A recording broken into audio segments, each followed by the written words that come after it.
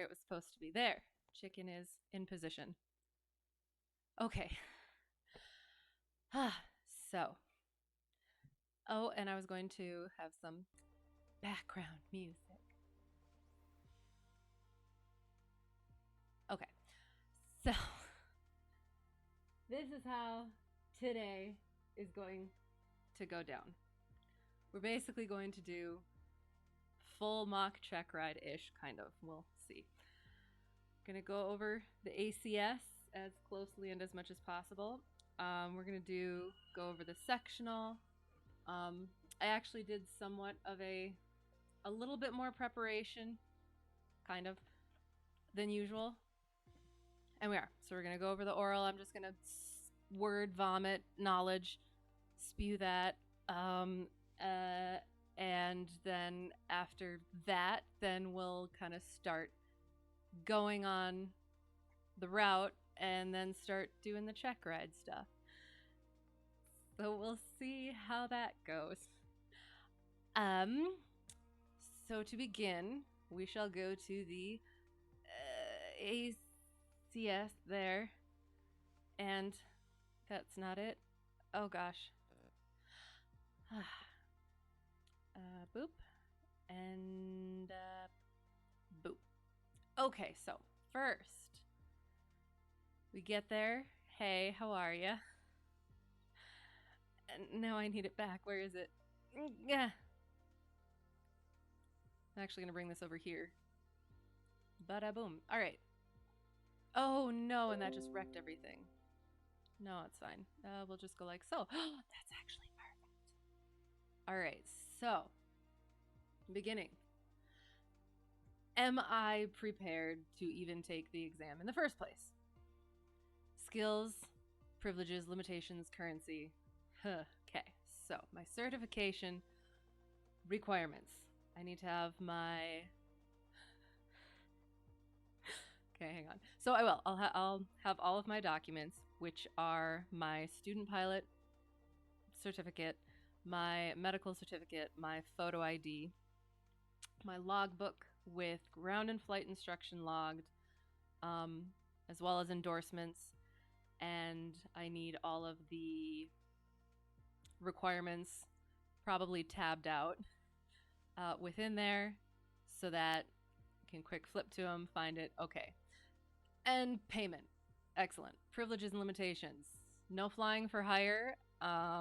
Must pay pro rata share.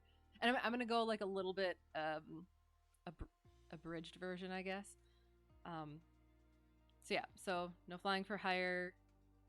Charity is not included in that. Like that's not hire, I guess. Must pay pro rata share for all expenses related directly to the flight. Limitations limited to your category, class, and type if required of the airplane. Don't go into class alpha. Airspace. Yeah. Medical certificates. So third class medical certificate expires in 5 years. Over 40 is 1 year. Second class is 2 years? 2 years. Sorry, 2 years. Second class is, you know what? We're just gonna go over what mine are. So that documents required to exercise private pilot privileges. Certificate, private pilot certificate, medical certificate, photo ID. You do not need your logbook, and you don't need to log your flight hours unless you are. I mean, it's not a legal requirement, but if you're actually going for a rating or something, you do need to log those. And I hate basic med, but I think I have it down. It's 4 years for the examination and the checklist that needs to be performed and completed, and 2 years for the online course that needs to be completed. Identify assess, mitigate risks encompassing failure to distinguish proficiency versus currency. So currency is based on the legal requirements of what you need to be, what you need to have done legally, hour-wise, landings-wise, experience-wise, in order to continue flying and to be legal to fly. Proficiency is actually being safe, and it's that distinction, is the legal versus safety. Flying unfamiliar airplanes or operating with unfamiliar flight display systems and avionics. Do not do. So make sure you're familiar with all of the things in your plane, and if you are unfamiliar, go with a CFI first. The applicant demonstrates ability to apply requirements, act as blah blah blah scenario given by the evaluator. All right, cool, done. General airworthiness requirements and compliance for airplanes, including, okay, so documents required are airworthiness certificate and registration certificate, which must be visible within the plane. Airworthiness certificate is valid as long as the required maintenance and inspections are completed and followed. The registration certificate expires every 3 years. And then there's the radio operator's license, which is for foreign flights, the operating limitations of the plane, which includes the POH, the supplements and placards, and then the weight and balance data, the most current weight and balance data. Required inspections. Okay, so then inspections is the ADs, so the airworthiness directives. The VOR, which is for IFR. 100 hour, which is for flying for hire and flight instruction. And that's every 100 hours. And you can overfly it 10 hours in order to get it to a place where it can actually be performed. But that extra up to 10 hours must be on the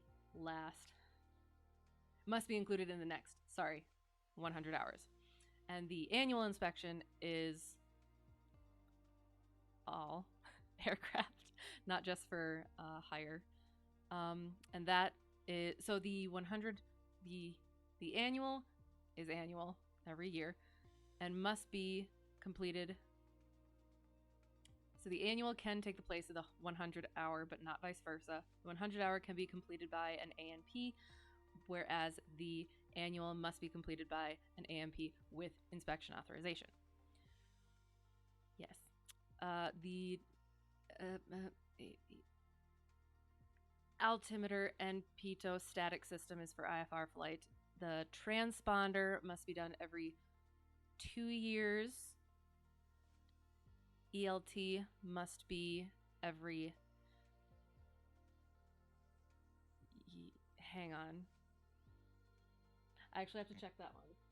I want to say I'm pretty sure it's every year. I'm getting the 4 years and the 2 years with the basic med mixed up. But I think it's 2 years and 1 year. Yep, 24 months and 12 months. Okay. So yes.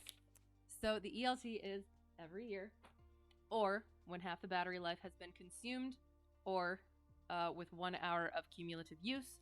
And to find that out, you hopefully look at the records for when it's been tested. You add those all up, and if it's more than 1 hour, it must be inspected and replaced. Yeah. Okay. Airworthiness directives and special airworthiness information bulletins. So the airworthiness directives are mandatory. It must be complied with. There's different kinds, which are the immediate ones, which must be completed before further flight can be safely conducted. One that must be complied with within a certain amount of time. And I like to also distinguish, I'm not sure if that it's how it is supposed to, but also like recurring ones. So there's the immediate must fix this thing, then there's the like you can kind of stagger it out. Within a certain amount of time you got to fix this, and then there's like the just recurring ones. Must be complied with. Yes, the special airworthiness information bulletins I believe I will have to look at this again, but I believe it's something that is potentially probably going to end up being an AD, but is not currently at the moment mandatory.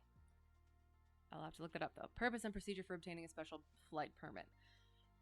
If if your flight would otherwise, or if your aircraft would otherwise be airworthy, you can apply for a special flight permit from the FSDO, and if granted, you can then fly that aircraft to somewhere where you can get things, yeah, fixed up, or yeah, that sort of a thing. And then procedure, yeah, you apply at the FSDO. Pilot performed preventative maintenance. That is the list that I will have to look over.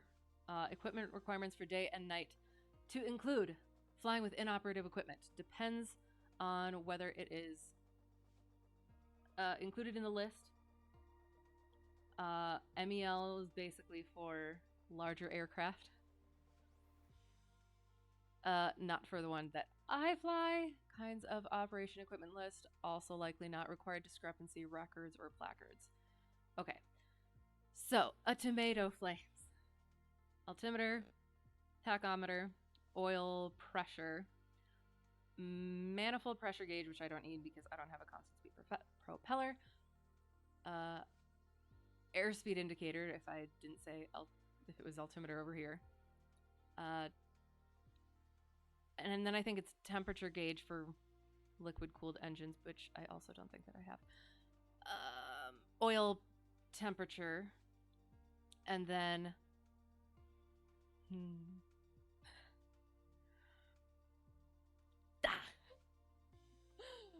oh yeah. I think this is another one where I don't need this one. No, it is. It's fuel gauge. Of course it is. Fuel gauge. Landing gear position indicator, which I don't need because mine is fixed. Anti-collision lights, which technically mine is so old it doesn't count. Magnetic compass, ELT, and seatbelts. That's for day requirements. Night is acronym flaps. So fuses, although mine has circuit breakers, so I'll have to ask about that. I think it's a one or the other. Landing light if used for hire, but also for safety. Anti-collision lights, position lights, and source of power. Yes. Okay. So, if there is an inoperative piece of equipment, it must not be on there. And yep. And if it is determined that it is okay to fly that aircraft without that piece of equipment, it must be disconnected, either like circuit breaker or however else it needs to be done, and placarded inoperative. Otherwise, it needs to be fixed. Boom. I think the applicant demonstrates assess, mitigate risk, accompanying inoperative equipment discovered prior to flight. So yeah, so then that would be where he would be like, okay, so if this wasn't working before we were supposed to take off today, would you be able to go? And if so, and if not, what would you need to do? Yeah. Applicant demonstrates ability to locate, describe airplane airworthiness and registration information. It's down here in the little see-through pouch. Determine the airplane is airworthy in a scenario given by the evaluator. For operating with inoperative equipment in a scenario given by the evaluator. Okay, yep. All right, next. Weather information. So that is where, as I've been told, I will be able to get my weather briefing. So I don't want to put my ForeFlight up on here because even just I created a navlog and I was like, oh, I could just at least show that up there, but it shows my entire email, so we're not going to do that. So first, we are hang on. Boom, here we go. we are going to be flying. These are going to be fun. So we got some air mets to deal with. So this, we're going from Kirksville, Kilo, India Romeo Kilo, over to, I don't remember where it is. Kilo, it's FPK. So Fitch Beach. So Kilo, Foxtrot, Papa Kilo. And we'll go over that. But first, we're going to do weather. So, yes. So first, let me see if... No, I can't. So according to my thing, first thing, the 920... the 0927 runway, which is a grass turf runway at Kirksville, is closed by a NOTAM. Let me just see if it's 22, 1, 7...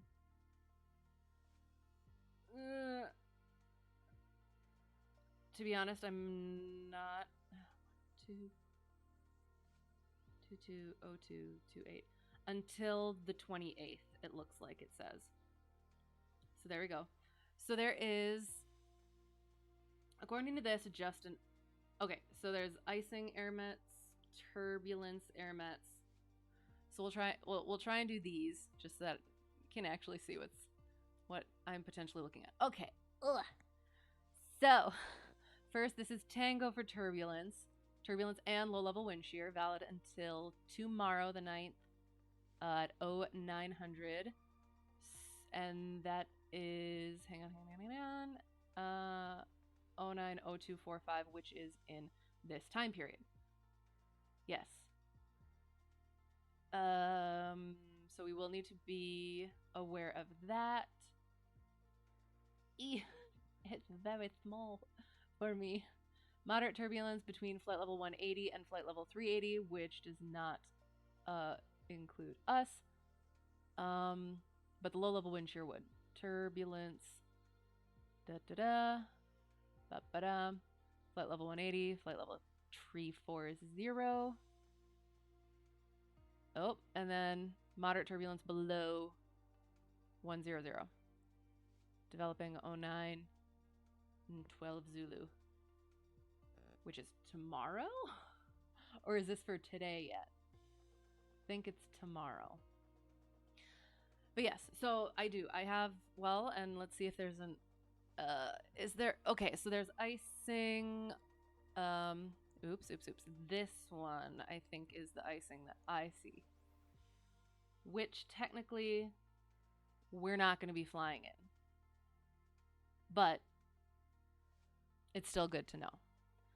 So yeah, for ice and freezing level, between freezing level and 140, surface to 4,000, and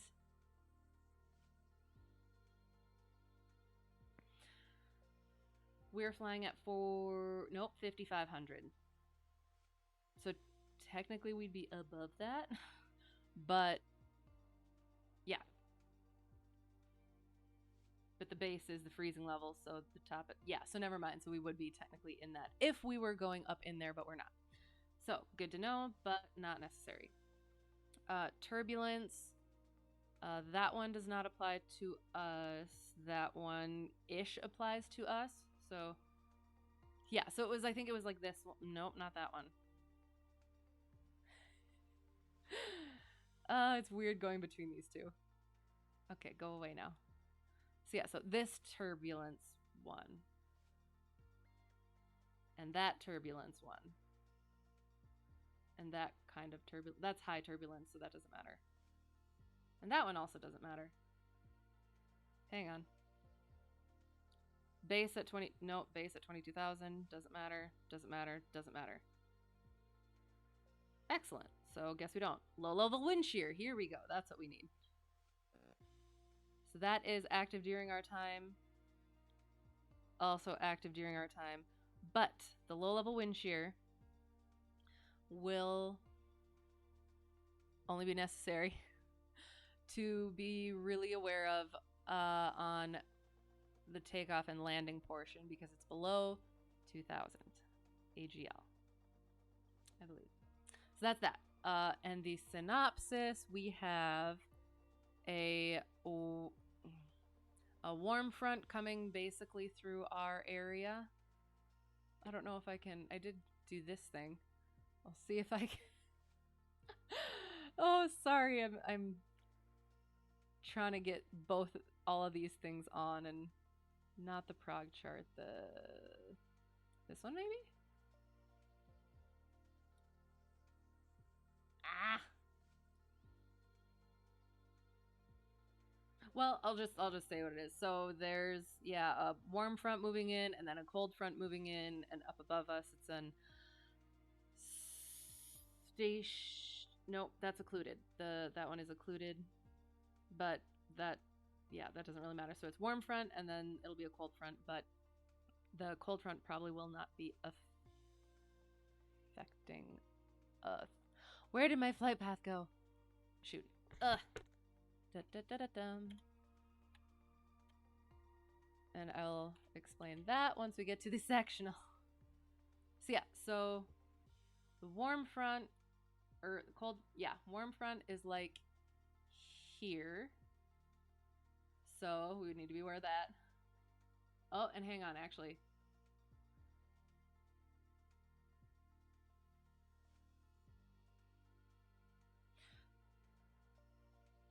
Oh no, I need to rebrief. Oh gosh darn it. Hang on. Can I refresh? Ugh, shoot, that's why. Kind of. Retrieving new briefing. I did this like 4 hours ago, so I'm reading all the wrong information. That's good to know though. It's good to know. Because I'll probably rebrief myself. Well, now it's being sad. So we'll just go over, we'll go over this stuff. So to start, we will be starting at Kirk, which does not have one of these things. So, okay, here we go. So, yep, so we saw that. High turbulence, high turbulence, high turbulence, high turbulence. Low level wind shear. That does not apply. That one applies. That one applies. And that one applies. Well, that one doesn't. Yeah. Anywho, so as of now,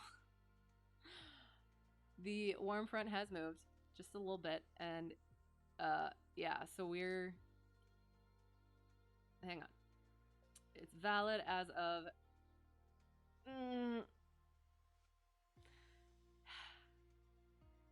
0 Zulu. So.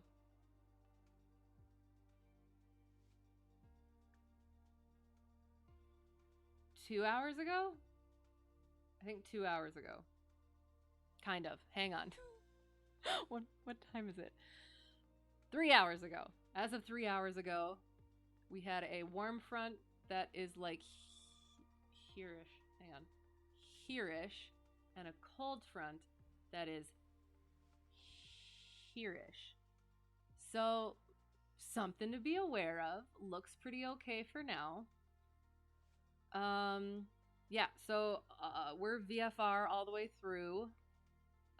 Starting out, it'll be 240 at 3 knots. If I can, why doesn't it let me? Actually, boom. Aha, we'll go back here. We have, boom, shoot. Nah. Can it show it larger? I hope we can see. So, weather station, we got, is this? Okay, so I think it's the same. So we have the 9th at 0155 Zulu, automated. Winds 240 at 3 knots. That's great. 10 statute miles. Awesome. Clear skies. 07 for temperature, minus 03, minus 034. Dew point, altimeter to 990. Remarks AO2, which differentiates precipitation. Sea level pressure is 10136, I believe is, so that's in millibars without the 10 at the beginning. And the temperature is, so it's a 0, so it's positive 06.7 minus 03.3. And then all of these VFR, KFPK, which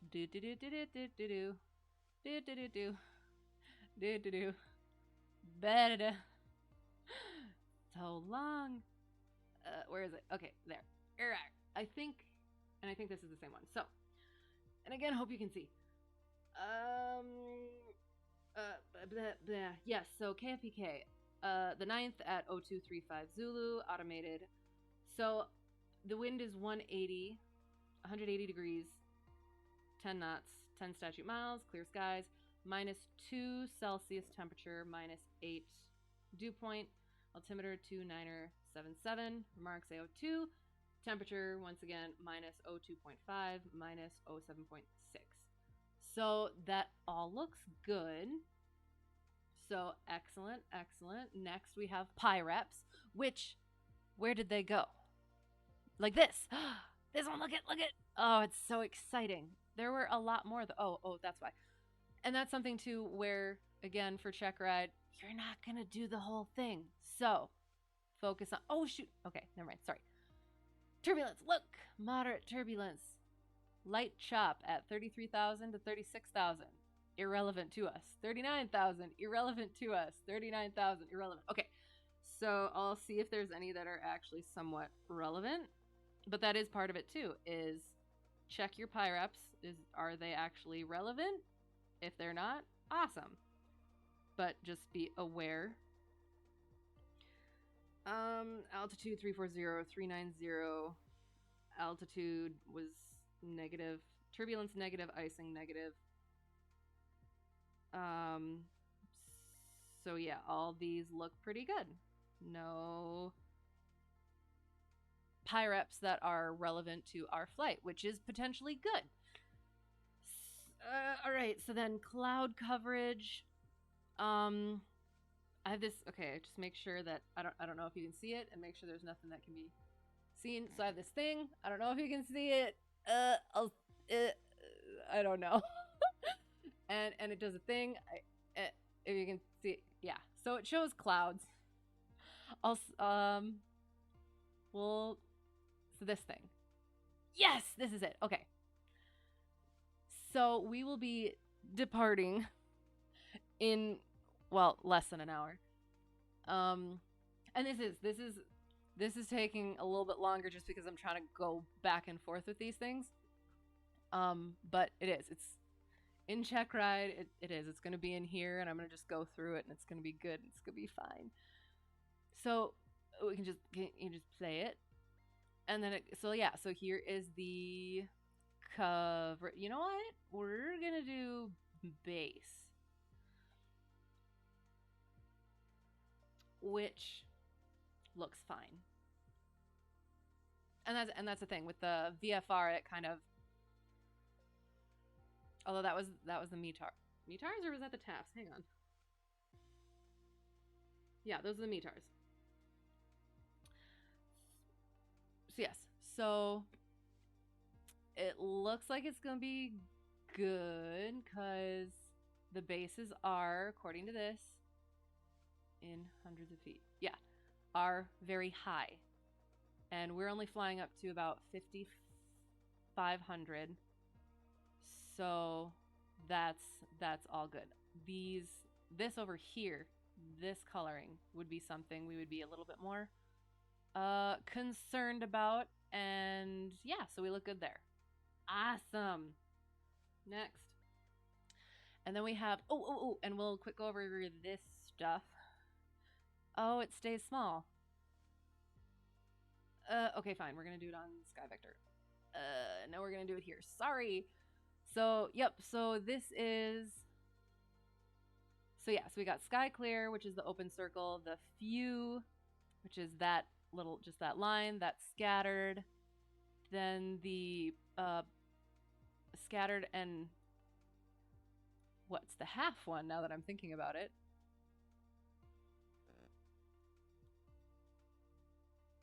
Huh.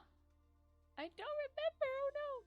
But yeah, so what we really are concerned about is the broken and the overcast. So the broken, which is the 3/4, and the overcast.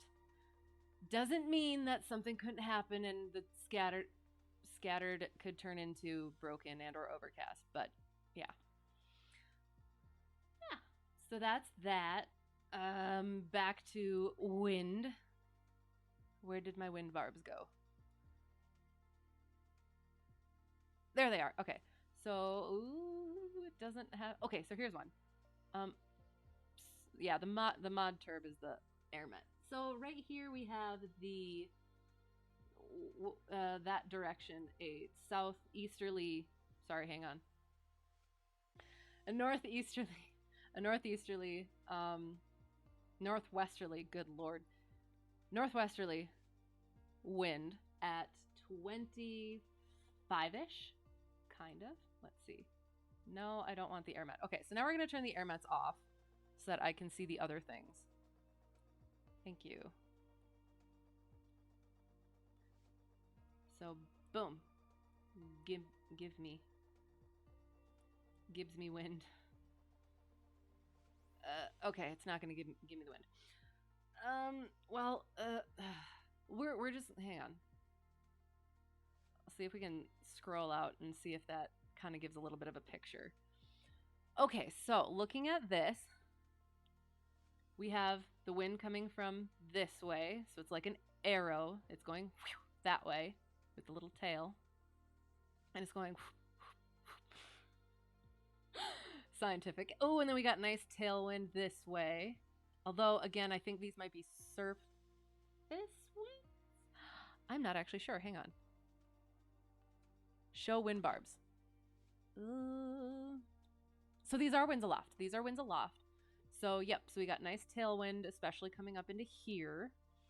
And yeah, so each long line is 10 knots. The short lines are 5 knots. And if we see any pennants like these, oops, those are 50.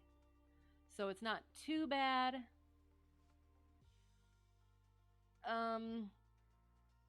Yeah, we're good. Looks good. Looks great. Taffs. Okay. Yeah, I can't. Does it? No, it doesn't show taffs. So I'll just see.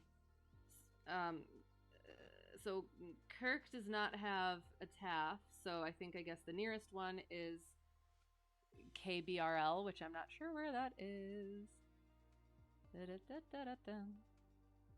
So we won't try. All right. So that's VFR, 290 degrees at 8 and clear, P6SM, so greater than 6 statute miles, and broken at 15,000. Excellent. And so, and the end of the taff where there's a knots of 10 gusting at 18 is not during our flight. So that's good. And overcast at 3,500, also not during our flight. Perfect. And we'll also go, ooh, that's, and there's some IFR, but that is also not during our flight.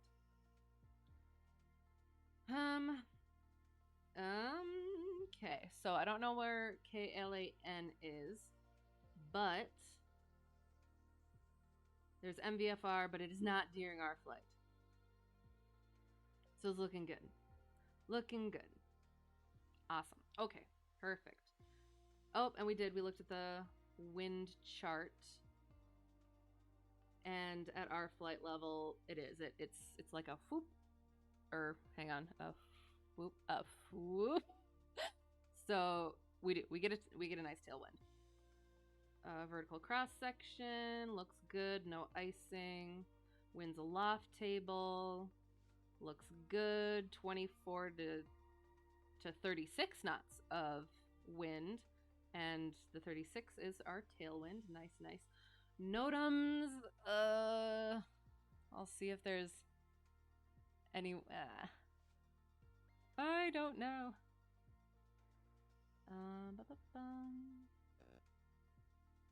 Well, any of the NOTAMs are basically like at Kirksville, where we're taking off. The short turf runway is closed at the moment. So that's a good one to know. All the other ones are usually just obstacle tower, light, unserviceable, and nav aids, those sorts of things, unserviceable and unreliable. Oh, airspace within 10 nautical miles, Kirksville. high-speed aircraft. Is there sky vector? Okay, so let us see. Within 10 nautical miles. So is that because there is a... Is it this one? I need to see if it... No, it's not. Ah! Hang on.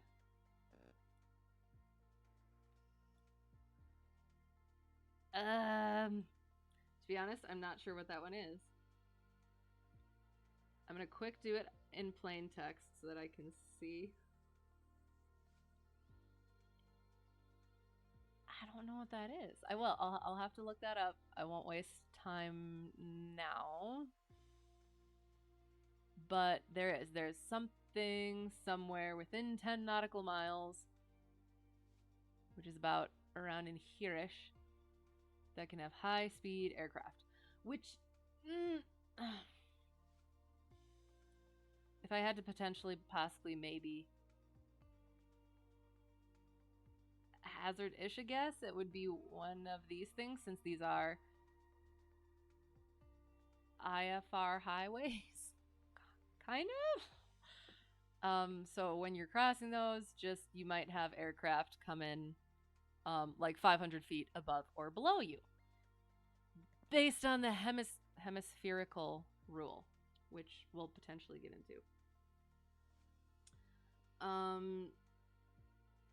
Wow, actually Kirk still has a lot of NOTAMs now that I'm looking at it. I did not see all these, so they must be recent. Yep, so 927 is closed. The VASI for Tree 6 is unserviceable, 18 is unserviceable. And the end lighting for runway 18 is also unserviceable. Excellent. Taxiway A1 commissioned. Construction? No. Concentrated? See, they give you plain text, but then they just leave all the abbreviation. Okay. Oh, so a taxiway B was changed to taxiway A3, so that's good to know. Awesome. Okay, destination NOTAMs. Obstruction, tower light, unserviceable, and we'll go back to raw text. None, Fitch Beach, runway, 21 runway end light, unserviceable. Altimeter is unreliable, so careful with that. Potentially use an altimeter setting from elsewhere or nearby. Yep. En route navigation, DME, not using. Communication NOTAMs. I haven't seen one of these. Excellent. KPIA, COM, ground, COM, outlet, unserviceable. 1 to 2.35, so hopefully won't need to use that. Service NOTAMs. We're almost done with the briefing. Okay. Automated weather broadcast system for KFSW. Okay, those are fine. Airspace NOTAMs. High-speed aircraft. I feel like it might. I think it might be these IFR airways, potentially. I'm looking for, like, the military routes, but I don't see any of those unless I'm mistaking.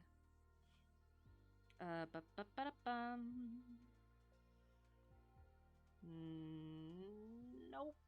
Nothing. En route. The only one, well, unless we stop somewhere else, is I have Tree Hotel Oscar as a boop. So that is where we would go to refuel if we wanted to. All of those are irrelevant. And done. Okay, awesome. All right, back to ACS. So we're good. We would actually be able to fly this whole thing if we were leaving in an hour. But usually, no. Not usually that doesn't happen, but like that's how it's been when I've done my practice check ride stuff is it ends up being, yeah, no, we probably wouldn't be flying this whole thing. But since it's okay, we're not going the whole way. We can go ahead. All right. So we did our weather. So yes, so we got ours from the briefing and flight. Also use aviationweather.gov, um, as well as there's the 1-800-WX brief, and yeah, and for various other things like you just look at the Weather Channel for just like a broad outlook, but then once you actually get down to that, we're actually going to be flying this, we're getting close to it, what does it actually look like? You use those actual aviation resources. Departure en route, alternate atmospheric composition and stability. Crosswind, tailwind, wind shear, mountain wave. Yep. Temperature, moisture, precipitation. Yep. So we did. We kind of went over some of this. It'll get more in depth in the actual thing. Actual Checkride. Factors involved in making go, no go, continue, divert decisions. Yep. Diversion prudent. Yeah. I'm usually like I'm a no go over a go sort of a person, but yeah, personal weather minimums. I'm working on those. Hazardous weather. Yep. So the forecast icing and turbulence. Onboard weather equipment. Yep.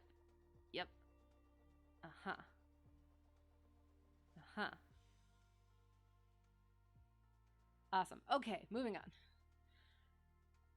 Okay, so now we're going to go to here, and we're just gonna go over like airspace and stuff like that. So we start here. We got Echo airspace, and based on the weather that is potentially forecast, so it's 200, so it's about here. So we would be so it's going loop. So we would be departing 18, if that is the correct runway, and we're in Echo airspace, so that's 3 statute miles of visibility, 1,000 feet above clouds, 2,000 feet horizontal, 500 below. We got ourselves a railroad running through here, highway here, tiny city, larger cities that show up like that at night. That's how it lights up. Obstructions here. This is 1,191 feet MSL, so that's what your altimeter will say if you hit it. And then the 312 is how far you will fall when, like, that's how far until you hit the ground. So MSL, AGL. Got little lakes. These big numbers are within these latitude and longitude areas. It's the highest elevation or altitude of the highest man-made structure, rounded up to 100 and added 100 for error. So be above that, likely. And I like to add 3,000 and then go to the next. So 3,000 is 5,100, and then that's and then we're going 0 to 179, which is odd, and that's 5,500. So 5,500 is our cruise altitude. Then we've got, so this is Echo airspace. So we got Echo airspace to the surface, and this is Echo airspace starting. It's a G airspace from the surface to 699. Echo airspace starting at 700. We do have an MOA on our route, but I do believe that this one is 10,000. Oh, shoot.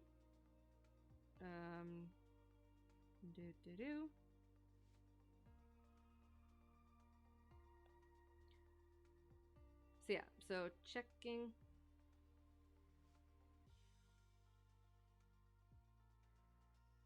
Yeah, so on four flight here I am. I'm seeing all of these. Like there's these, but then there's other ones too. So those highways, sort of those IFR highways. Um, so being aware of that, especially when climbing out.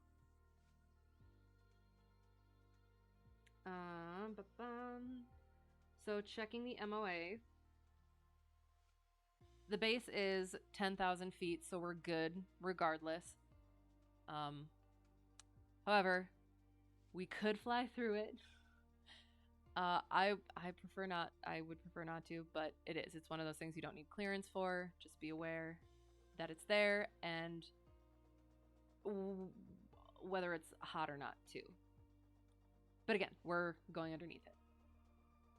So, and we're just gonna keep going because we got that Charlie airspace. That's fine. Okay, so I booped around here because we have this Bravo airspace here. You need clearance to enter, and we don't need to enter, so we're just gonna boop around.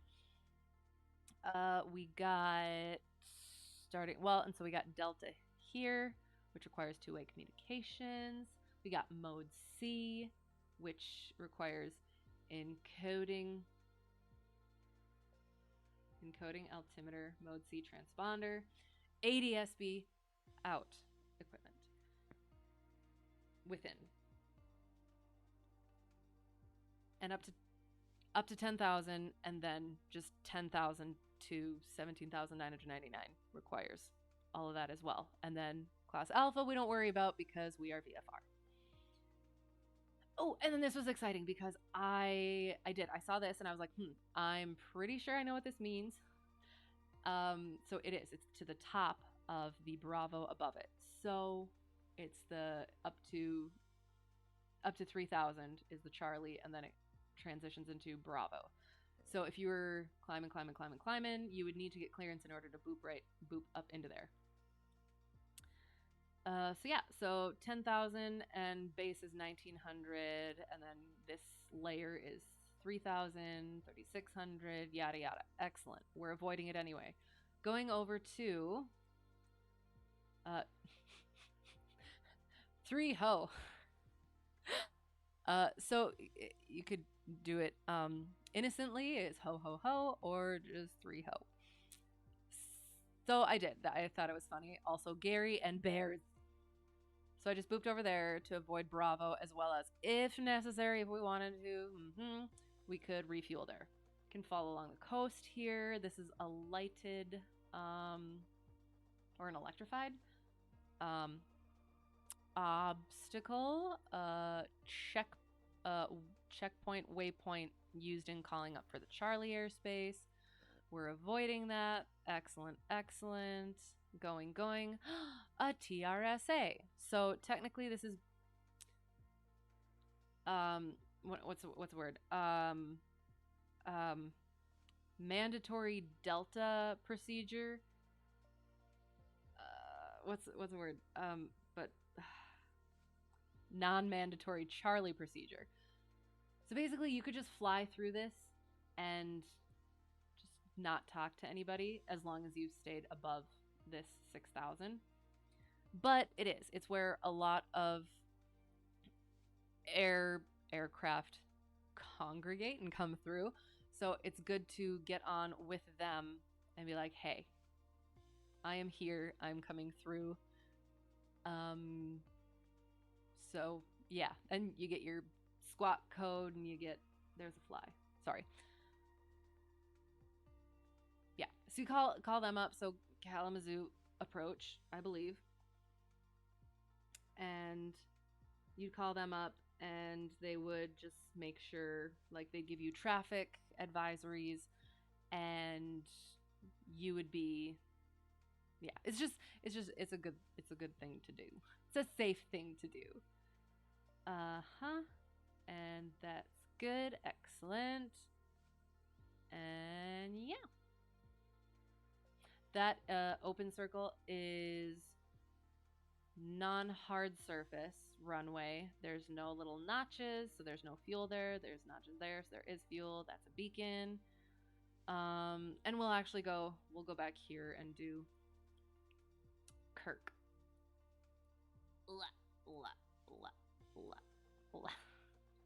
I'm sure that's charming. So we got Kirksville Regional, India Romeo Kilo, ACS, 121.125. So that's what we'd put into our little nav thing in order to get the weather. 966 is the elevation. Star L is there are lights, but they're potentially there's something to them, so they're probably like pilot what's the word? Pilot controlled. There's limitations, I guess, to them. So, and then the 60 is the longest runway. It could be 5880 feet is the longest runway. So I think 5980 feet. So I think they rounded up from the 80. 122.8 is our CTAF, which is what we'll make our calls on for position. Yeah. Okay. So I think that's probably good. Oh, well, and you know what? Since we're here, we might as well hit the VOR TAC Kirksville. So we'd put that in. To be honest, I'm not just sure what CH93 is. We would identify it with the ...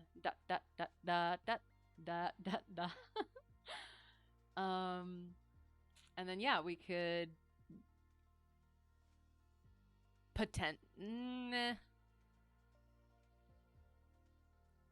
we could potentially fly out on a VOR, but like, yeah. Yeah, I'm not gonna worry about it too much for mine. Just cause, yeah, we'll do the pilotage first part. So yeah, so that is our hopefully briefing. I was supposed to put in the points so that you could see it, but I forgot. So I don't know if I'll be able to get the proper ones.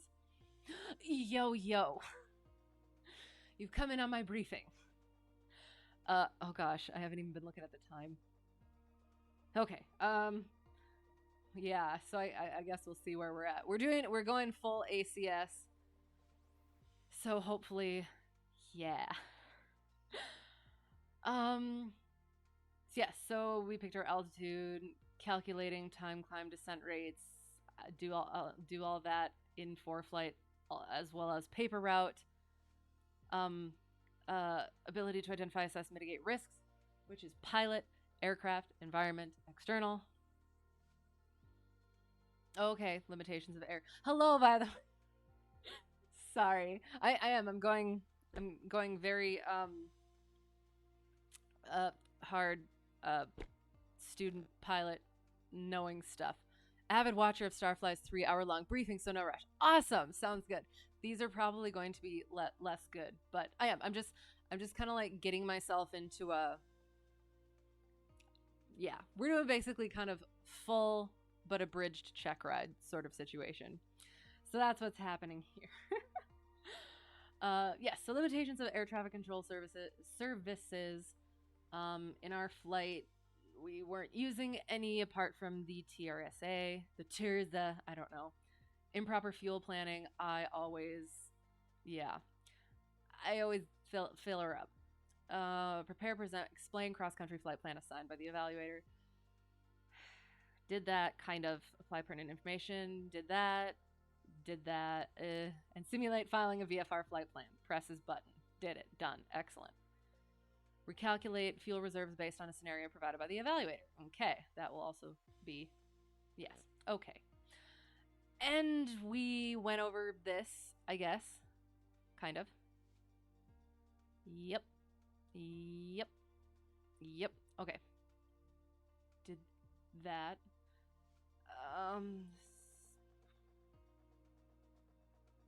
Hang on. Requirements for operating in a special use airspace within a temporary flight restriction.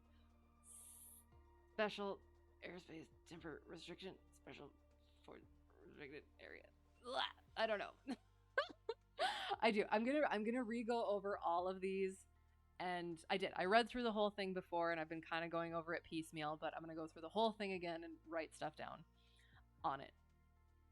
So yeah, so then I would do my performance limitations, um, based on the. I would have already done that kind of ish, but he would also give me scenarios. Atmospheric conditions,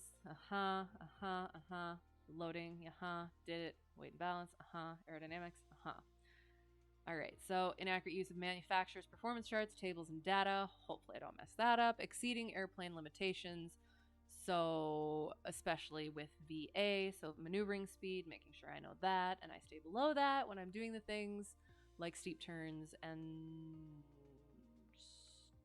stalls, question mark? No, basically just steep turns. Possible differences between calculated performance and actual performance.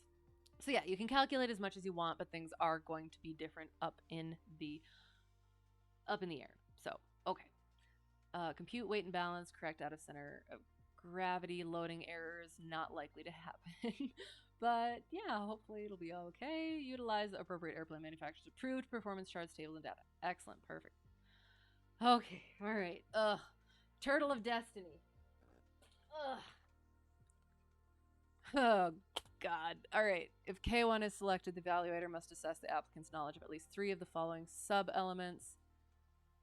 So, K1 and K2. Okay, so we're just going to pretend that we did K1. So we're just going to... Oh, shoot. I didn't... I was going to have like a... Shoot.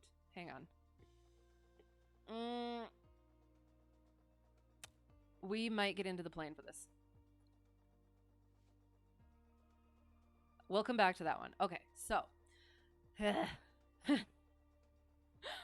right. Turtle of Destiny. 1, 2, 3. So wait. 1, 2, 3, 4, 5, 6. 1, 2, 3, 4, 5, 6. So we'll do odd and even, and then unless you want to ask one. Otherwise, I'll use the, can you see him? The Turtle of Destiny. So we'll do odd for the first half, even for the second half, and then we'll do 1 through 6 for that. Bah! So it's even. So stress through dissolved nitrogen in the bloodstream after scuba dives. Insert I like turtle. Yes! I like turtles. 4. So that was 1, 2, 3, 4. Hypothermia. Okay, of course. One that I haven't specifically gone over. But okay, you're cold, loss of wait, okay, so what am I doing? Recognition causes effects. So, blue fingers, blue lips, for coldness. Hang on, that's kind of? No, hang on. To be honest, I will have to go over this one. But you're going to be cold, teeth chattering. I believe there's also at some point, like, you actually feel too warm. Numbness. So then, yeah, there was like a whole thing where this person got lost or crashed or something, and they were like stripping down as they were walking because they thought they were too warm. Had hypothermia? No, because you watched the Terminator Salvation in the Rain, had to drive it. Oh, you're serious? Okay. Oh, I was gonna say a bad word, but that's good. I'm glad you could still enjoy the movie. So then wait, hang on. Hyperthermia or hypothermia? So then yes, tell me your symptoms. But well, it's gonna be you're gonna.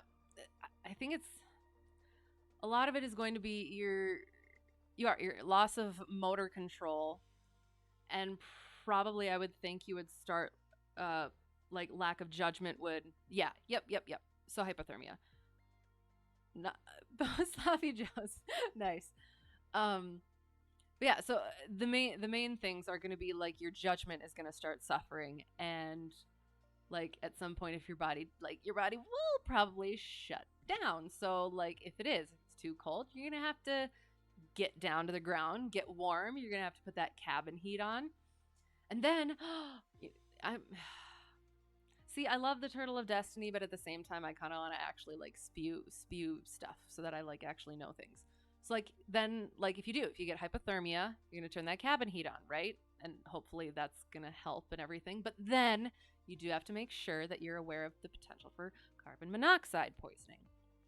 So that's why I have my handy dandy little sentry. So hopefully that'll squawk at me if anything goes wrong. And if it is, if carbon monoxide poisoning comes up, that's I'm trying to think. Okay. I kind of get, well, and that's the thing. So there's 4 types of hypoxia. You got hypoxic hypoxia, hypemic hypoxia, stagnant hypoxia, and histotoxic hypoxia. And I do get hypoxia, carbon monoxide mixed up a little bit, but carbon monoxide, it contributes to not histotoxic, hypemic hypoxia. Sorry, it depends on how severe it is. At first, the symptoms are rather mild, but there comes a point where stuff goes really wrong really fast. Right. Well, that's good. I'm glad it was mild. So yeah, so I guess that's what, again, I'll go over it. What I would assume first, and this is partially learning, so it's not full Checkride, not full Checkride ready, but for the hypothermia, numbness. I would assume also like numbness from cold, potentially tingling, feeling warm at a point when you're not actually warm. So like that whole thing, and then yeah, like loss of judgment, and then you're worried about that, and that Anyway, so the carbon monoxide, again, that lack of judgment, and you're gonna start losing oxygen, which is going to contribute to hypoxia, so the hypemic hypoxia, and at that point, once you're losing that oxygen, you're gonna have those feelings of like euphoria, start getting blue, or is that just the hypoxic hypoxia? I actually went over this with a medical person, but I don't think we actually quite got into all this stuff. So it's those things where I need to actually, like, I have all of the stuff on my mental shelving. I just need to actually have it more properly organized.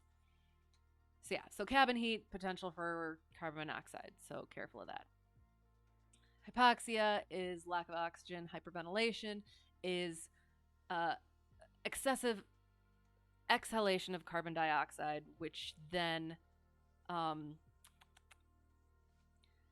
eventually your body thinks it doesn't need to be breathing anymore and you pass out. So you either talk more so that you're slowing your rate of breathing because you're rapidly breathing, or you blow into a bag because then you're breathing that carbon dioxide back in. Excellent. The feeling warm symptom is rather interesting, though, because as someone who lives in the cold, just accepting the fact that you're going to be cold goes a long ways. Interesting. Yeah. Okay, right. Well, but that's the thing too, is I specifically go back to this one thing that I watched that, like, so I went snowmobiling for the first time in a while, like a couple weeks ago. It was awesome, but I didn't have the stuff that I should have had, and the stuff that I did have, it was fine, but my hands ended up getting pretty cold, and I knew I was cold, but they did start getting warm too, so I kind of like felt like I could take the glove off in order to get them better, but I knew that I couldn't and that I shouldn't, because yeah, I think about that sort of stuff. So brain likes a specific temp, right? If you get too cold, it slows down your metabolic rate, so your brain stops functioning. Right, yeah. So then that would contribute to that loss of judgment, and that there's like those specific, like, I would say, like, buzzwords that I try to get in there, but lack of judgment.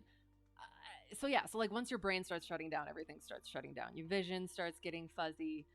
Your reasoning goes down, which is also the judgment thing, and yeah, so all those things. Yeah, those are all things. 1 second.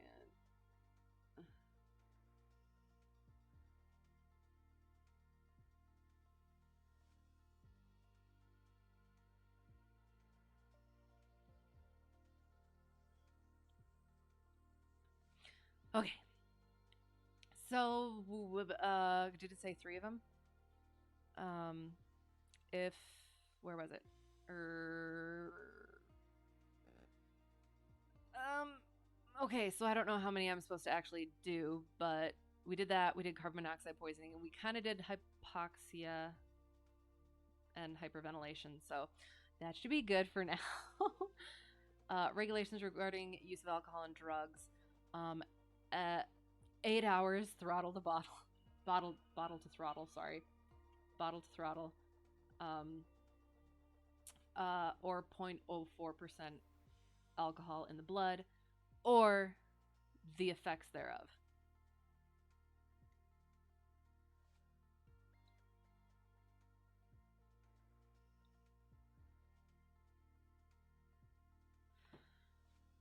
Um, effects of alcohol, drugs, over the counter medications, aeronautical decision making. So, yeah, so then that's going to be the I am safe, which is illness, medications, stress, alcohol, fatigue, emotion, eating, and exercise. And yeah, so there's a lot of over the counter medications that you think that maybe you'd be able to take, and it's like, no, you can't do that. And when in doubt, ask your AME. Yes.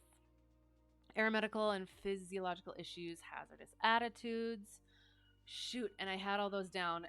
Okay, hang on. I'm gonna remember. Sorry, 1 second. Okay. Okay. So, macho, resigned. Um, it won't happen to me. And generally reckless. I don't know. I will have to go over those again. Oh my god. Hang on. Sorry.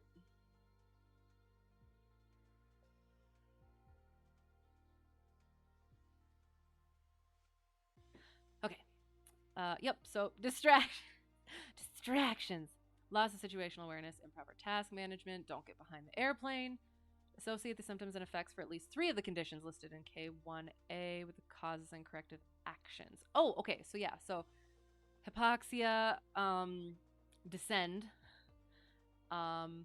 use oxygen. We don't have that, so just descend.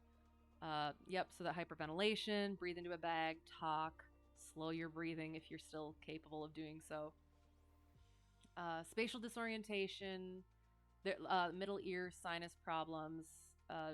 There's different, like, you can, I'm trying to remember if it's like this or if it's like this, and you can pull it like that and it opens up your ear, chew gum, that sort of a thing. It won't happen to me, famous last words. Oh, yes, exactly. One of the hazardous attitudes.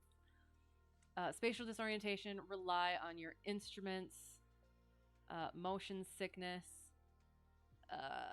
Well, okay, and so I think this also accounts for passengers as well. So, motion sickness, get them a bag, potentially get them some air, have them focus outside the plane or inside the plane. But get down immediately. If somebody's about to be sick, make sure you get down. Carbon monoxide poisoning, get down. Call somebody probably too as well. Stress, uh, chill out, don't go flying. Fatigue, don't go flying. And it is, a lot of these is that lack of judgment, and yeah, dehydration and nutrition, weakness, lack of judgment. Optical illusions. Oh, and that's something I'm going to have to specifically go over too. There's like haze, upsloping, downsloping runways, wide runways, thin runways, night illusions, and then dissolved nitrogen in the bloodstream after scuba dives. You're not allowed or at least you shouldn't. You really shouldn't. But yeah, you're not allowed to take people up. I think it's 12 hours for one sort of dive and 24 hours for another sort of dive. But I would have to specifically look into that for those again specifically. And yeah, so if you increase that altitude, all that nitrogen that has kind of built up, then all of a sudden it bloop and it clots and bubbles, and yeah, you get the bends and stuff. If you spew, if I spew, I'll spew into this holds paper ketchup cup. Oh no. If only that's all it was. If only. Oh no. I'll spew into this and everywhere else. Ugh. Ugh. Yeah. Yeah. No. Not looking. Not looking. To do that. Okay, so we kind of did that. So yeah, a lot of them is just don't go flying. Perform self-assessment, including fitness for flight, personal minimums. Got to get my personal minimums written down. Actual flight or a scenario given by evaluator. Awesome. Not doing seaplane or multi-engine. Okay.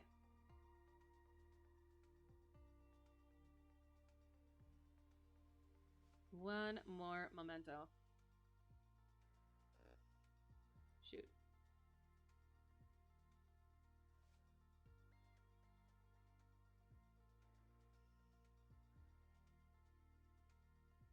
E.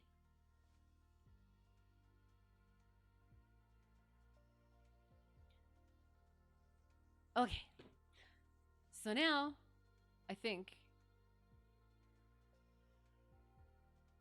Okay, so I think we are going to the plane. How long was that? That wasn't too bad. That wasn't too bad. So we will. We will. Oh, goodness gracious. So we're going to get rid of that.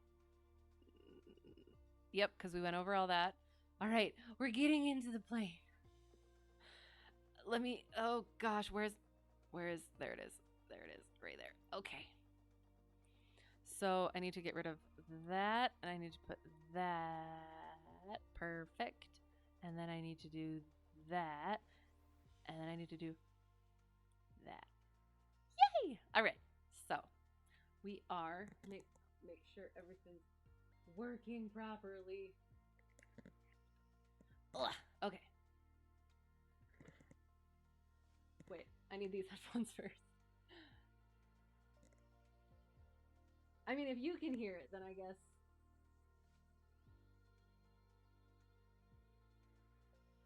Okay. Yep. All right. It's good. All right. We're going. I can get my check IR. Turtle of Destiny goes away. Kind of, maybe, potentially. Oh, so first, actually, so we're going to get into the plane, kind of, but we're also going to go over systems. Just a little bit. Just a little bit. Because we did skip over that. So I'm going to go like this. And it's going to go like that. Ugh. Oh, shoot. Oh, gosh. And then I have to get my track IR proper. And then I also have to get... Why are you taking so long? I'm packing for ForeFlight for my trip. Packing ForeFlight for my trip. Okay. Hang on. Bada boom. Awesome. And now... Nope, not that. This. And then... Boop. And... It's still packing. Awesome. And of course... Oh yeah, we're at 200 degrees at 5 knots, so we'll be taking off from runway 18, if that's what it is. What am I doing? I'm turning it to light. Perfect. Awesome. Okay, so we're going over systems. Well, okay, so primary flight controls, rods and cables, out to the ailerons. Back to the elevator and the rudders to the rudder. Those primary flight controls. Then we got our secondary flight controls, which is the trim tab, which is connected to the trim wheel. which I assume is also a sort of I will have to look at it. I didn't look into the secondary ones, but the flaps are electrically powered. The trim tab, I assume, but I'll look into it, is also a sort of rod and cable sort of situation as well. Okay, so then we got the fuel, which in mine, it is gravity fed. So it goes from the tanks in the wings, goes down to the fuel selector, goes to the strainer over here, in there. I'll go outside the airplane. Nope. In there, where you sump it a little bit, and then to the also the primer. It also goes to the yeah, to the primer over here. Hang on, sorry. I'm getting all turned around. Hang on. So yeah, so it goes to the fucker. Sorry. Oh my god, I'm sorry. I'm sorry. I'm sorry. I hope you didn't hear that, but I'm sorry. It goes to the fuel fuel selector and to the primer, which bypasses the carburetor and goes directly to the engine or the intake area. I will have to look that specific bit up. Otherwise, it goes to the strainer. Oh, it also, well, we'll get to that. Sorry. There's a fly. Go away. Strainer, and carburetor, and the carburetor to the cylinders. Yes. Okay, so that was fuel. Excellent. The oil is in, goes in the little, you got your little dipstick, and it's in the thing where you put the oil in, and it goes to the sump, and there's a strainer in there, and it goes to the filter and or cooler,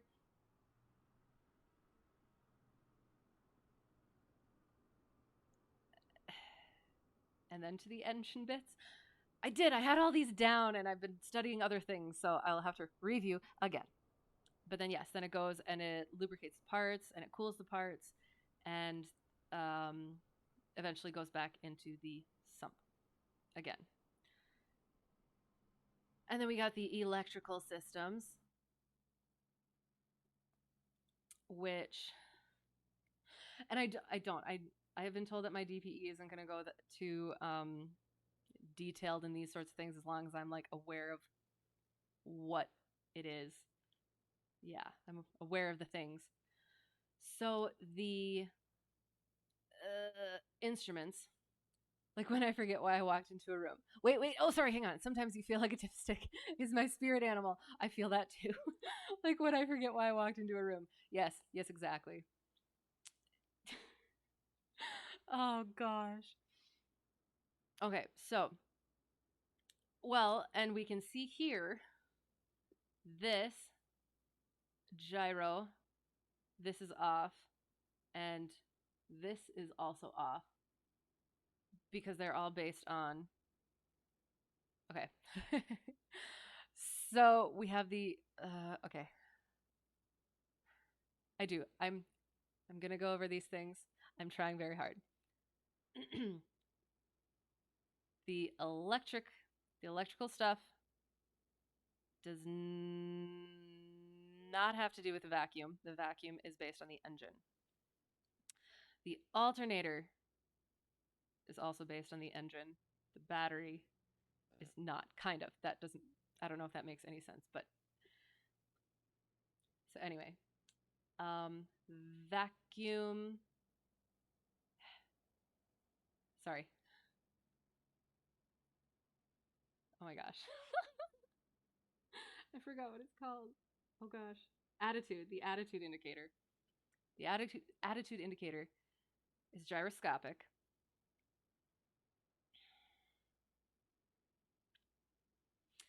And I will. That's one of the things that I do need. Again, I have all the information up here, but some of the things do need to be, yeah, arranged because the turn coordinator comes on with battery, but it is gyroscopic. Hang on. So the turn coordinator comes on with battery. So it's an electric gyroscope. And the vacuum ones are this one, the heading indicator and the attitude indicator, and the VSI. Those are the three vacuum powered instruments. Airspeed and altimeter and the VSI are pitot-static, pitot-static, and static-static.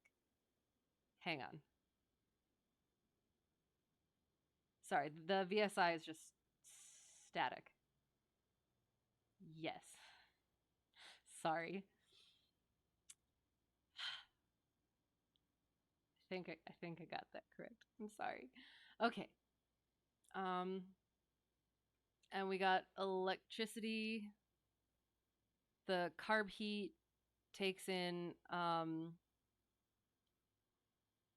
unfiltered air.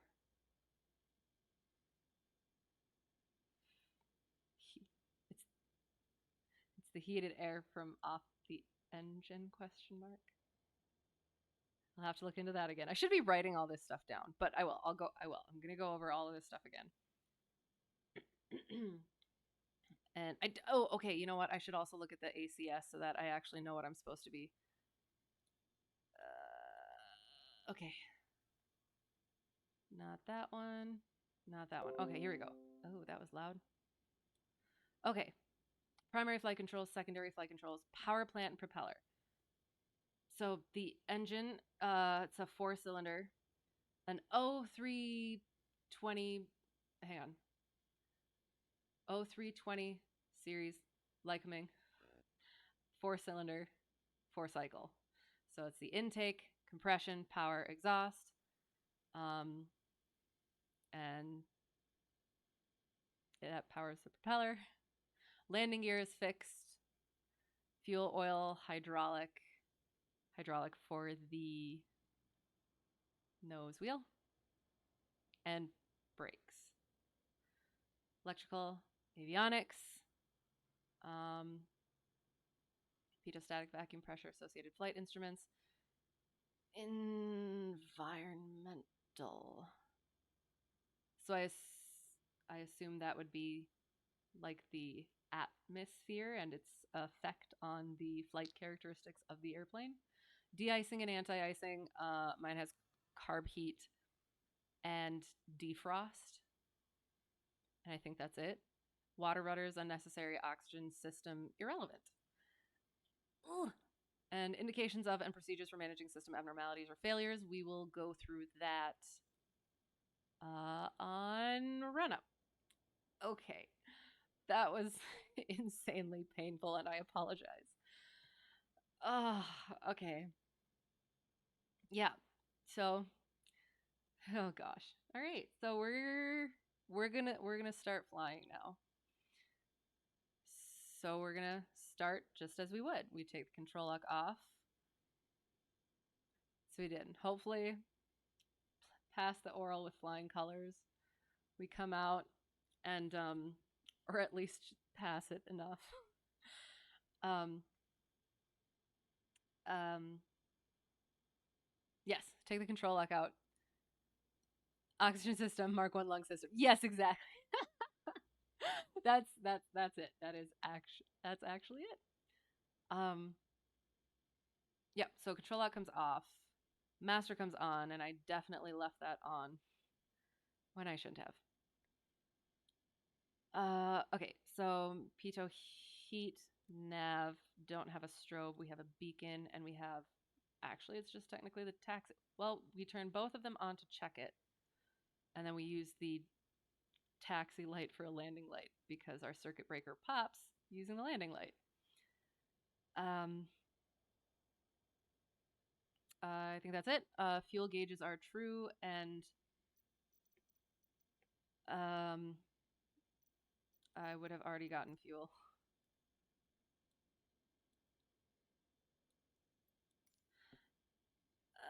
Okay, fuel gauges are true. Excellent, most excellent. So we go out and we, oops, check. So light is on, light is on, light is on, light is on, light is. It looks like it's not on, but it is on. And that is on. Excellent. Cool. I still got those pink things. Okay. And then we turn all the lights off again. And we put our flaps all the way down. Awesome. And we turn it back off. Awesome, awesome, awesome, awesome. Okie dokie. And we check our checklist because checklists are life. Literally. I should get a t-shirt that says that. Checklists are life.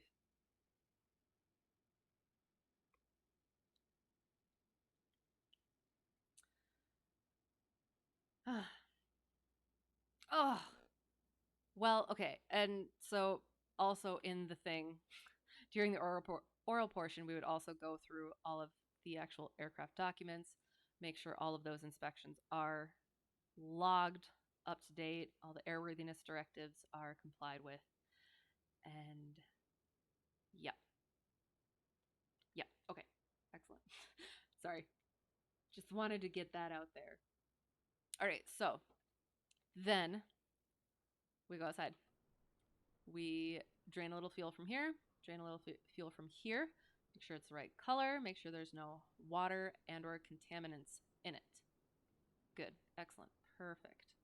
We check our static, make sure that's not blocked. Check our pitot and drain hole, make sure those aren't blocked. Stall horn and the fuel vent. Check tires.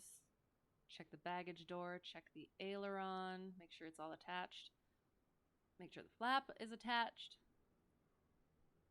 All the antennas are attached. Elevator. And there's actually like I don't know how to like a piece that's obviously missing on the plane that I fly, and I have yet to ask about it. But yeah, I'm gonna have to ask about that because it is. It's one of those very well loved old planes, and it's been fine flying, and it's obviously in flying condition. So I just got to make sure I know about those things, like the missing texture headsets, really fashionable. Oh yeah, exactly. I'm a hot pink sort of gal. On certain days, on certain days. Yeah, so elevator, the trim tab, again, antennas, other aileron, flap, other tire. Yep, yep. Okay, so then we go in here, we check our oil, make sure it's at 6, and make sure that it's not too cold either this time of year. There's actually frost on the stick the last time I went, and it was starting to look a little cold even though it was plugged in. Drain a little bit of fuel, make sure that's sumped. Check the propeller, make sure there's no nicks. The belt, the alternator belt, make sure that's nice and tight and attached. Check the exhaust, make sure it's not wiggly. Intake port, make sure it's not obstructed. And make sure the nose wheel has proper clearance. And then, since I would honestly like, why did they choose this this position for this guy? It's like incredibly creepy.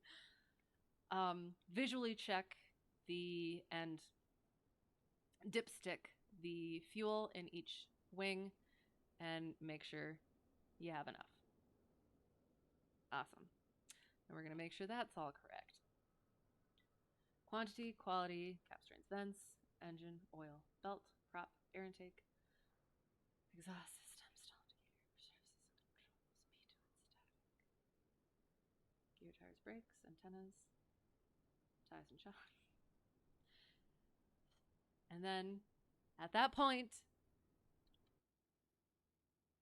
I would unchalk it. So we're going to unchalk. Oy. Okay. Oh, some jokes you can make about that guy, but yeah, never mind.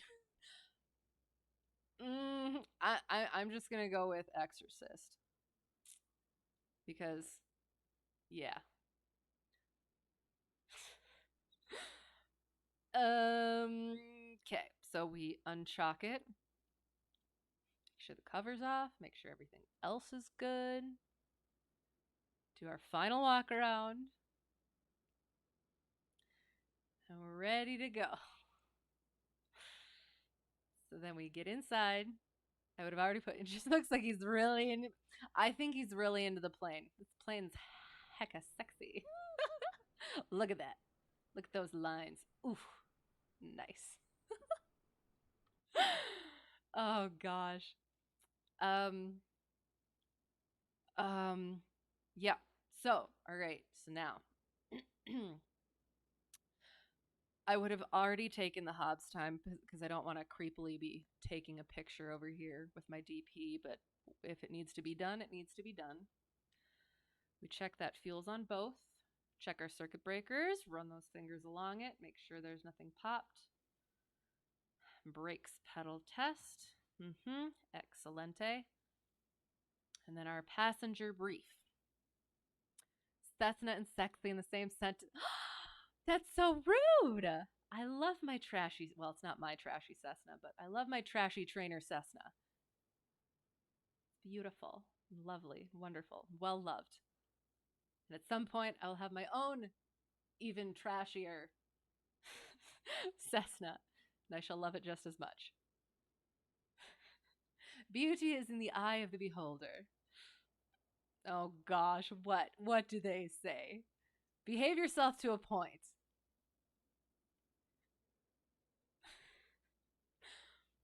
I was gonna, oh shoot, there was something I was gonna do, supposed to do. I did it all. When one door closes, another opens. Other than that, it's a pretty good Cessna. Oh, I love that. I have never heard that. That's fun. Okay, that's good. That's funny. That's fair. Oh, I love it. I love it. I get. Yeah. I guess it's probably like more adorable than sexy, but I don't know. I don't know. Just depends on how you define the words. Okay, passenger brief.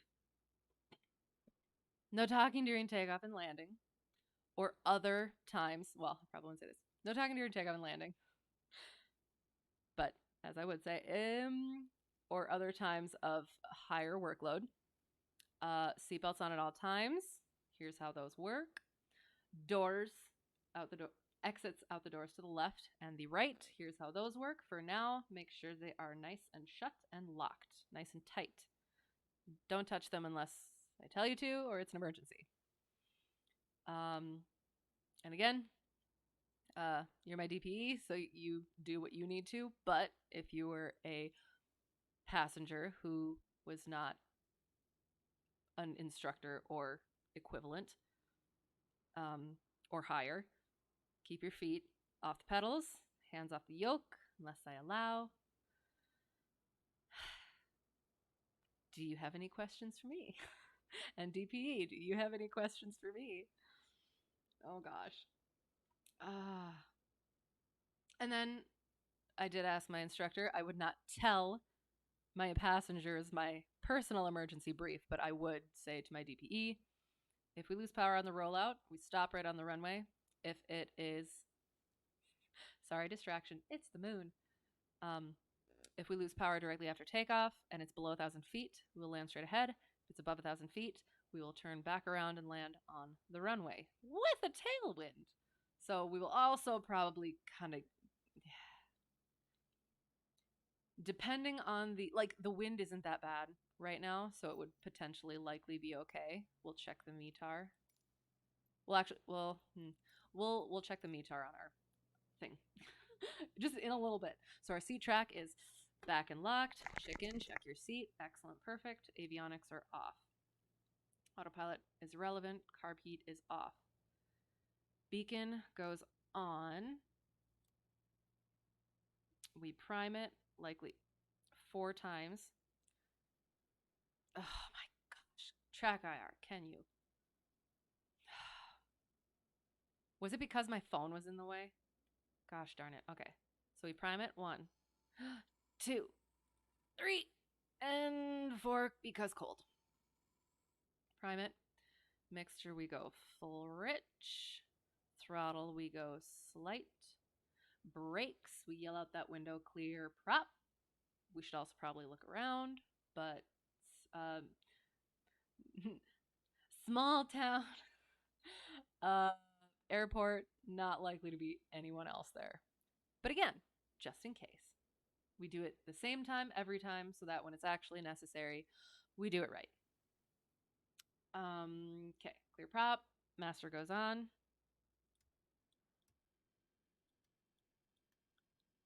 And we're gonna... Oh, look, the magnetos worked this time. Haha, yay. And we're gonna keep it at about 1,000. Okay. We would turn our avionics on, which they're already on. We check our oil pressure and put the oil pressure is here on this one. Flaps go up, oil pressure's good. Flaps go up, avionics on. Nav lights go on here, as does our taxi light. And then we would put in our frequencies as well as our destination.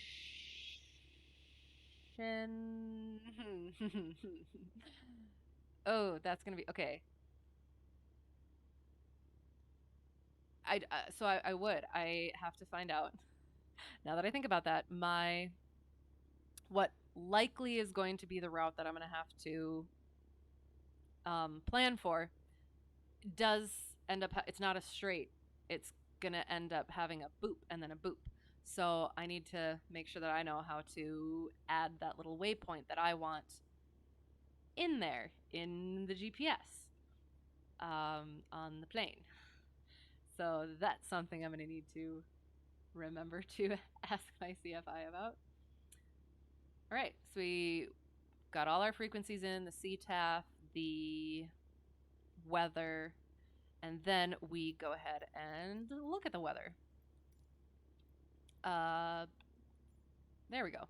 So we have Kilo, India, Romeo Kilo, for the 9th of February at 0355 Zulu. Automated, wind 210 at 5 knots, 10 statute miles.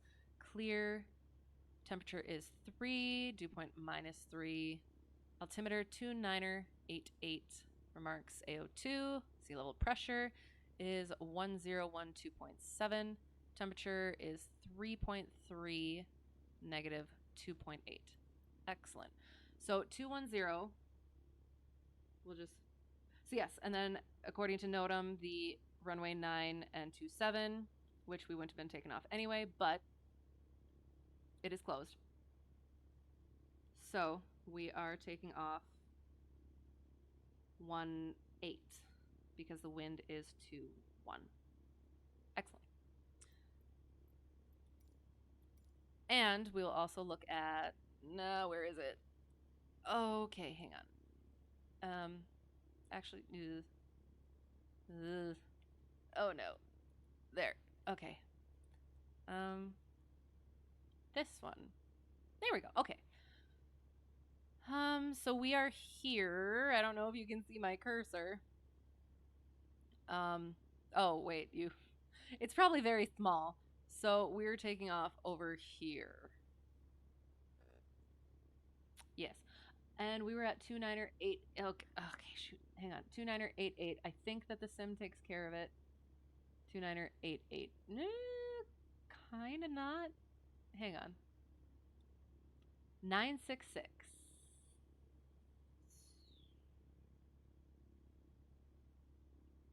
That's not correct at all.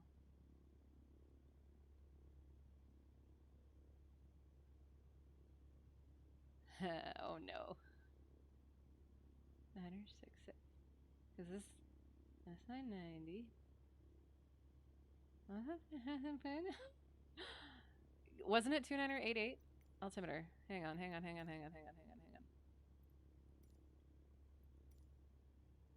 Mm.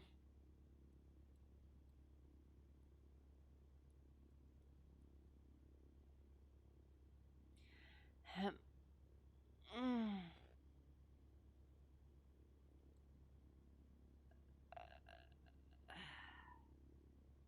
Okay. We're gonna leave it there. Um, the post sloppy Joe crash is hitting hard. Oh, okay, okay. Oh well.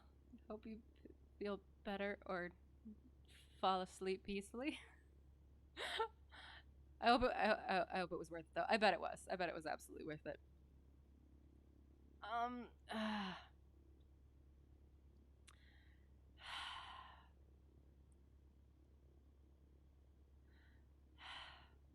I'm gonna have to potentially. Ooh, altitude encoder equipped. Nice.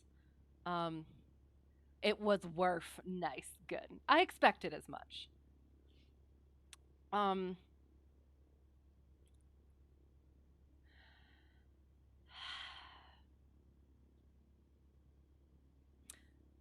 I guess I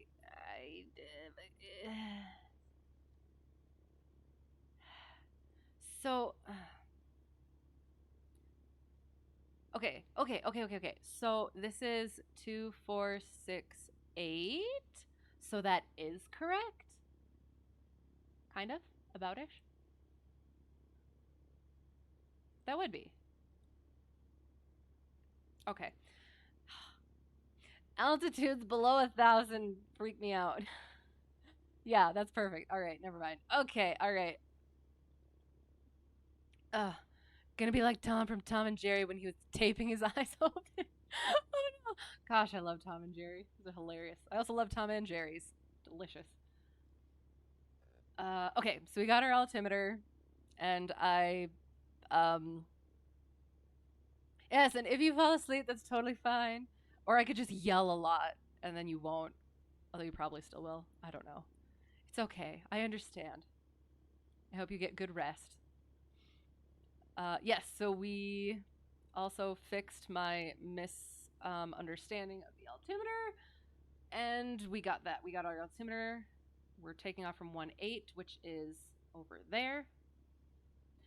And we're going to look at the thing again. We're almost getting into the air. I'm sorry, I promise.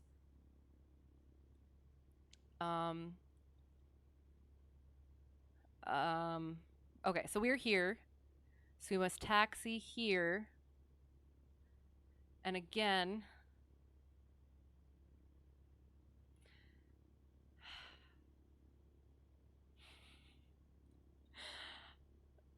I do.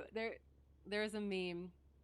I don't know if you've seen the one where it's like slaps the top of something. You can, but I like this one or something. I don't know. There's one where it's like slaps the top of student pilot. You can fit so many repeat lessons in here. I have asked him a lot of these questions, and it is. It's just there's just so much that it gets kind of lost in the shuffle. So then I gotta re-ask the question. You want to hear something horrible? I just remembered. I I used my sim number on comms, and my instructor was incredibly confused. Like I almost had an inkling. Like I was going through it and I was focusing on flying, and I was like, that didn't quite sound right, but it was fine. It was okay. And then I did it again, and he's like, "What number are you saying?" And I realized that I was using my sim number, and he made fun of me, and it was warranted. Absolutely warranted. A lot of your research is rereading things you haven't read for a while, right? And that's why it's like I've been studying and cramming and studying and cramming, but it's like then it's like, okay, so I took care of that stuff. I can move on to this stuff now. And then I study and cram and study and cram. And then I forget the things that I studied and crammed before.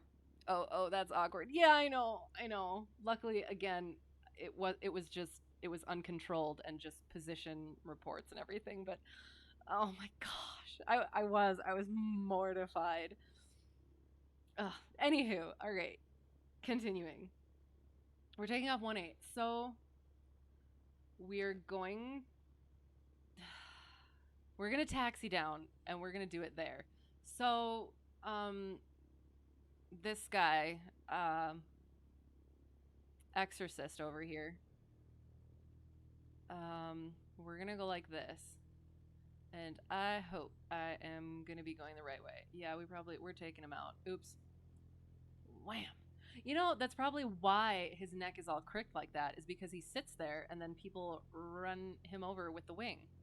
And it just ninks his head to the side. That's a word. If Shakespeare can do it, so can I. All right. Nope, we're still going. We're going to go this way.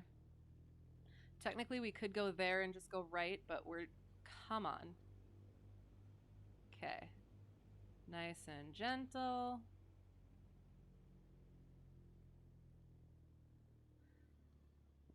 Okay. Then we're going to be where the trucks... Okay, so I was playing around with ForeFlight, and I realized when you zoom... Hey!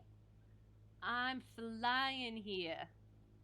I'm taxiing here. I am about to ram it. Oh, kind of want to. Kind of want to. You brought this upon yourself. That's right. Ugh, no, I'm going to be good. I'm going to be good. Put a brick through his window. Just put a wing. Just shave off the top a little bit. Okay. There.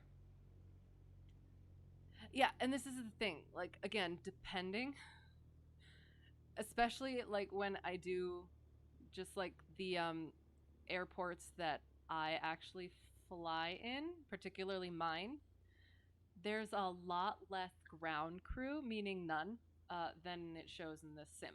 I do think that this is part of the add-on, but but yeah, it's I don't think that there's as much in the places that I have gone and in the places that I'm going to be going. So that is the runway, so we will taxi down. So yeah, so again, that's the repeat lesson where we went over to where I was supposed to have my check ride, but now it's going to be elsewhere likely now. So, and it's a lot more difficult to just bop over there now. So we're probably not going to be able to go over and get a feel for that. Okay, keep it on the center line. These slippery pedals. And I did, and I asked him all the things that, like, should I do run up there, or am I supposed to do run up over at the hold short line? I feel like you probably wouldn't, but there's also the designated run up areas, some places sometimes, but I don't know. Oh, okay, I'm going to read that in a little bit when I'm not taxiing. I'm growing attached to this fly that is buzzing around my desk. They're kind of cute. All right, now we're going a little fast because this is a little bit, oh gosh. Oh gosh. Work. Okay. All right. We are at 1-8 and alpha. All right, so we're gonna go up. So, oh gosh, this might be a very dumb question.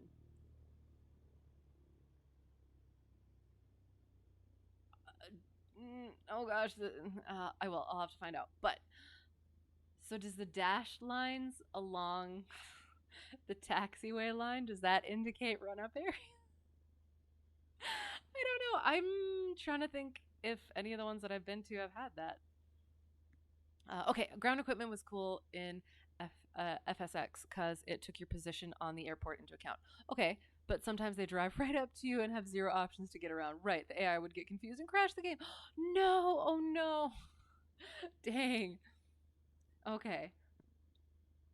But yeah, and that's the thing. That's one of those where it's um recognizing that this I think that it is the add-on, but recognizing which parts of those are part of the game and which aren't, and it's yeah. You there's usually someone else with a brain on the other side of the things you're supposed to watch out for in real life. So they're hopefully not going to walk right in front of you as you're taxiing. Like you can hopefully see each other and then either they go first or yeah. So again, usually brain on the other side. But so I don't know if I think I got distracted and I forgot to finish. So did I say where in the bigger airports you can actually see the ground vehicles? Like you can see where there's actually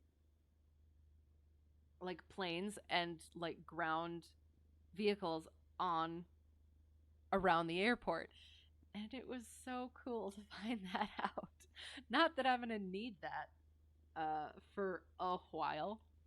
However, so we're going to do run up. And then we're going to get in the air. And yeah, because yeah, it's going to be good. It's not going to be too long. Transponder, taxi light, radio, brakes, attitude indicator, turn coordinator. Okay. So, and we make sure the heading indicator is to the compass.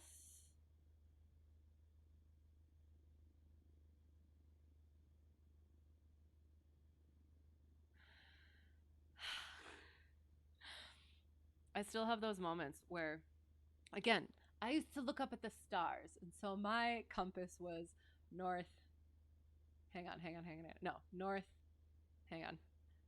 I'm not. So it was backwards basically, and so getting into this, it threw me off a lot. So I was thinking I was going on the wrong runway, but I'm not. It's okay. It's fine. All right. Run up, brakes, fuels on both. Trim for takeoff. I hate the trim. Flight controls.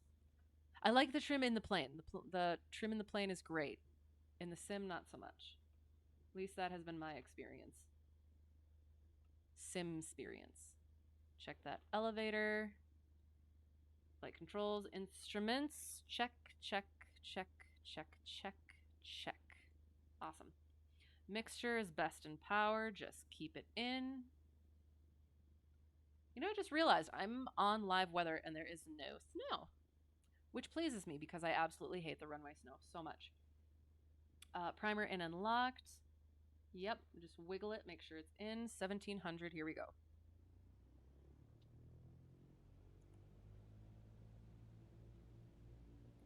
All right.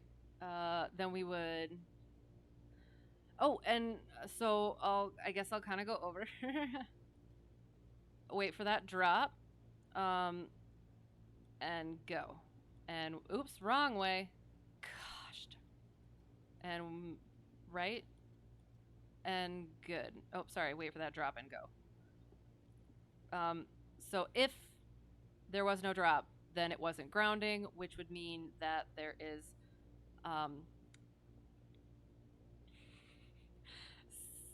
so the P lead is malfunctioning or broken or something. And it's not grounding, so the propeller it might not shut off when the mags are turned off. And or it could start again.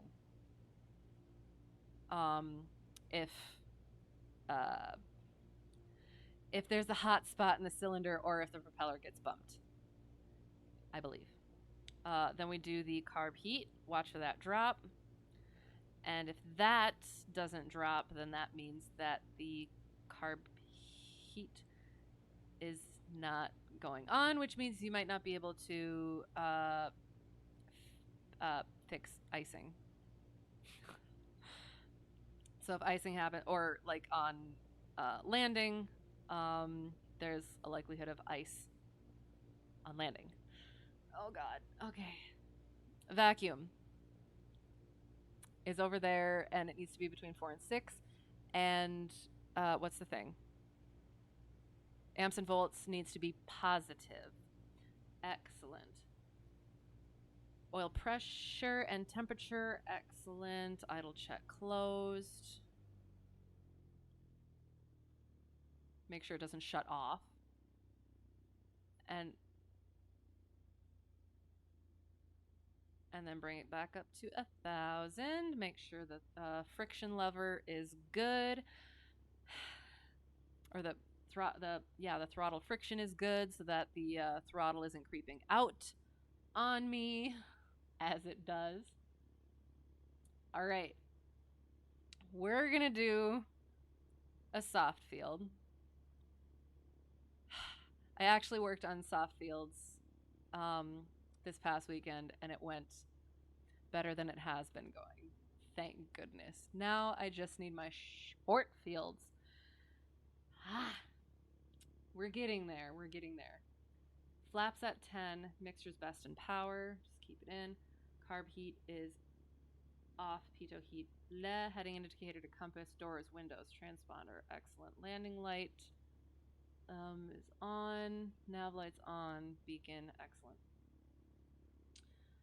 Brakes release. Okay, so Kirksville, I assume it's going to be. Let me actually look.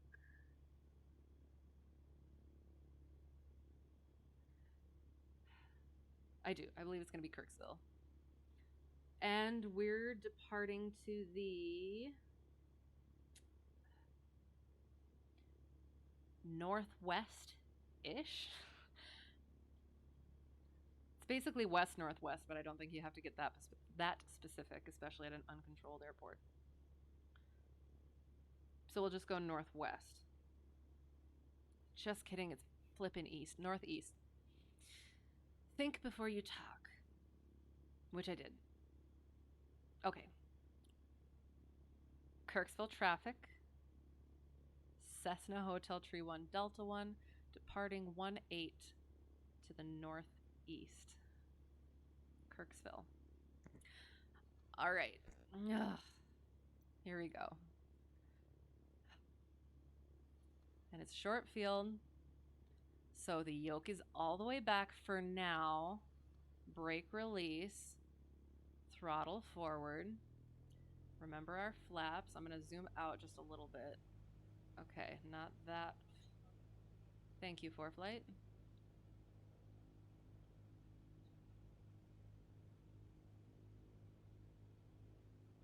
And we get on the runway. And we throttle up, get on that center line, and let the bring the pressure back a little bit. Oops, and we get for frick's sake. Sorry, hang on. Abort. I promise I can actually do this. Don't you dare run me into a bush. We're gonna try that again. Again, I can actually do it in the plane. It's just, these are so flippin' slippery. Ugh. Okay. We're gonna try that again. Ugh. Ugh. Ow. So we made a good decision and we aborted.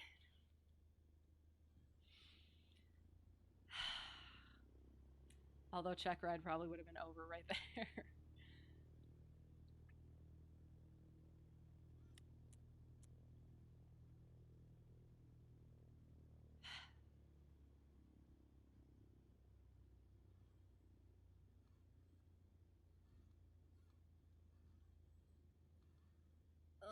Okay.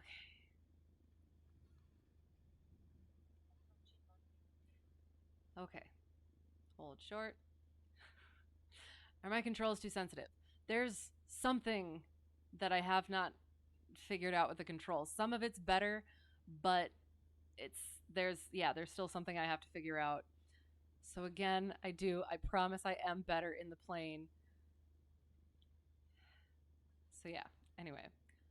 So we'll just try and get into the air. I'll talk through what I'm supposed to do, and if something goes horribly wrong, we'll just go with it. Ugh. Okay, so again, you hold You hold the yoke back to keep the nose wheel from sinking in. And then you just make sure you don't stop. Use the brakes as little as possible, if at all.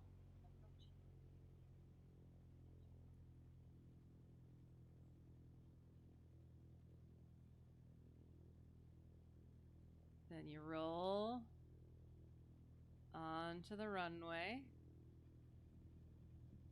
onto that center line. And then as you throttle up, you gently bring that, you let the yoke go forward a little bit more.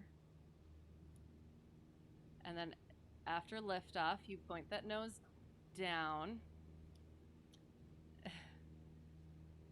And in ground effect, you build up your speed and climb out at VX, which is 60 in this plane. And then once the obstacle is cleared,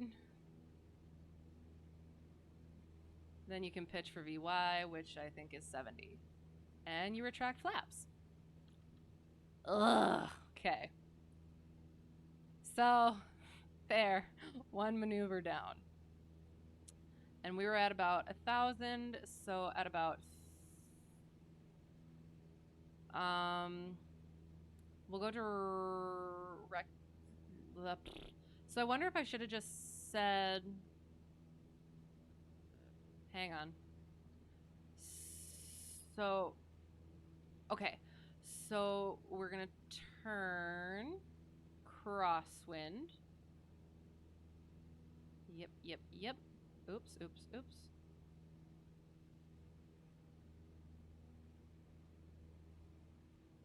VY. And then we watch for that downwind. Kirksville traffic, Cessna Hotel Tree 1 Delta 1, left downwind for northeast departure. Or, sorry, left downwind 18 for northeast departure. Kirksville.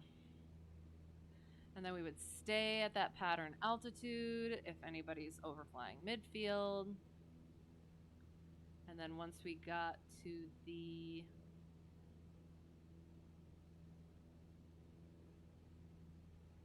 So we just chill here for a second.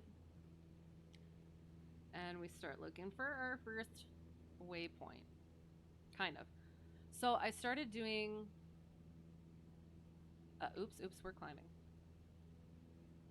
So that's that road. Excellent. So we're going to stay at that pattern altitude.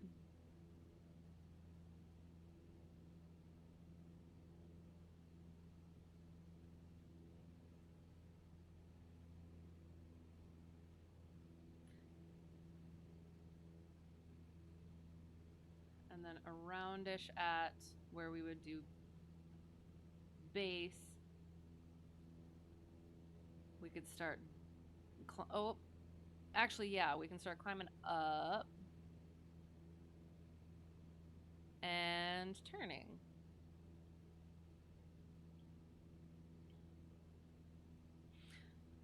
Okay, hang on. I'm gonna see if I can... Again, I have been told that I will be allowed to use my ForeFlight and the GPS.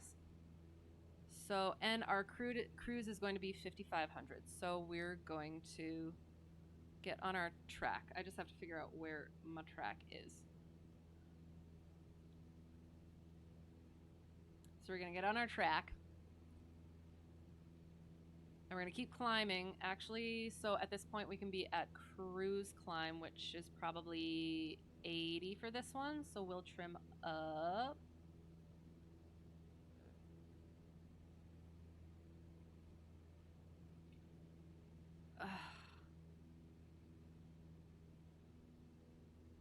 Okay. Good? Kind of? No? Alright, so we're still climbing and we're getting on our track. So I've started doing before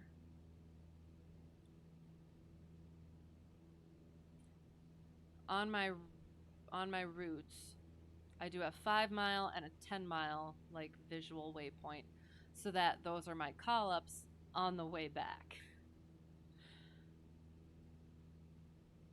So here we go.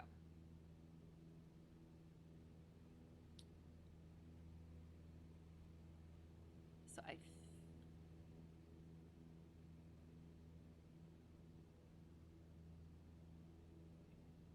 and we can still be climbing.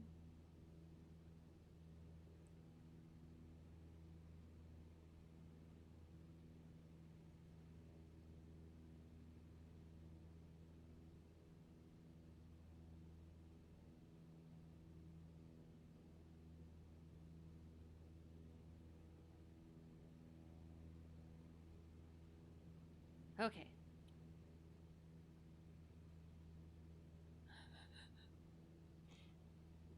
There's not a lot of good visual waypoints right at the beginning here.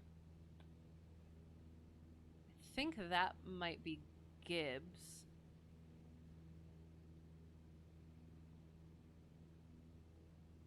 Now we just gotta watch for river and a road.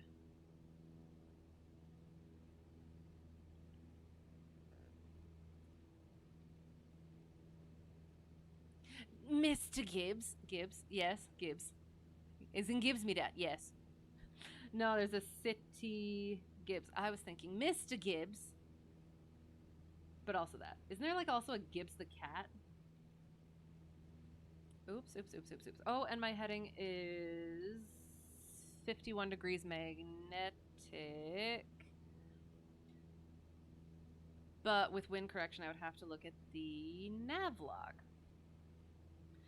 And again, I've asked my CFI this, and he's like, if for the DP that I have, he's fine using ForeFlight as long as you know how to use it and everything. But I'm also like, I still kind of want to do the paper nav log, which I probably will. But I also, I want to do the things right, but I also don't want to like stress myself out on stuff that I might not actually necessarily need, even though I do that anyway. Come on, let's get back on heading. Make the airplane do what you want it to do. Come on. Oh, and... Ah, there. That is a waypoint. Kind. Not really. Not one that I picked. Because it's not, well, it's like, it's a visual waypoint, but not one that I marked out specifically because it wasn't my 5 and 10 mile visual waypoint. I don't know if that's okay to do or not. Coming up on our 10 nautical mile waypoint. So that I think is Herdland right there. So we're not quite a beam it. We will be soon. I should actually turn my tracking off for a little bit. Oh, but I kind of don't want to. I wish, I wonder if I could, hang on. Shoot. I don't know. Shoot. Now I'm getting off course. And watching for, so that is a, no, come back.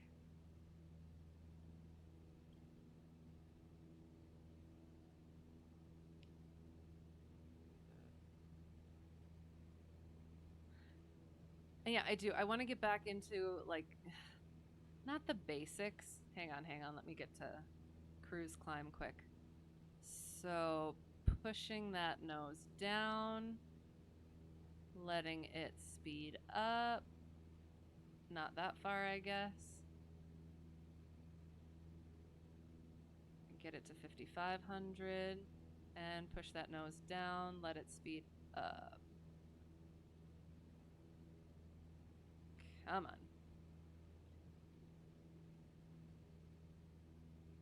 And bringing it back.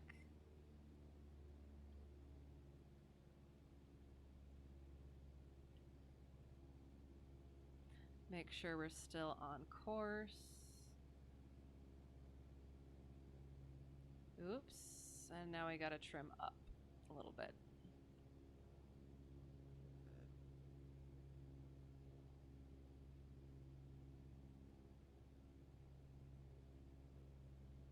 That is way too far down.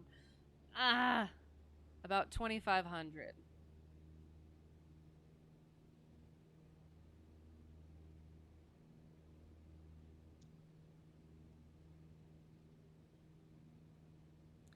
I am also better at cruising. Getting into cruise in the real plane. Oh, yay. Okay. We're just chilling. We're getting on course. All right. Why? I have trimmed you down. Okay, so,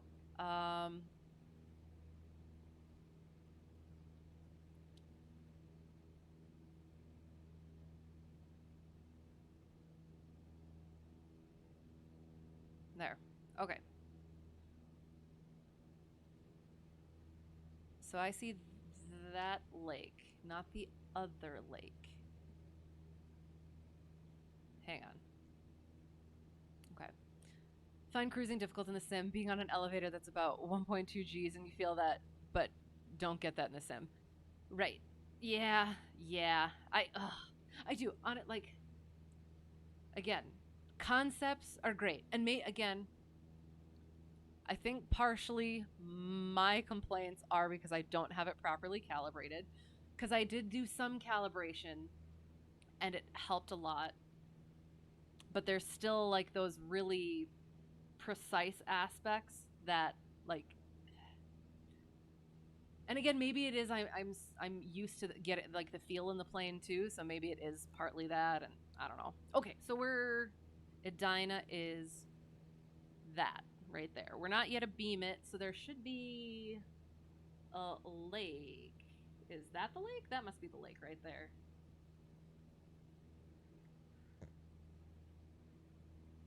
So we are on track, and we're gonna get to, I want to say, I'm not sure which checkpoint.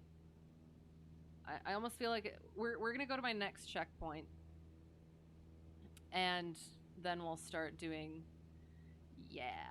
stuff that I'm supposed to be doing.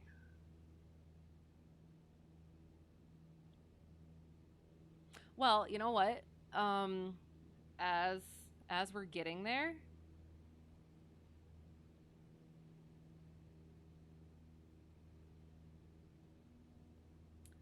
um, so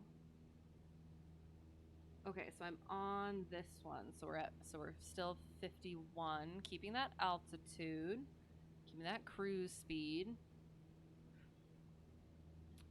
Okay. So we're going, and we're going.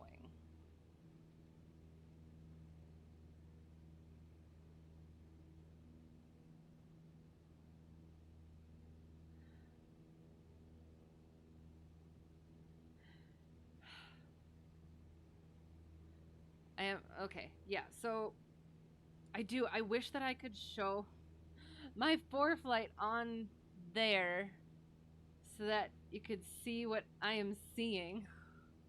But I do. I just there's so much opportunity for doxing myself that I just don't even want to deal with it. So yeah, so we're going and we're watching and we're looking and we're following.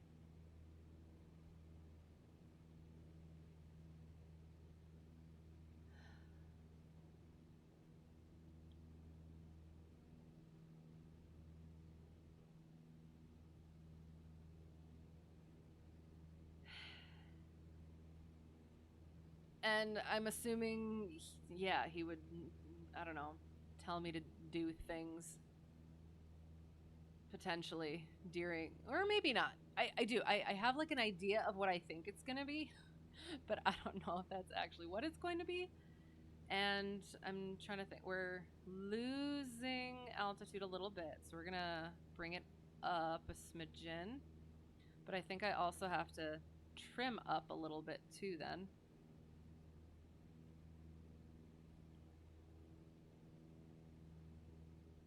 Yeah, and the one thing is again, I wish I could show it on there, but I need to go into the nav. One thing, I'm still working on the whole four flight thing. So there's like two separate navlog portions. There's like the actual written out navlog. So the wind direction, like it does. It. I wonder if you can write on this. I don't know. I have to figure that out. Ooh, oh gosh, what is this? Nope. Nope. Oh, markup. What? Oh, it does. I can write on it. Oh, that's excellent. Okay, sorry. I'm figuring out four flight stuff. So there's Deletepedia. Okay. Going back to the map. Sorry. I do. I do. This is why I do. I want to get through Checkride just so that I can start doing the paper stuff again. Just because I almost feel like, on one hand, it's more work and less accurate to do the paper stuff, but also I do. I really like having that physical stuff, and just maybe I haven't figured out how to properly do stuff on here yet, and we're getting off course. I'm sorry. But yeah, I like having all of that stuff right there and physically in my hand. All right, so we're coming up to our checkpoint. Somewhat fairly off course because I was checking out four flight stuff that I need to figure out. And I do, like, honestly, I have found it much easier to pilotage in real life than in the sim. Just because I do. It feels a lot more formless in the sim than in real life. So, okay. So we made it to our first checkpoint, and likely he's going to be like, okay, you know what? Something happened, and we have to divert. So we're over here. We're not going to go the full way. We can go to either, where are we? So we have either 10 minutes or 8 minutes. So we're going to divert to Memphis Memorial, which is this one over here. I don't know if you can see it down in the corner. Oh, speaking of pilotage, done goofed pretty bad during that last flight on Friday. No, need to do a practice run and get into the groove again. Well, and that is why we practice, and it happens. And like it's. I guess I don't know what you ended up doing, but when I ended up doing it on my paper navlog, like I got off like right away and just could not recover it. Because it's once you, like you said, get into that groove, like especially right at that beginning, it's a lot easier to like find those points. But then yeah, once you lose it, it becomes really hard to. And again, I would say kind of potentially, again, it is harder in the sim. But I haven't done, hang on. So we're checking out Memphis. So you know what? We're going direct to Memphis Memorial. No, that's not what I wanted. More. Remove from route. So we would plug in our CTAF. We would get the direct to 13 nautical miles to Memphis. And descent to destination, we're about ready to start descending because we're at 480 feet per minute and a heading of about 306. And that's not including the wind. And we must have somewhat of a headwind. Okay, ended up completely missing your airport, began a descent for something that ended up not being an airport. Yeah, yep, that definitely happens. Oh, yeah. Yeah. My instructor showed me, oh yeah, so this is what 5 miles looks like for our airport. And I definitely just was like, oh, okay. It was a field that I saw that I thought he was pointing to. So yeah, it absolutely happens. And the thing is as long as you catch it before you actually land there, it's a learning experience. Oh my gosh. So I must have the headwind, which displeases me because it did say. Okay, so we're at 600 feet per minute, so we're going to start descending at 500 feet per minute. So we diverted because somebody got sick, we're just going to say. And we're going to get 122.9 on the CTAF. We're going to check their weather, Memphis Memorial details. So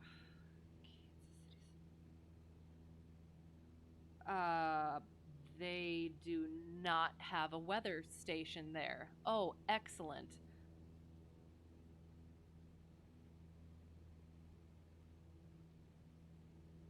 The other one apparently didn't either.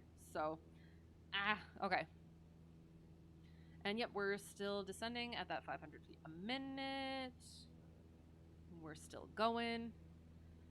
It was really embarrassing and quite frankly not up to your standards. Need to redeem yourself. Oh, I feel that. I honestly... Ugh. I'll admit this. I've been making a lot of stupid mistakes recently. And, like, in real life stuff that I... I definitely need to redeem myself too. So, like, you're not alone. It happens. At least yours is just sim stuff. But, like, honestly, it's as long as you don't die or kill anybody else or hurt yourself or anyone else or break the plane or anything like that, it's a learning experience.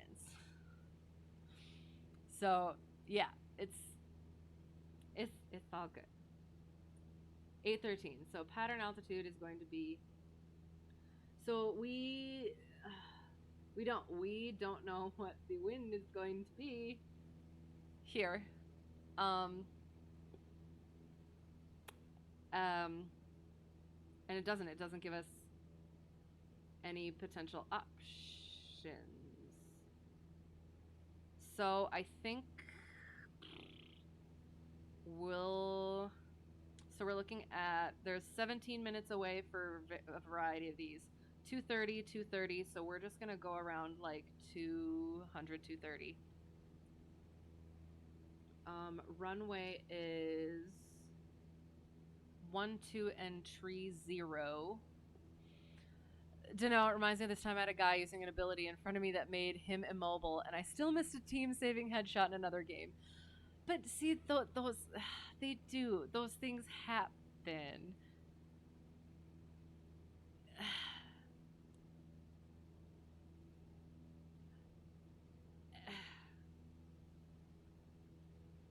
Hang on one second. I'm directly toward the city, but the runway is more this way, so I need to turn a little bit more.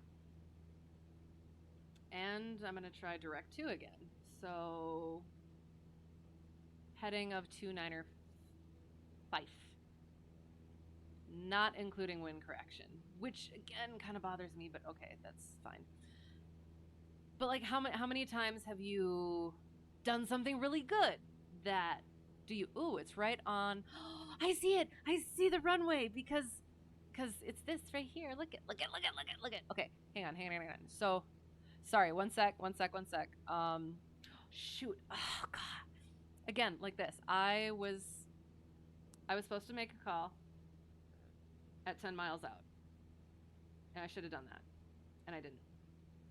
So, Memphis traffic. Cessna Hotel Tree 1 Delta 1, 5 miles to the southeast at 3,800 inbound for runway.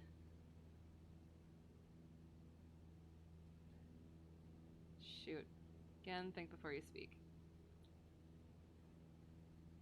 No wind info. It's 1-2 and tree 0, and we were going between 200 and 230, so that's absolutely useless. Is there a calm wind runway? Well, we're gonna have to check the sock. Inbound to overfly the field. Just can't live with that.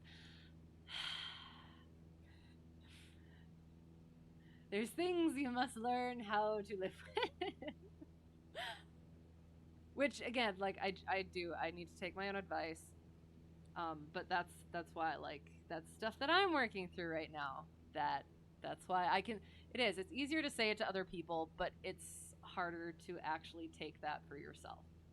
So, I mean, again, coming from somebody who's messed up worse than you, just recently, in real life,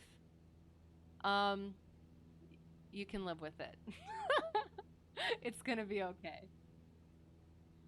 Okay, so we're at Memphis.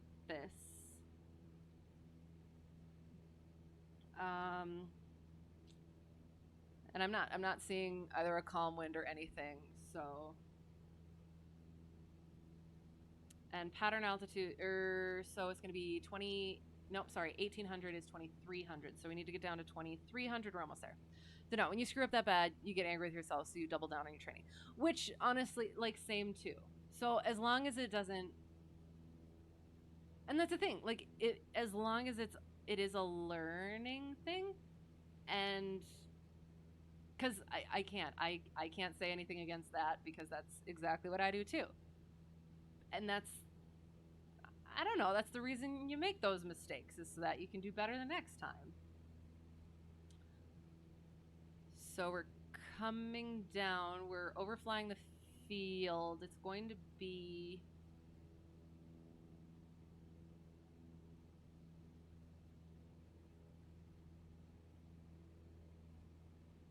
could go down a little bit more.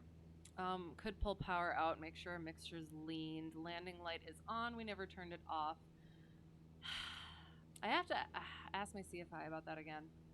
I don't think I ended up asking him that one, but I do need to. We're going to bring that up actually a little bit. And you know what? Oh, shoot. You know what? We were supposed to bring throttle back too. And we will do, I think we'll do a short field here.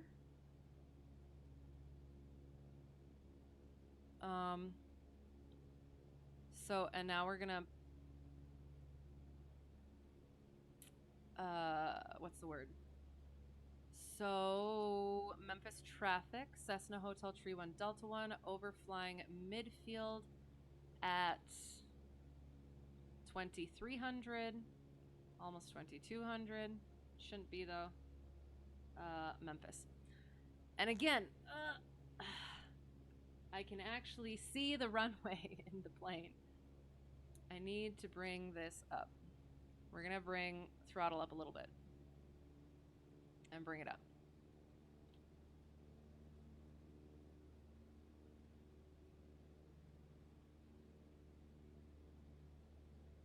All right.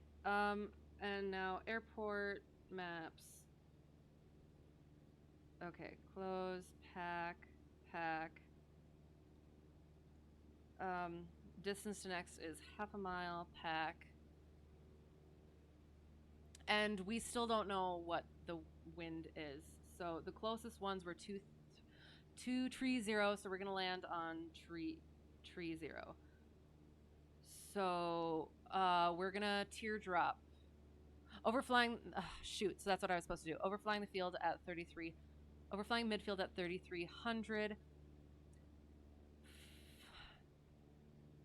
Teardrop to enter left downwind tree 0. So I should have figured out. See, but because I didn't know which. I don't know. I don't think I'm gonna have those issues in the actual plane. Shoot, I'm way too far out now. Bringing it back and coming down to pattern altitude. So I was supposed to overflying midfield.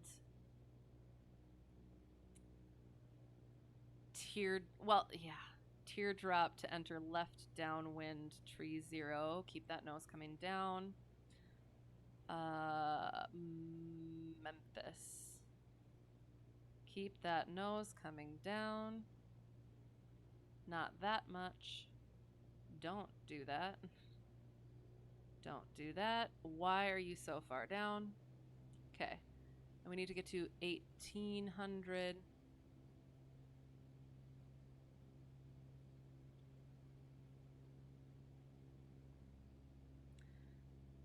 Oh, gosh.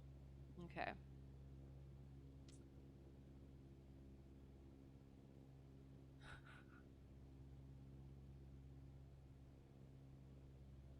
Okay. All right. Shoot. Oh gosh, sorry. Okay, hang on. Am I just mumbling to myself though too?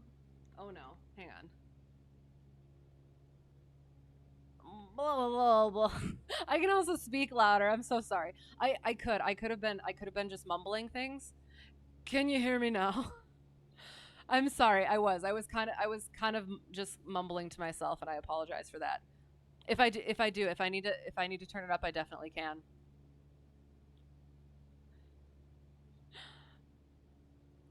Let me know. I'll project more. I apologize.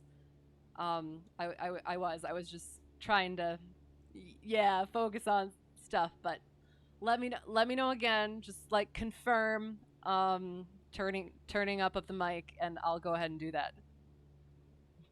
Still a bit quiet. Not sure if it's just on your end only though. I haven't had that issue before. I don't know if Sogan's still there. If you have thoughts or anything. Otherwise, here, I just don't want it to get too loud because I can get very loud. Here, I'll let me check on mine quick.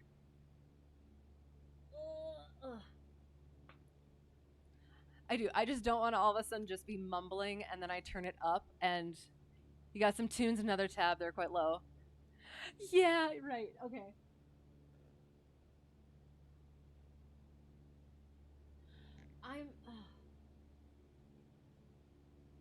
So I guess I don't know if it might be a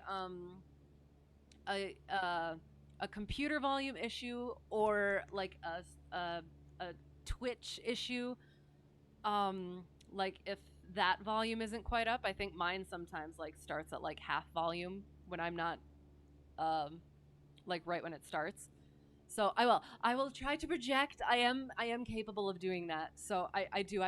I actually sometimes feel like I'm a bit loud. So just I'll try to be a bit louder, and you just let me know if I need to tone it down a notch. So thank you for letting me know that, because it's maybe I'm not, maybe Chicken's not positioned properly either. Hang on, there. I shall put him there. I just hope I'm not into your ear now. Okay, let me know if that works. I apologize because it's I can't turn it up much more, and I am in the yellow, so I don't want to blast you guys because I will get loud at some point. Okay, I will project as I have been trained to do. Okay, getting back into it. And hello, by the way. Sounds a bit better. Turn up your PC volume more than normal. Could just be me. Okay. I don't know. I apologize one way or the other, and I hope it doesn't ruin your experience. So yeah. So here we go. We're gonna active pause, and this is gonna go wonky. How many hours do I have IRL, and where am I in training? I am this close to Checkride, kind of. I am. I have all of my stuff, all of my requirements done. Why aren't you leaving? Okay, I have all of my requirements done, all of the hours in that I need. It's just a matter of getting it scheduled, making sure that I am proficient and capable, and then yeah, Checkride. So, um, yeah, I have. Sorry, I was getting distracted by I think that's a car or something on a bridge. That must be a bridge. So yeah, so I did. I mentioned before that I've been I've been making a lot of stupid mistakes in the past couple of weeks, and I'm like, do I need to put it off? And I don't know. I don't know if that's just like me and me like doing like stress mistakes, and I just need to chill out. Like I know I need to chill out, but it's yeah. I don't know. It's I'm I'm figuring it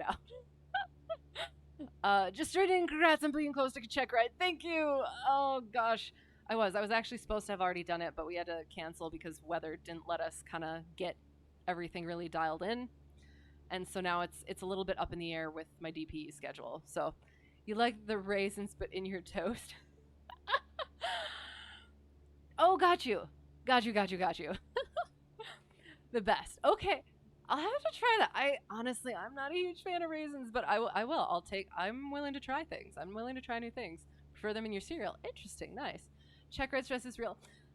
Do silly things and say silly things with the DPEs. Generally understand that. Yes, but there are limits.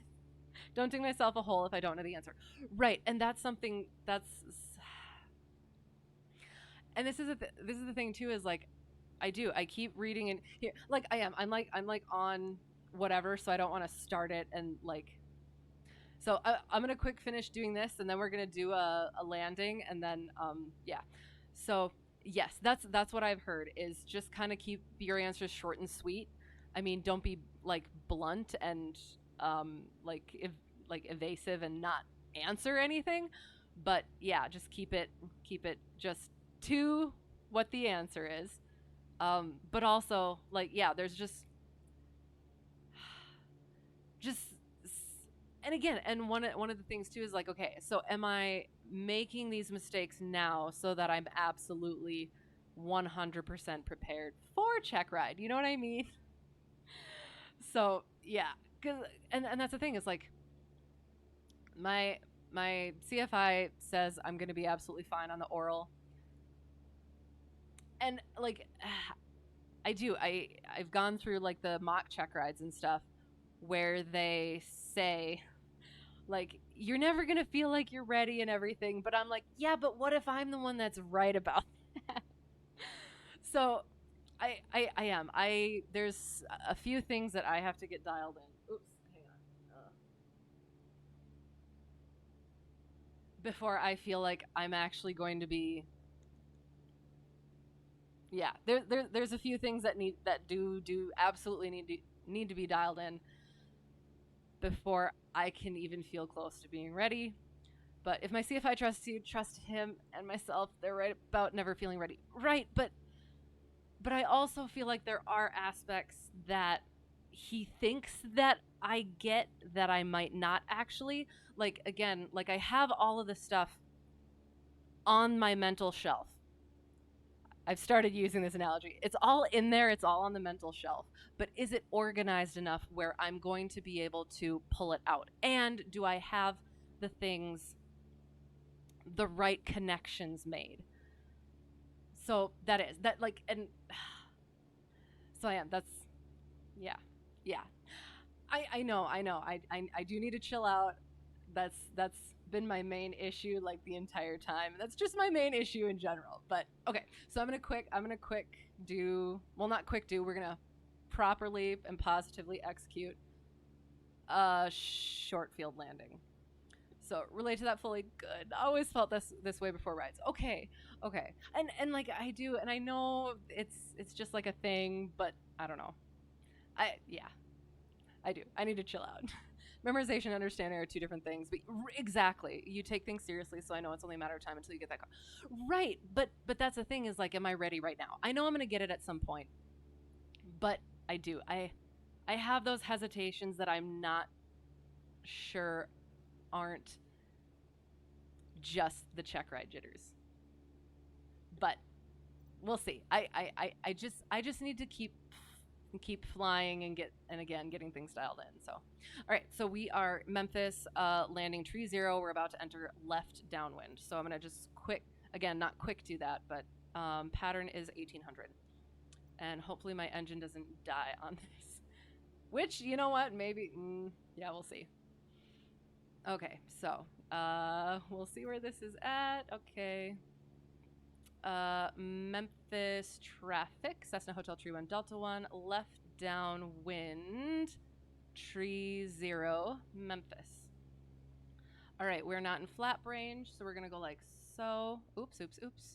Stay at 1800. Carb heat is, oh gosh, I can't find it. There it is. Carb heat is there. And are we in flap range? Nope, so we need to pull our nose up and flaps. And we hold that until we're abeam, and we're doing short field.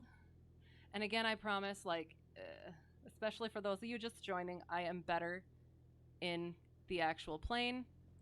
So please do not take these my landings and my takeoffs aren't very good because potentially, hang on, trim issues as well as calibration issues, slippery. Oops. Okay. Okay. Memphis traffic, Cessna Hotel Tree 1 Delta 1, left base, Tree 0, Memphis. And we want that down. Oops.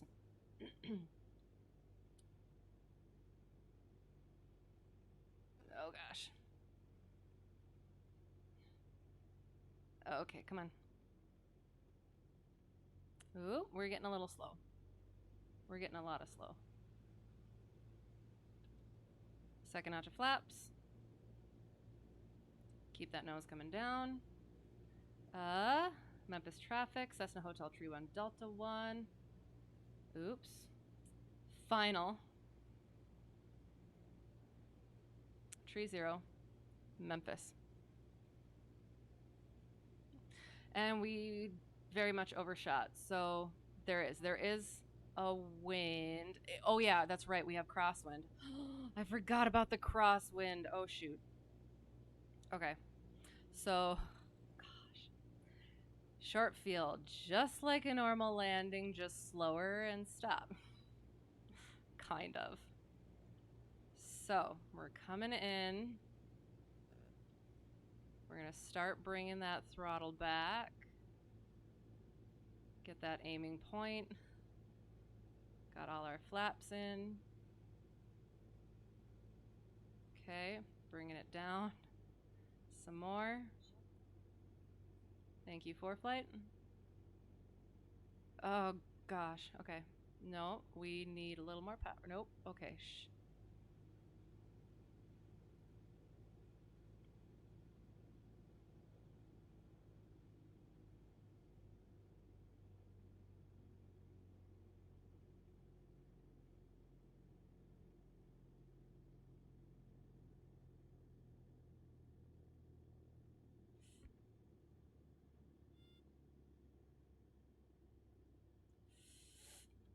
Oh, that, okay, yeah, so, yeah.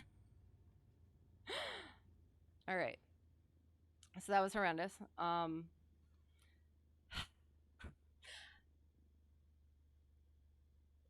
swear that sim is a lot more forgiving than the actual plane is. So, again, I will go through again the theory of what was supposed to happen. Actually, hang on. Yeah, we'll just be good. Hang on. We're gonna clean up the airplane so we don't forget. Why were my flaps not in? Did I not put? Did you guys heard me put my flaps in? Didn't you? I put my flaps in. I put all of my flaps in. Well, that was a short field without flaps. Okay, that's cool. Anyway, so what was supposed to happen was, ugh. So for all 40 degrees of flaps, um, coming in at 55, 60 miles per hour, which is what my plane is in, landing on the mains, and then getting your nose wheel down and braking and making sure you hit that mark. Don't land before that mark, which I probably would have. I should have brought in some more power right there at the end. Um, uh, but I did not. And you got your 200-foot grace, I guess, limitation. And yeah, get on the brakes right away. Yeah. So that was physically impossible to keep everything to a Checkride level. Yeah, always have a couple of holes, and if you're mostly ready, go for it before rust builds on areas where I was solid prior. So, and that's the thing is like my main goal is to it's to be able to, and I mean that I like it is it's that's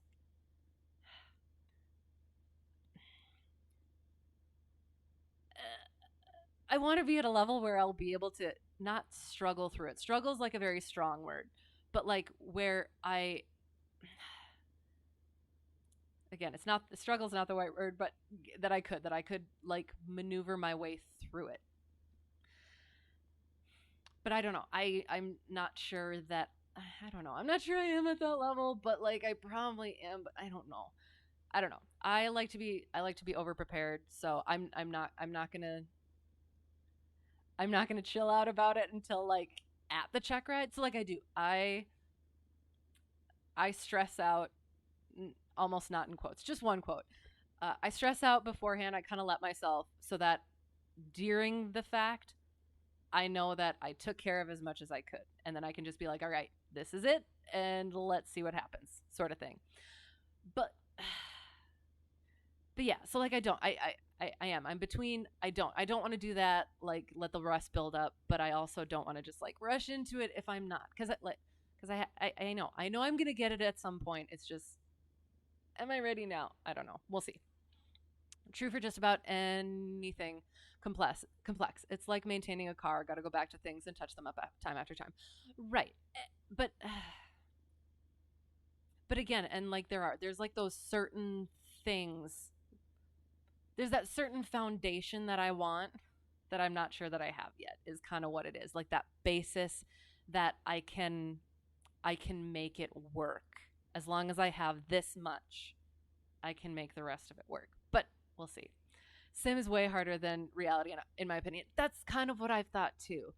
That like it is. It's I mean, and but it is. It's different because like again, like the landings are a lot more forgiving than in the real plane, but like the maneuvering is a lot easier, and that's partially again my calibration and my setup and everything, but it's also like again that feel. So same way, hot mess until the day of, and then you're like, well, nothing to do before now. Exactly, exactly. Get worried before, but when it's time, there is this calm that takes over, and I hope that's me too. I think that's kind of potentially me, but we'll actually see. I haven't. I am. I'm a lot more book nerdy, bookwormy, knowledge based than I am practical test taking, practical examination things. So that's the other thing too. Like the knowledge test was fine for me. This is like ugh, I don't know. I That's the other thing too, is like I just worry that I'm just going to completely choke just because I'm horrible at practical exams. So, I don't know. Okay, remember your first power off landing in your own plane, forced into a cow pasture. Oh no. Yet when it happened, you didn't freak out. Just let the training and muscle memory take over. Nice. Glad you're still around. Sounds like it went fine. But yeah, interesting. Okay. and again, and that's the other thing too, because like I do for the most part, I do. I have all of the book learning, the knowledge, the theory, all of that stuff. But again, one of the main things they say is, especially with like the ACS, how it's set up, is it's supposed to be, can you actually take all of that knowledge and apply it practically? And I do. I wonder if I do. I don't know. Do I have an actual panel in front of me in the sim with buttons, etc., like the real thing? Ish, kind of ish. So I have my yoke. I got my rudder pedals. I have the, I don't know if the throttle. Oh shoot! I forgot that I'm actually in the plane. Sorry. And I have like my flat buttons. Um, the trim button, is leaves a lot to be desired, but um, yeah, and it's not the same. So I don't try to get stuck on the specific things because it just throws me off in the actual plane. So it's Were the cows okay? I would also like to know. It did go well. You owned a 2-stroke experimental. Okay, had 5 of those over the course of 2 years. Okie dokie, that sounds good. The cows are fine, except the one you ate. Oh, nice, excellent. Same setup you have for those. Okay, yeah. So yeah, it is. It is different, and it does throw me sometimes, and it does get frustrating. I think that is one of the things that does kind of freak me out a little bit, is because when I'm doing stuff in here and I'm like, well, I can't get it correctly, that like mentally gets me into a like, well, I can't do it in real life either. Like my brain kind of like doesn't distinguish between the two, but I'm working on it, and I do work to keep them separated. No, no, no, 5 power offs, not planes. Wait, I'm not sure what. Not good, but they all went without it. Oh, 5 power offs. Okay, they not good, but they all went without instant. Well, that I mean that's the best that you can hope for, I guess. I mean, it's not gonna go like smoothly, but as long as you walk away, and yeah, you're good. Oh gosh. Okay. Gonna connect with me on Discord. Okay. I don't use it that much, but hang on. I have to find the thing. Can show how to set up a panel and switches for less than 100. Potentially. Set it up exactly like your plane that I train in.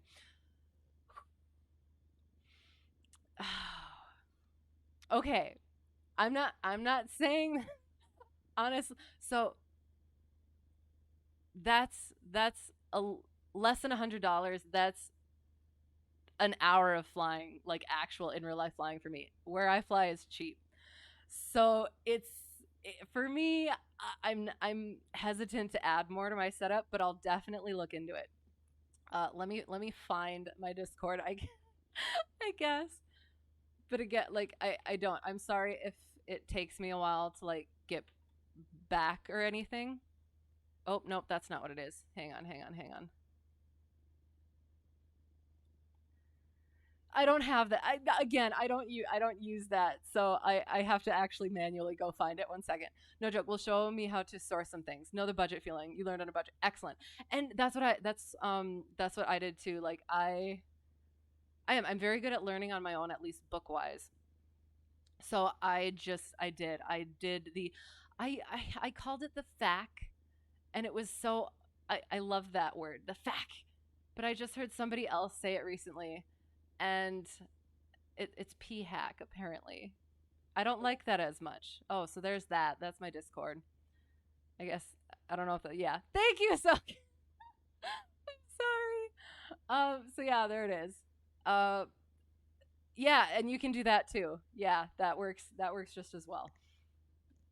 So yeah, I guess I forgot that I had that up there. I hope I didn't show anything personal, but okay, that's excellent. All right, we're gonna do a short field takeoff. um, so yeah, that sounds good. But yeah, I just read the P hack, and I got a couple of. So we're gonna do a short field. So we're just gonna get and then like the ASA book for what was that, like $16, and then the app for like $10. The Sporties questions, which was free, and which was awesome. Actually, I'm gonna do more of that to like revamp my knowledge. reiterate or just iterate my knowledge. Um, and then, yeah, I found just other stuff for the knowledge test. And okay, you joined too. Awesome, sounds good. CFII, nice. Have any questions or need holes in my knowledge poked? Shoot medium. Sounds good. I'm really bad at asking for help. So like, I will try. So if you don't hear from me, it's just because I'm not good at that. So sounds what sounds, oh gosh, I don't know. But yeah, thank you guys. I do, yes, I'm looking forward to the to all that, the budget and the I think, well, according to that windsock, I think we actually did land the wrong way, but again, did not know how to. I'm gonna have to look that up actually. The poking holes part sounds good. Hey, behave. I'm just kidding. I'm the same way. Like there's like but one corner of my mind that is not in the gutter. So I understand. Okay, so we're gonna do a short field, which is in the plane that I fly, just like a regular takeoff. Yeah, just like a regular takeoff, but it is you just hold the brakes and go. Hold the brakes and throttle. Because there is. You can put the flaps down, but apparently, again, not in mine. So, short field takeoff. Holding the brakes. Oh, wait, we're going to check everything. Carb heat, mixture's full rich. Flaps are up. Trim wheel is, I don't know what it's doing. I do yell at you to behave. Not even the one who said it, but you brought it up. You can always leave them where they lie. But no, I don't actually mind. I just enjoy. I have to at least keep up the facade of being a lady, so I try. All right, so we're going, and okay, we're going to shoot. So we're gonna start heading back to Kirksville. So we're just going to direct to. So we're departing southwest. We're gonna pack quick. So we're Memphis. So making our call. Go drop to pick for me. Excellent. Sounds good. I will look when I get done. Can't blame me for this one. It's fun blaming you for things. No, it's okay. I understand. I understand. It was a good one. Memphis? What? You're in Memphis? It's Memphis, Missouri. We're in Memphis, Missouri. It's yeah. Yep. We were going from Missouri to Michigan. That was our planned flight, but we're not going the full 3 hours.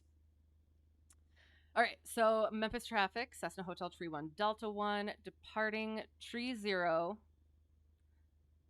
To the southwest, Memphis. All right, so holding the brakes, throttling up. Let the tachometer reach full and release. And keep on that center line,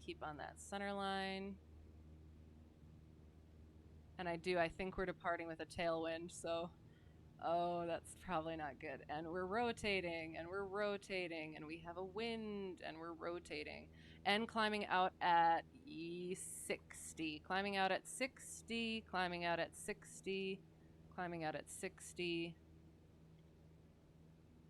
Shoot, I should have done some steep turns up there.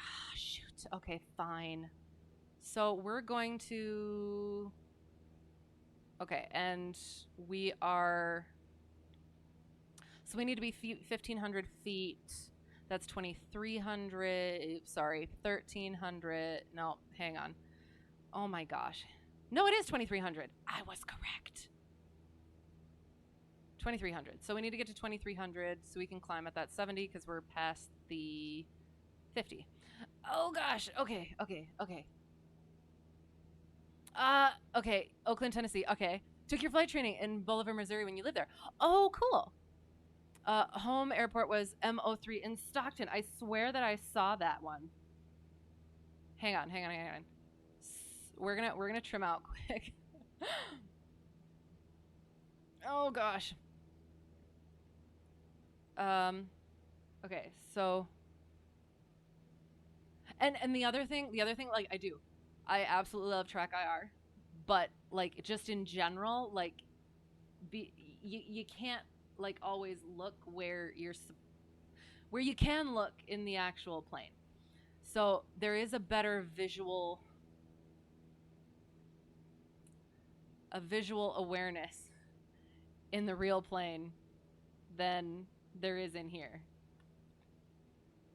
Okay, so we did our short field takeoff at short field landing, short field takeoff. So we need to do a soft field landing as well as a go around, steep turns, ground reference maneuvers. Okay. Okay. Oh gosh. Okay, sorry. You know what? We're just gonna quick pause just so that I can quick go through. Okay. Yes, Emma. Like I do. I swear that I saw that one. It was probably when I was flight planning, but I actually remember seeing that one somewhere. Crosswind, no worries. I still gotta work on crosswind. Can handle a 10 knot tailwind with no problem. Ask you, was it an accident or was it on purpose? Since we were talking about practicing earlier, this makes you want to do just that. Do it. 13, 14 what? Knots? Slabs DCS, nice. With malicious intent, excellent. I'll make it. Yes, west side of Stockton Lake, north of Springfield, because I absolutely know where that is. It was the quick flight planning. I'm doing like this. I did a little more flight planning than I usually do for this one, but it's still less than I'm doing for my actual stuff, my actual check ride and everything. So again, just keep that in mind. Use face track NO Noir. Okay, take some setting up on getting the curves in the right spot, but it is actually quite accurate. And that could also be a thing too, is where mine's just not calibrated properly. Gotta get to bed. Okay, sounds good. But we'll be watching for me to be online. Sounds good. I'm usually on Tuesdays. Yeah. And at some point I'm gonna be doing reading again. It's just yeah, after check ride I'm gonna get back into like my kind of schedule. But yeah, for now it's basically flying. It was on purpose. Okay, there was a fast mover inbound and you did not want to wait for him to land. Oh no. I use flight plan go. I use ForeFlight. Yes, I do 4Flight. If that's what you're asking. Drop you line in Discord, or if I have a preferred comm method, that's fine. I don't know. I'm good with whatever that works. Whatever works. I don't know. So yeah, I can go ahead and do that, and I do apologize if I don't get back to you in like a proper time, whatever, just because like I at some point I'm gonna start using my Discord properly, but again, just with Checkride coming up, that's like just that's what I'm doing right now, which will be helpful with things. So yeah. And yes, absolutely have a good night. See you next time, and or I don't know, wherever else if there's other streams around. So yeah, share some links to information that can help you. Sounds good. I will take all the links that I can get. So thank you so much, and thanks for stopping in. And if I missed anything else, I apologize. So yes, good night. See you around, and yeah, come with our group on Vietnam tour in March. Hopefully I'll have Checkride over, and I'll hopefully be able to be a little bit more open to more streams. So yeah, that would be fun. 172s and Huey helicopters, nice. Awesome. Yeah, you too. Thank you. Good night. Okay. All right. We are actively paused. So, okay, I have been getting usually after I would active pause, like the motor would quit, or sorry, the engine would quit. So, and I am at 2300. So we are going to actually we're going to go up to 2500 actually. 2500, and then we're gonna figure out what we're doing. And we're, yeah. Oops. Okay. All right. If you had money, you'd take that invite to go film. Wait, what? What does that mean? I mean, you just definitely should. I'm not particularly. Is this something we talked about in our long um conversation last time? Oh, did I miss something? Oh my gosh, I'm so sorry. Oh gosh.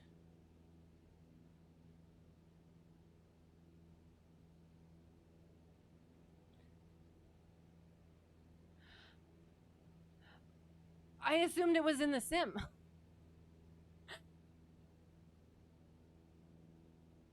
I'm confused. I'm sorry. You know what? I guess we're going up to 3,000. Honestly, like I like to have a nice uh a nice buffer, and since I'm going to be doing steep turns, honestly, I would even potentially go up to 3,500. But okay, so we're heading back the toward the airport. We are. I guess I can. Oh shoot! What's the point of? Where is this? Having this here if you don't know. Oh yeah, it was kind of here. So we're like around here-ish. Okay. I should figure out. Oh, I probably could. I don't know how to use little nav map that well, but I know it does track well. So, all right. We're gonna get ourselves trimmed out, and we're gonna do steep turns, and then we'll do some stalls, and then we'll do some emergency procedures, some ground reference maneuvers. You know what? We're just gonna stay wherever we get trimmed out here. Actually, hang on. So we're bringing it down to 2300. Not that far. There. Oops.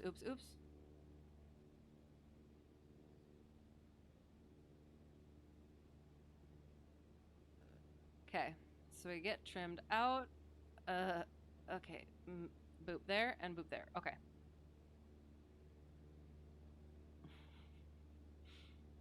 And let it oscillate a little bit. I'm not sure what VA is for this airplane. I know what it is for my airplane. Again, not my airplane, the plane that I train in. I'm unsure of what it is for this one. But shoot. Is that about 2300? I think so. So we're going to go ahead and why? Oh gosh. I do. I think this acts differently. I don't like that. I don't like it at all. Or I'm just supposed to trim it up. I don't know. Okay. Okay. We're just going to get it trimmed, and we're going to... I've done it before, and it's been fine, so we're just going to... Like, I do. I feel like it should not be just at that when I have bumped up the throttle. Then again, I could be wrong. So we're going to... first, we're going to do some clearing turns. So at about 2,800, sorry. You know what? We're going to do some climbing clearing turns. Is that legal? I should actually find out. I mean, like, does that count as your clearing turn? We were headed south, so we're going to go to east. And then we will... Okay, that's probably good for climbing. So we're heading east. And we look. And we scope. Excellent. Okay.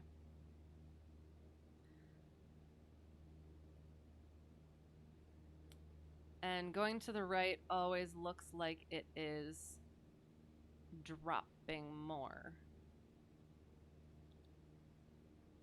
But it's not. Okay.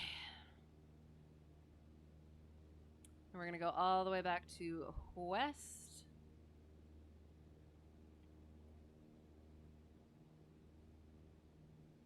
Watching. And I think my clearing turns could probably be a little bit shallower. All right. Roll out on west. Check it. And we'll head back to south and we'll do our steep turns. Okay.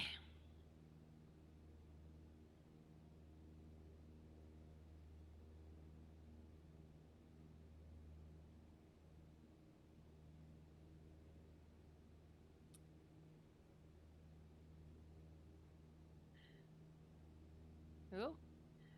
And the last time I did steep turns, it was on my own, and I think I might have did something incorrectly. It was fine, question mark, but I do need to, I think I want to say that I'm,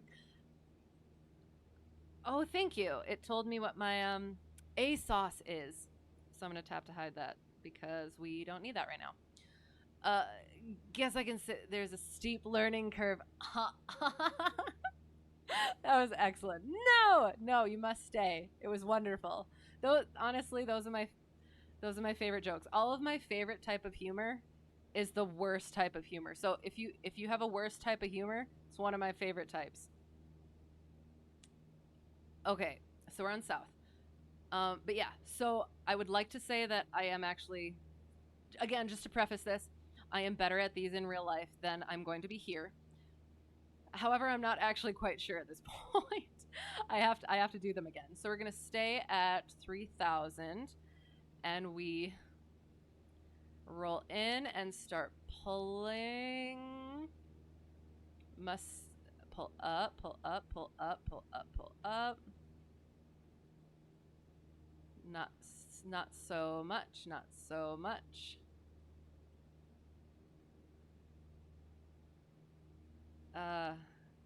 Get that horizon. I think, oops, and keep that bank angle. I want to say it's like the name tag. Nope. I am actually better at these in the real plane. Oh, shoot. So,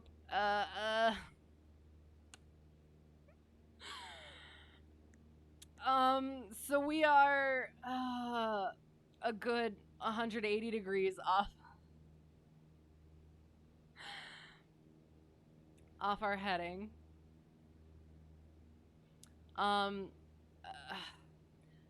And I was supposed to say that our altitude is getting low, so we're gonna bring it up and everything. But I did not do that. But yeah, so again, so the limitations for steep turns are plus or minus 5 degrees of bank, plus or minus 100 feet of altitude, plus or minus 10 degrees of heading. And I blew right past that heading. And like I said, in the plane, I am better at that. So you know what? We're just gonna oops. One thing too is though I'm actually going to reset the heading indicator. All right. So that was horrendous, but we made it through. So we're gonna pretend that it wasn't horrendous and we did a great job. So we're gonna do one to the right now. So we bank to 30 degrees and then to 45 degrees, making sure we're pulling up. Get that horizon picture proper. And we're at 180 degrees. And we're coming, keep that 45 5-degree angle and keep it coming up. And we're rolling out on north. That one was not horrendous. It probably wasn't great, but it was not as horrendous as the last one, which I completely blew past the thing. So, yeah, but it wasn't horrendous. So, we did our steep turns. Excellent. Perfect. All right, slow flight. Okay. So, we pretend we are coming into land, and we're going to turn back around and keep heading back to... So, you know what? Actually, we're going to... Oh, first, so 20 degrees. Carb heat. And I feel like slow flight does stuff differently in here than it does in the real life plane, or maybe it's just the way I understand it. I don't know. Okay, so flaps are in range, so first degree of flaps, second degree of flaps,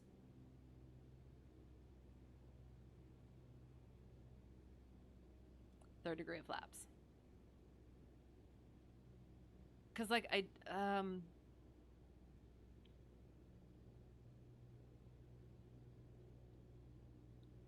so I do need to trim, because I feel like I need to have a lot more throttle in the sim than I do in the plane.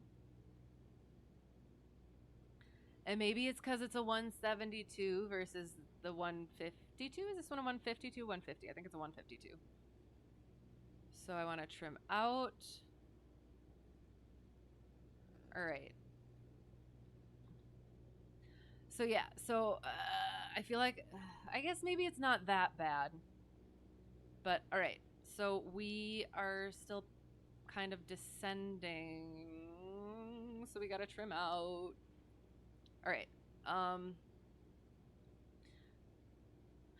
Okay, and I guess that would be it's a question that I have, and this is really ticking me off. So we're gonna just go to 2,000.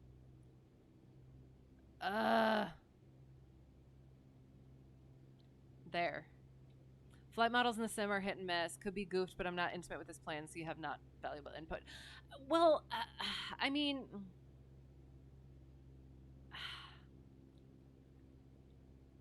the fact that some of them might be goofed. But I know, I recognize that it is different and everything, but that's why I try not to use this for precision. Gosh, we went right past... And honestly, turning... And again, maybe it's just because it's the 152 versus the 172, but it feels like it's a lot... It turns a lot faster than it does in real life. So, I don't know. Yeah, I don't know. And again, I feel like I should not have this much throttle in. We're not doing stalls yet. We're not doing stalls yet. Hang on. Just hold your horses there. Okay. Because I'm still flipping descending. And I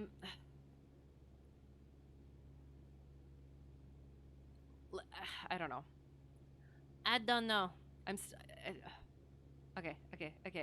We're just gonna keep adding throttle, even though it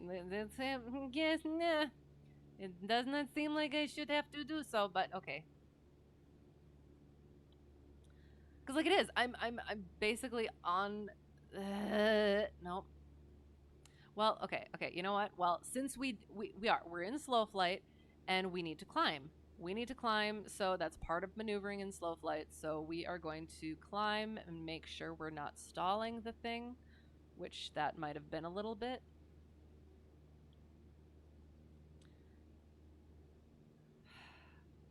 You know what? Hang on. 1, 2, 3. So this is just 30. See? Okay. All right. So we're doing slow flight. We're ascending. We're not stalling yet. That comes later. And then we're going to bring that last notch of flaps in.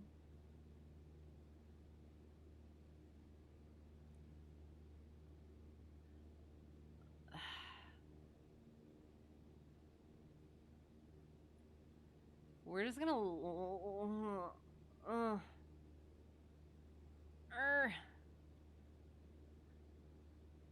like it is. It's so much harder to find that sweet spot for slow flight. At least I feel in the sim than in the airplane.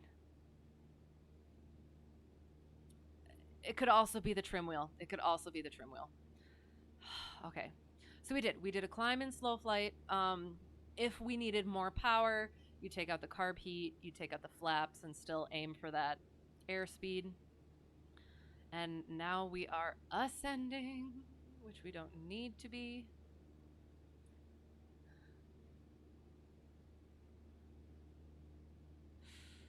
Oh, I bloody hate the trim wheel. And we have a lot of left turning tendency, which is normal. But again, I also feel like not as much, but I don't know. Okay, so we're gonna do some turns in slow flight, some nice turns. We'll even do, now we're gonna do some nice descending turns in slow flight, which I would have to pull throttle out a bit for. Uh-huh.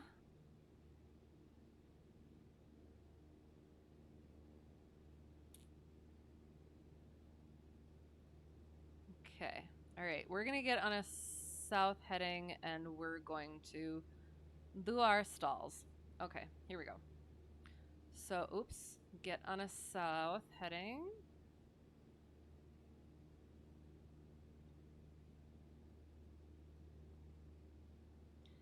And I just need to remember how to do. So, we are on a south heading. And I'm in the slow flight. And I'm coming in for a landing. So it's power off.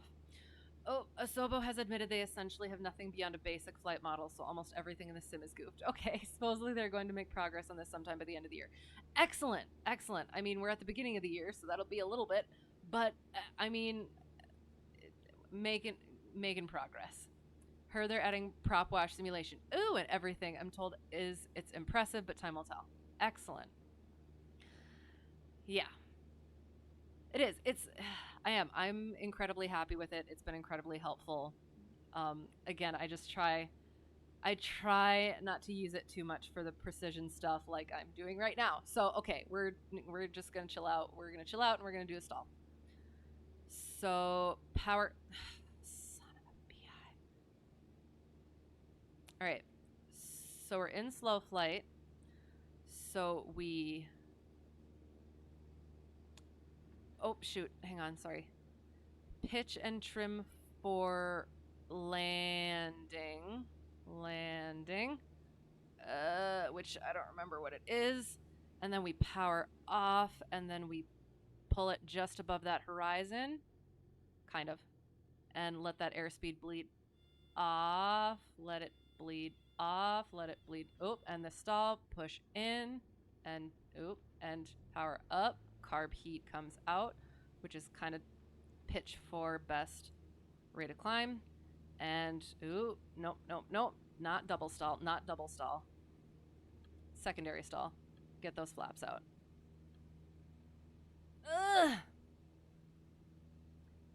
I think we did what we were supposed to. Yeah. I should have throttled in probably quicker.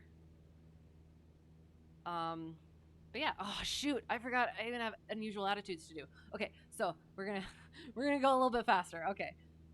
So we are gonna do power on stall now. So we need to drop that throttle a bit, bring it down to rotate speed, kind of ish, maybe. And then power on and lift that nose, lift that nose, lift that nose, lift that nose, lift that nose. Keep that attitude. Ailerons proper, ailerons proper, ailerons proper, ailerons proper.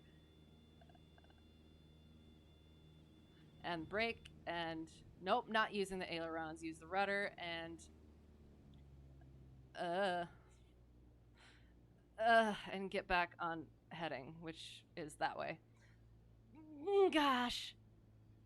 I know I'm not supposed to use the ailerons. Mm. But it is. It's one of those things where it is. It's that sort of like knee jerk reaction. But I do. I usually catch it. I usually catch it. So okay. Um. All right. Dooda dooda. Will if we get. We'll just do. So we did our stalls. We'll do some emergency stuff quick. Okay, here we go. So hang on. We're gonna get into sort of a cruise, and then. Okay, so we'll just say we're at 3,000, and we're going south, and all of a sudden, electrical fire. Oh no! Turn everything off. So we would turn all the lights off, avionics off, master and alternator off. And at that point, we would turn the master switch on. And if everything's good, then we would start cycling through necessary equipment. And at the same time, start making our way back to somewhere where we can land. And that's also something I think there's also where if you actually need that power, only then cycle it out. Like if you can fly the plane and make it without any of that stuff, go ahead and try not to turn all that back on. Squawk no radio and get down to the ground and get it looked at. But yeah, so cycling avionics. Then all of a sudden, engine fire. Oh, we pull that throttle out, and he would also do carb heat, and I would do carb heat, and we would bank and steep descent. The mixture would also come out. The fuel would go off, and we are pitching for high airspeed to try and get that fire out. Also looking for places. Oh, these look beautiful.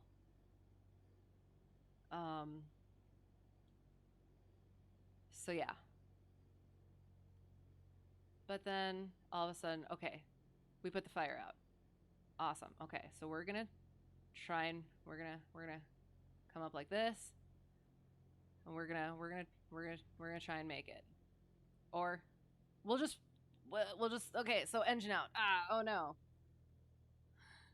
So we know wind direction. Oh gosh, I don't know. Last we checked, it was about 230. So we are actually pretty good. So we are shoot, where are we? We're about elevations around like 1,000 potentially, probably. So we are very close to the surface. So we would we're gonna slip. Oh gosh, is that a runway? That almost looks like a runway. Can we make it? That's not a good idea. That wasn't a good idea at all. Oh, that was a terrible idea. But you know what? I think we oops. That's okay. Okay. And we're just going to come in for a landing here because okay. We're getting our flaps in.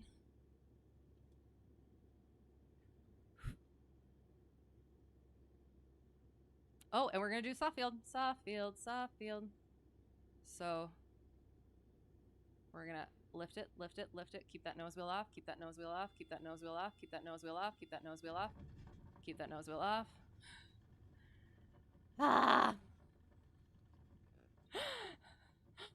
Ah. Did I forget anything? I don't think so. Oi. And that would not actually happen in Checkride. He'd be like, "Yeah, we would survive," or "No, we wouldn't have survived," and uh, will you have the option to continue with the check ride or just take your what is it? Discontinue, not discontinuance. Your whatever the no one is called. I don't even want to know what it is. Okay, so that was that. Other emergency procedures. We did engine out, picked our field, did our engine fire, excellent. Icing, we would carb heat and pitot heat, either ascend or descend. Strongly consider 180 degrees. Get out of whatever clouds you're in. All right, so we're gonna take off and hope we don't screw anything up. So we're just gonna do a normal takeoff just because I don't want to mess with. We did our short field and soft field takeoffs and landings, excellent. And now carb heat, trim is whatever it is. Yeah, we'll see how this goes. Yeah, this isn't gonna go well, but we'll see what happens. So we're actually at not quite 1800. It's a little bumpy. Oh. No. Oh gosh.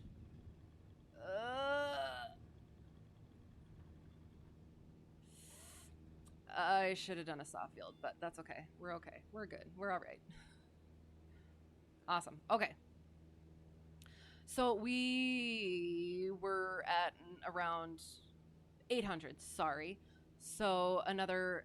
I've been actually liking 900 for my ground reference maneuvers. So I'm gonna do 1700.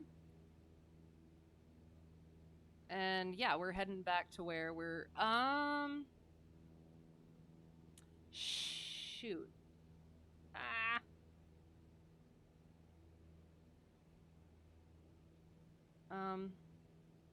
Oy. Am I gonna have enough intersections? I hope so. And long straight roads. Oh no, I did not actually think about that. So,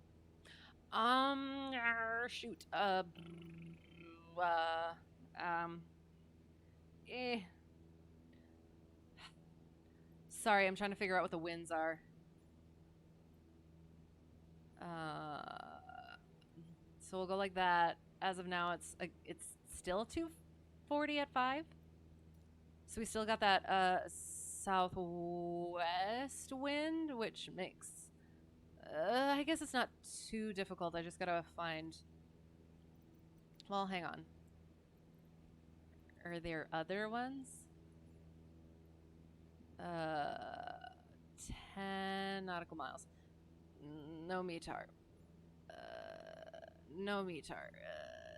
No METAR. And technically I need the winds left anyway. So we're gonna go with oopsie daisy. Oh, 1700. So we're gonna trim out with this dumb trim wheel. And look at this beautiful road. Is it a proper road for us? I think it is actually, because it's going north-south. And our wind is apparently east-west. So we need to come down a little bit more because the terrain. So ground reference maneuvers are 600 to 1000. So usually it'd be around like 800 just to have that nice little buffer on both sides. But again, I've been liking the and you know what? I have to bring this out anyway. So 2300. Oh, and maneuvering speed was necessary for steep turns. I don't know if I mentioned that. Okay. So, so if we would be, hang on, heading downwind. So we need to come from the other side.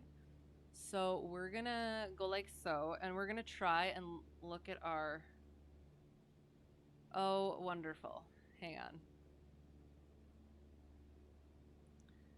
I'm trying to gauge the wind direction for my ground speed, but it's almost looking like it's south.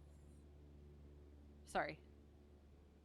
a northern wind, so we're not going to be able to use that road, which is awesome.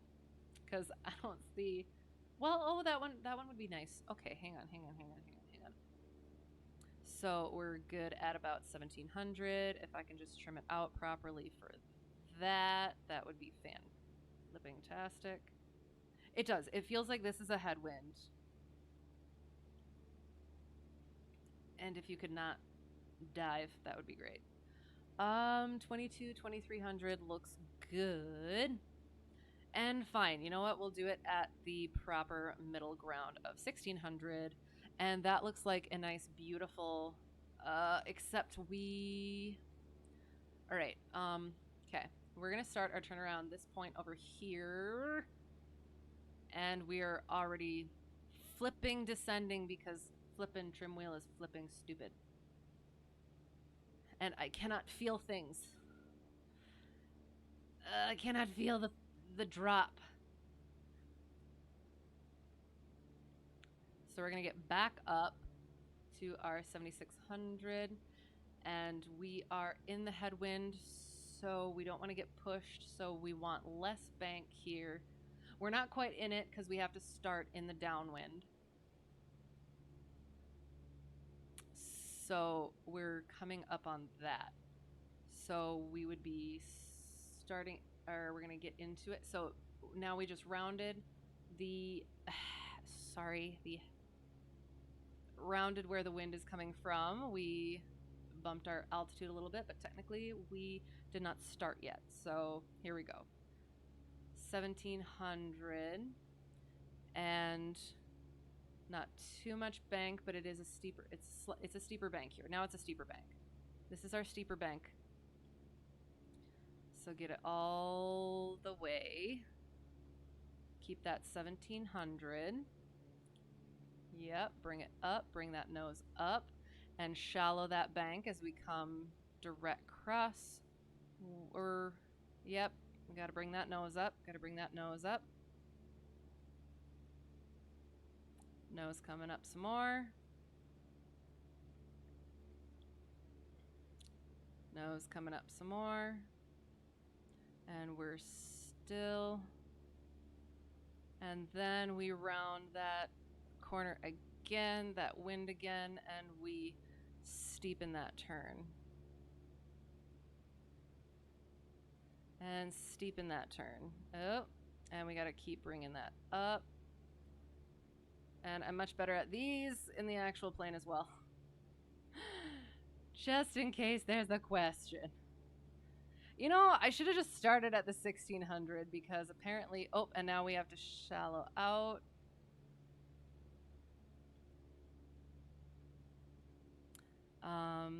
Shallow out, let it kind of carry a little bit,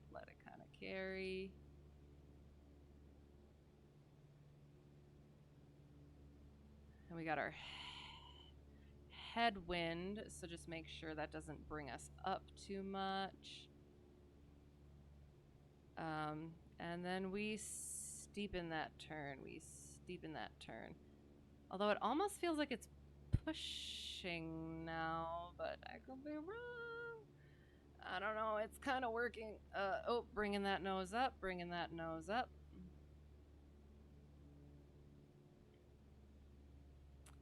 All right.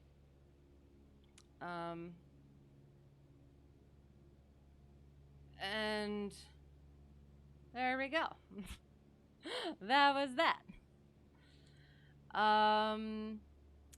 We're gonna head down to that one and do a right turn.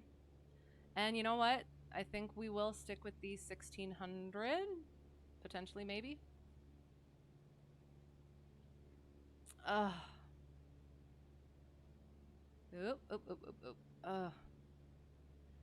You're sweating buckets. I got my fan on and I'm like, oh gosh. What are you up to? Okay. I was gonna say I'm not sure I like that intersection, but maybe I do. So, okay, so we're on apparently the downwind. Okay. So, oops, bringing the nose up a little bit. And we are, actually, it's not quite an intersection, but okay, this is happening. Oh, it like is, but okay, awkward. All right, okay. So this is the steepest turn. Honestly, I might have started a little too close. Steepest turn and start shallowing out. Start shallowing out. Make sure we're not too shallow though. Uh-huh. And keeping our altitude proper. Nice and shallow on this end. Nice and shallow, and watch that altitude and make sure we are taking into account potential non-directly north wind. So we're going to start steepening. Not too much though. Follow that point. Now we're going to start steepening some more. Keep that altitude. That altitude.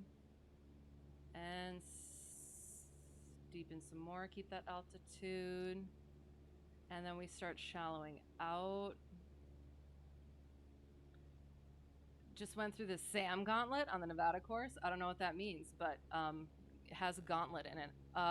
We're going to bring the nose down some more.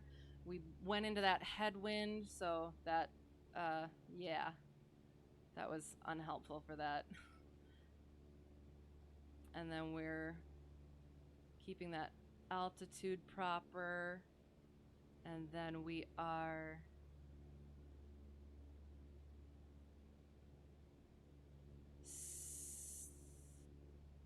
deepening a little bit as we pass that headwind. Lots of flying death sticks coming at you as you try to reach each waypoint. Oh, wow. Okay. Well, there you go. So I get, yeah, yours is probably a little bit more intense than mine is right now. It feels intense, but, all right. So, we got off on that one a bit, but I'm not sure how many he's gonna like have me do, if I'm supposed to do it like 3 times. And again, I'm better at this in the actual plane. So we're actually going to, which looks better, hang on. So we are heading upwind. Some of them slow, subsonic, others about Mach 3. Oh gosh, okay, nice. Shoot, again, like, okay, so we're gonna go that way for some S turns. And then, yeah, so that's, like, they have the rectangular course for ground reference maneuver, right? But, I mean, you kind of just do that in the pattern. So it's unlikely to be the one of the 3 that is chosen as a ground reference maneuver by the DPE. Oh, and we're getting into our position, so we want to steepen that turn to get us, ooh, not that steep, bring us back up, bring us back up, bring us back up. All right. All right, so we're gonna start to the right, or left. So steepest bank here because it's downwind. Make sure keeping that altitude. And as you're coming around, honestly, I have not really had to shallow the bank really on the downwind side, but maybe I'm just doing it wrong. And we're wings level, and we kind of just let ourselves go a little bit because we don't want to get pushed. And then we shallow bank, shallow bank. Nice and gentle, and focus on the track rather than where, like, how the airplane is pointed. We're going to bring that altitude down just nice and gently. And as we're passing through, we're going to start steepening that bank as we come into that downwind and make sure we're not. So, and that's something too that kind of threw me, that I didn't think about until we had a really windy day and we practiced these, my instructor and and I was always trying to keep my plane also pointed nose forward, but yeah, he had to tell me it's okay. It's okay to have the plane be crabbed differently. You're just worried about the ground track. And it was like, oh yeah, I guess that does make sense. Wings level, and we're gonna let it go just a little bit, and we're only gonna have room, I think, for one more, which is fine. And we'll slow bank. Nice slow bank. Make sure that altimeter, that altitude is not rising. We're going into a headwind, so that is a factor. Nice, gentle, shallowish bank. But again, as we're passing through that crosswind, we start banking a bit more. Keep an eye on that altimeter. And some more.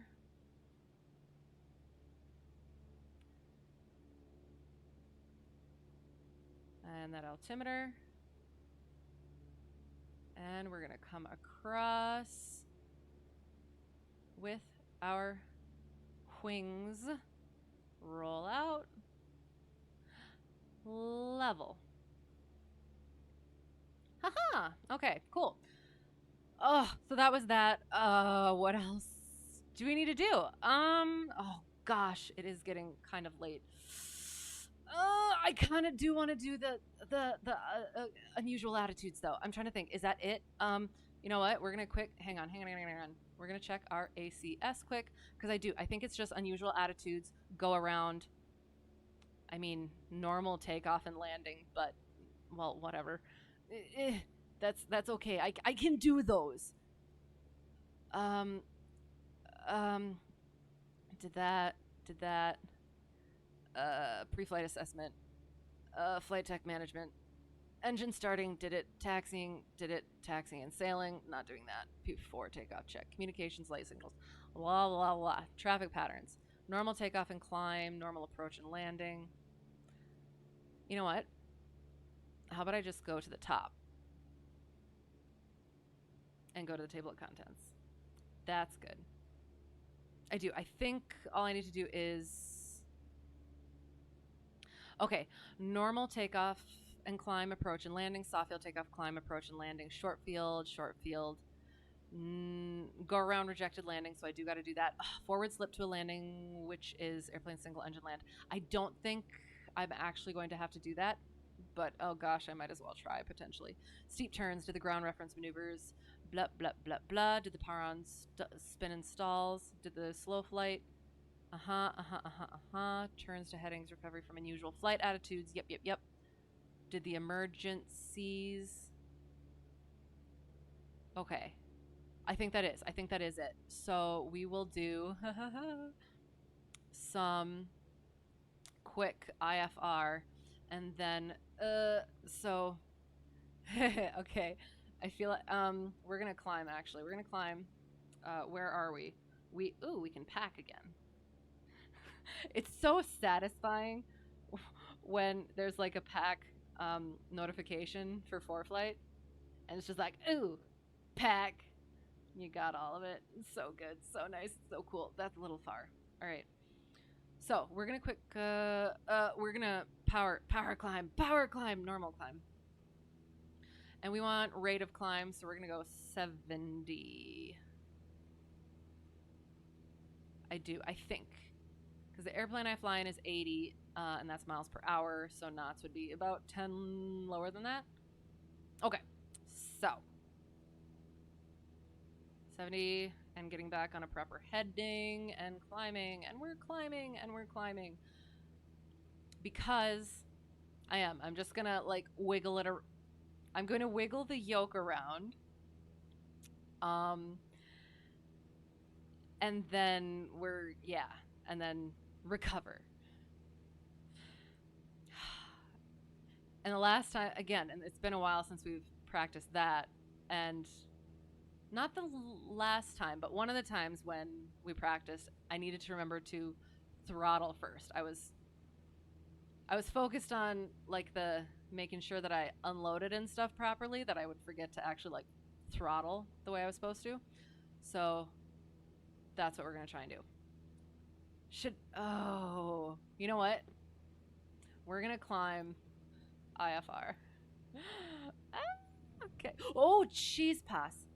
Sorry. Okay. So we're doing, how do I make it bigger? I'll make it big. Oh, I made it big. Don't take that out of context. Where's my cloud?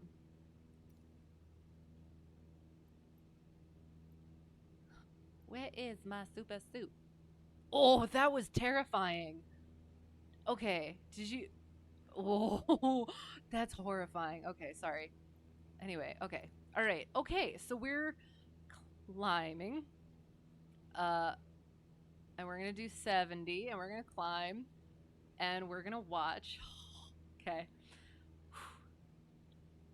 Oh, okay. So we're just going to keep it at 70, keep our attitude. Oh my gosh. So we're watching our altimeter and our airspeed, and we keep on nosing down. So we're going to trim up a little bit. So we're just watching. Oh gosh. It is. It every time it. And I want to say, I actually remember a time where this didn't bother me, but it does now. Okay. So we were descending and we are climbing, keeping our wings level, and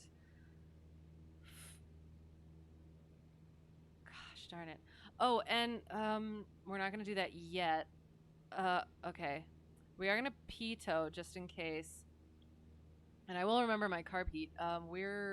We don't have to go up that quickly.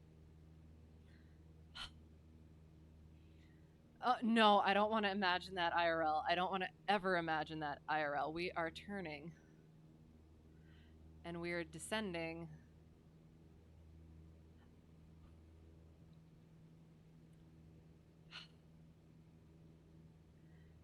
And that's the thing is like, it is. The foggles are one thing. Like, for me, it's actually kind of cozy underneath the foggles and just keeping everything in its place. But like, there's something that flips in the brain when you actually can't see anything. I don't know. Oh, okay. We are descending. We are descending. I don't want to be descending. I want to be climbing still, and we are going to level off at 3,500. Keeping those wings level. And I have no idea what heading I'm at. Okay, where is my plane? Where are we? Okay, we need to turn. We are a little bit trimmed out too much that way. So we're going to turn. Wait, what? Why? Okay, so first I should probably do my DG. Yeah, okay.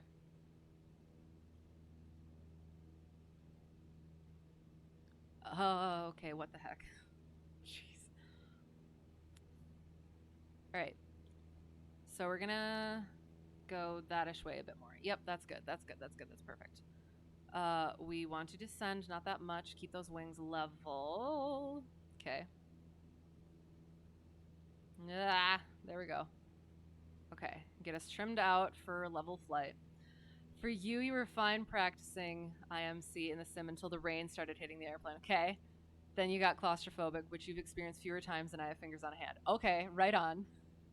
Yeah, it. I. I guess I haven't tried. Oh my gosh. Sorry, I hadn't tried that before. Looking out that way. You know what? Like, I think it's also. Why did that.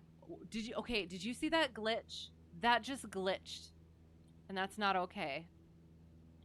Sorry. Anyway, I haven't tried it with precipitation, but I think potentially, possibly a little bit kind of, well, it's that nothingness kind of little bit descending, little bit descending, little bit too much descending, pull that throttle out. And I didn't even try. Um, yeah. The, I don't know, like I guess it is. I like being able to build on things. How you'd handle in real life, that one I truly don't want to know. I was shocked the sim got it out of me. Like, but again, that's why we practice this stuff because it can happen, and I'm finding out more and more and more and more and more. Like, you hear stories about mistakes people make or things that people get into, and you wonder how, if you plan it out and you make the right decisions, how do you let that happen? It it happens.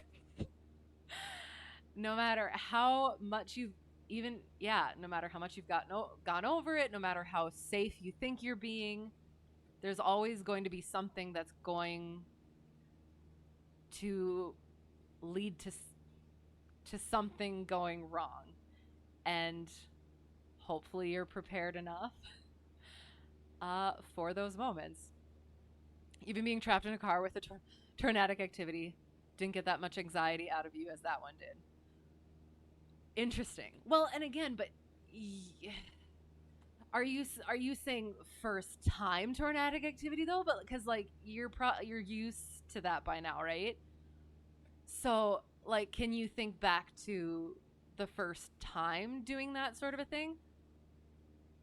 If you had that at all, I don't know. And that's a thing too. I guess I don't know. By now, yes, not when you were younger. Yeah. Okay. Interesting. Okay, we need to readjust ourselves. We're descending, now we're climbing. Okay, so I do need to get shoot. I do want to climb a bit more. If I could properly do it. Okay, so you know what? Um I want to get that out of there. Okay. Oh, okay. And okay, and my other question is does I'm trying to think. Does the speed go down faster to me because it's in knots and I'm so used to the miles per hour? Could that be a factor? Because it does. It just feels. Oh, gosh darn it.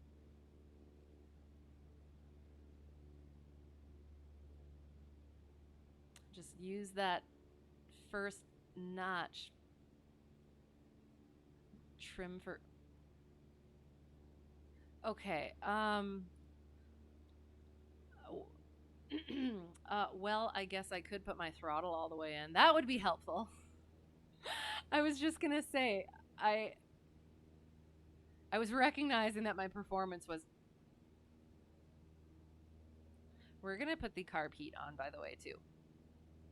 Although the last time that I actually, so I did this at one point, and it was all fine during the fact, icing wise. But then afterward, when I was doing other maneuvers, when everything was clear, all of a sudden my tachometer just dropped. I had no idea what was going on, and I hadn't. Again, it was one of those things where I knew what to do and I knew what to look for mentally and knowledge wise, but it, I hadn't thought about it practically or worked through it practically at all, so I had no idea what I was doing. And eventually I figured, oh, icing. And so I put the pitot heat on and didn't do the carb heat because, yeah, I wasn't thinking about it properly. But now I know. Now I know. Oy, yoy, yoy. All the things come so far. Could be not as slightly bigger than a mile. Low speeds, not much of a difference, but the faster you go, the bigger the difference. Okay. It just does. It seems like the speed drops a lot faster. Like when I'm trying to go up. Like I'm trying to go up so that I can do some unusual attitudes and then go and land and do a go around and then be done with Checkride. Hopefully. Because I'd prefer not to actually crash in these unusual attitudes, but it, and again. I'm looking, no flaps. Hmm, hmm, hmm, hmm, hmm. Oh my gosh. Like, okay.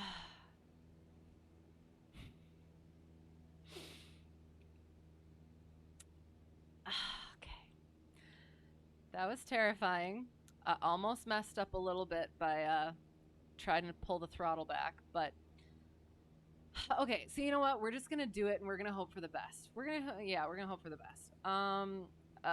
So potentially probably 32, 3300, same as the other stuff. Okay, closing my eyes. Go. I don't have to do that. I'm just gonna wee. Oh gosh. Okay. All right. So we are. Oh gosh. We are diving. We throttle off. We unload those wings, and then we slowly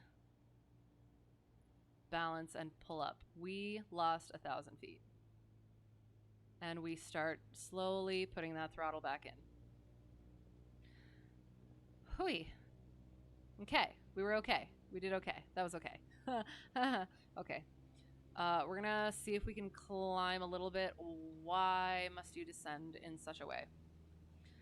And I'll try and make it well, technically, we kind of inadvertently did a, I kind of inadvertently did a, too far up one. So technically that potentially maybe count. Whoops! Looks like you goofed. Oh no, how did you goof? Okay. Uh, uh. Dare me to do it this close to the ground? Let's see what happens. Okie dokie. We're gonna 22, 2300. We kind of already did the whatever one, but I'll try to. No, we're gonna do up. We're doing up. Oh gosh. Okay, so we are a family. Yep. Thank you, ForeFlight. And as that speed begins to drop and we start climbing back out, we bring that throttle back in.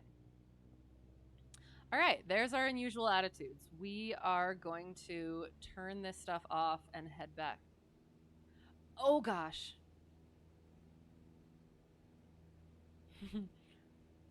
I'm going to quick active pause and see how actually close we are. Oh my god. Oh no. Oh, whoops. Looks like you done goofed. 1 mile equals 0.87 nautical miles. So if you're doing 100 knots, that'd be 115 miles per hour. Yeah. Oh, sorry. How I remember it is it's the 1.15. Yeah, 1.15 miles to 1 knot. So, okay. We both goofed. That's okay. Look at though. Oh my gosh. This is how bad things happen. And this is why we don't fly into IMC.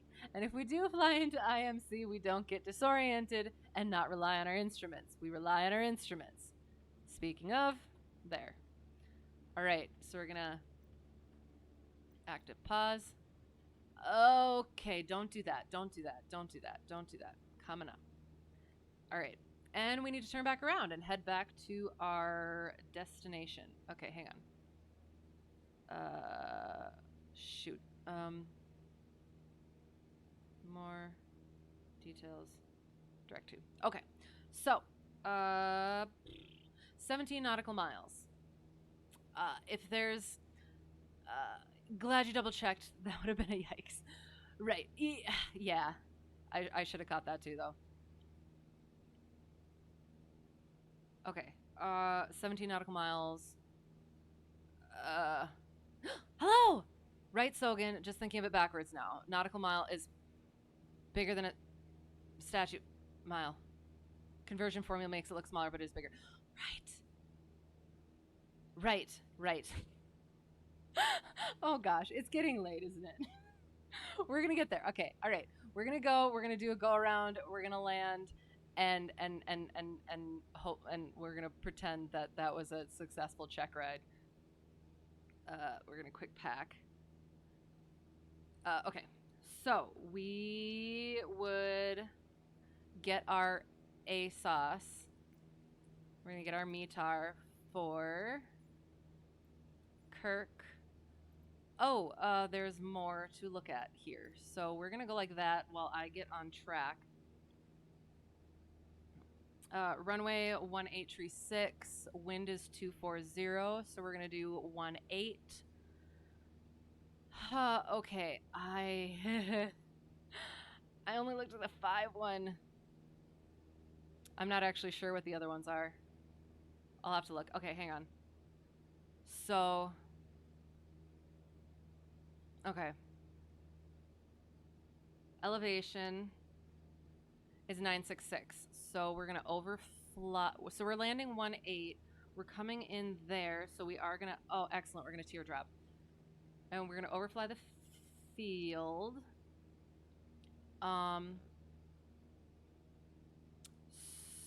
So. Okay. All right. So we're back on our line. Boom. And 966. So pattern is about 2,000, so 2,500 we want to be at. So we're just going to go down to 2,500. We're at 15 nautical miles. Okie dokie. Okay. Stop climbing now. And we're going to bring it to cruise. And I would lean it out, but we're coming up to our destination. And to be honest, I really don't want to forget. So, and our heading is gonna be 253 degrees. Excellent. So but that doesn't account for wind, so we'll just hope.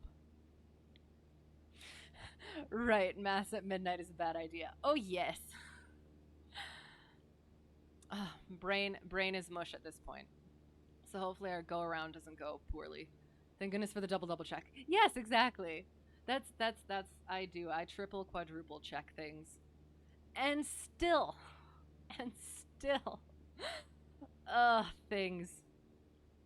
All right. So, we're going to read this METAR. We're 13 nautical miles, so we just got to remember we got to make our call in 3 nautical miles. All right, so Kirk at the 9th at 0555 Zulu, automated, wind 240 at 5 knots, 10 statute miles, excellent, clear. 4 degrees Celsius, minus 3 degrees dew point. Why are you still? Altimeter is 29086. Okay, hang on. Oh, shoot. Okay. 29008. I think I have to bring it back just the 1. So, no, and it's great because like the plane that I fly in is like 0.15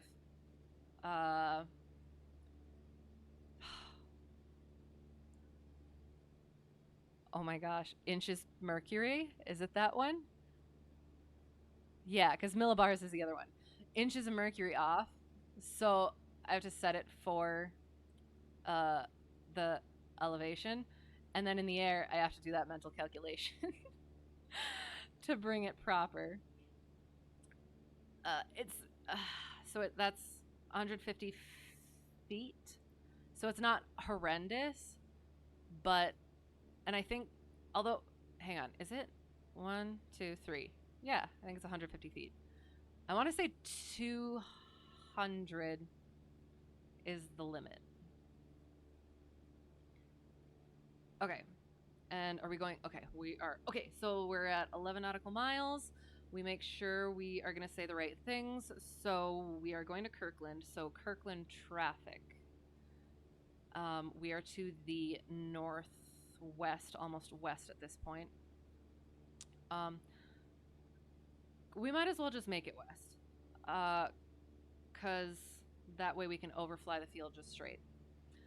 So Kirkland traffic, and it's probably about that time. So Kirkland traffic, Cessna Hotel Tree 1, Delta 1, 10 miles west at 2500, inbound for runway 18, Kirkland.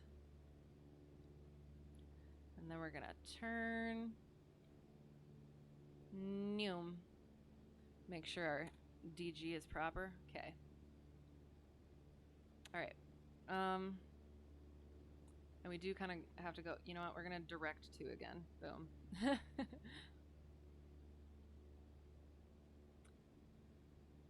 Oi, okay.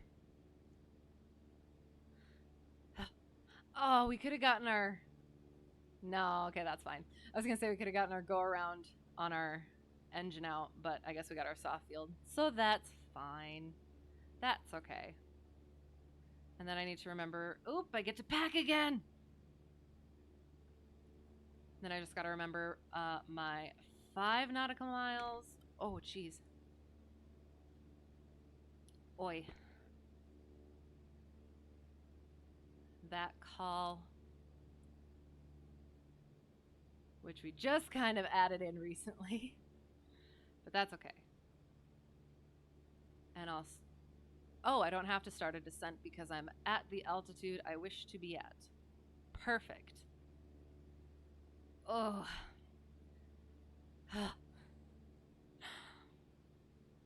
This hasn't been horrible.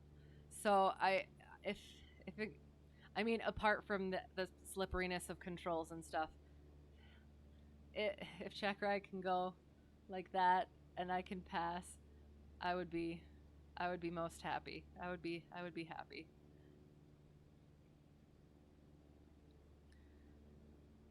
All right, and we're watching for airplanes and other... Where? That must be Brashear, out to our right. Okay. And we're looking... Oh, we're going almost directly into the wind. Oh, we're gonna up. We're gonna go cruise. Which I probably should have been doing anyway. Trying to think if there's anything else I may have missed.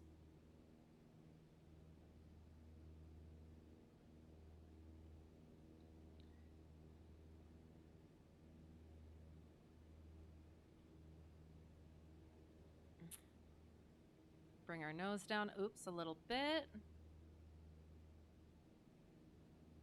Oops.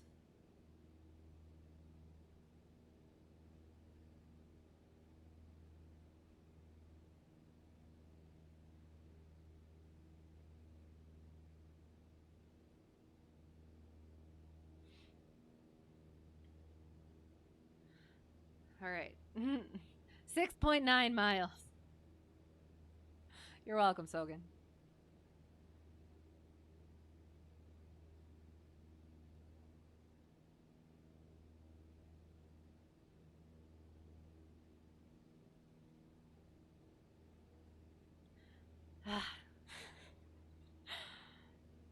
Oh my gosh.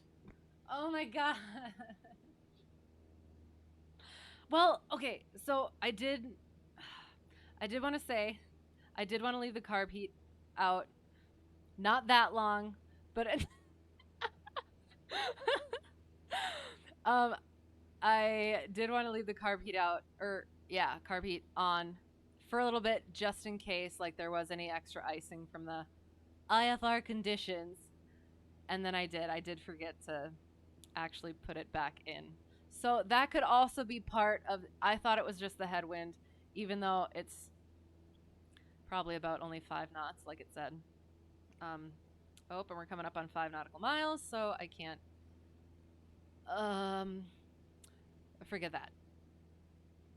So we're just gonna go ahead and call. Kirksville traffic, Cessna Hotel 31 Delta 1, 5 miles west at 2600, inbound for runway 18. Kirksville. And I do want to get down a little bit now that our performance is better.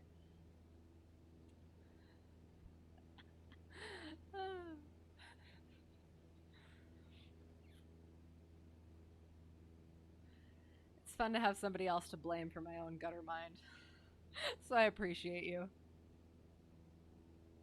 All right. We are a little bit south of the airport where I would like to be.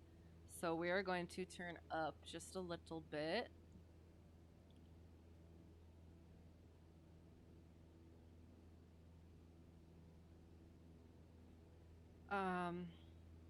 Yeah, okay. So we're getting there. Keeping our eye out. Glad you're good for something. You are, of course.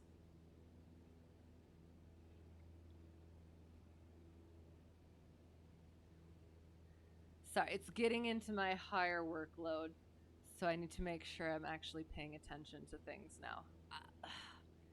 Is that the runway? We're not gonna assume. Oh, well, that is the okay, hang on. So that must be okay, is it that? It's that whole thing, isn't it? Ah, okay. So we're gonna get down to the 2500. We are going to nose down just a little bit. We're a little bit close, a little up close and personal. Been lurking, fun to watch. Oh, good, I'm glad. Hope I'm not doing anything horrible. Yes, see you tomorrow. I'm so excited for the short field and the soft field, particularly the short field landings. So, yes, see you tomorrow. Good to have you here. Have a good night. Sleep well. All right. So, we're at 2500.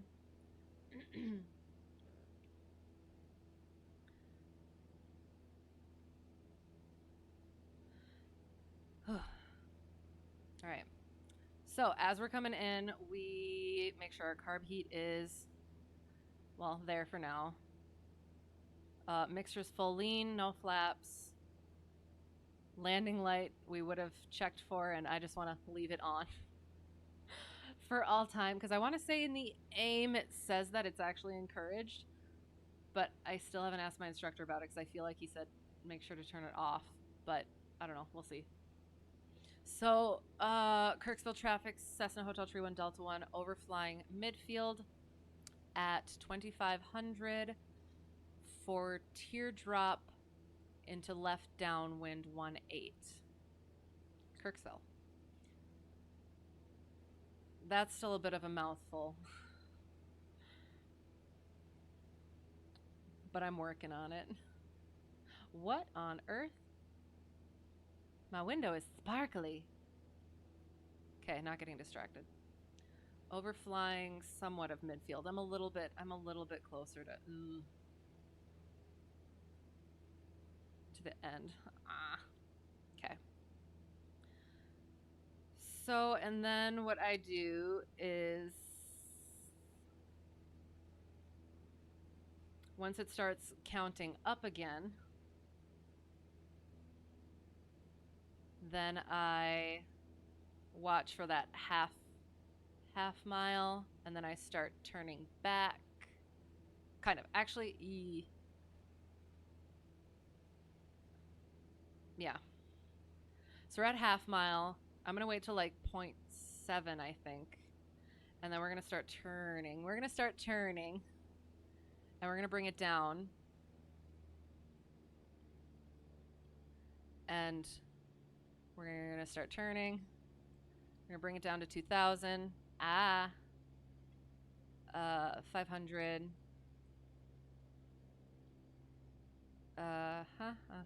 We're descending at about 500.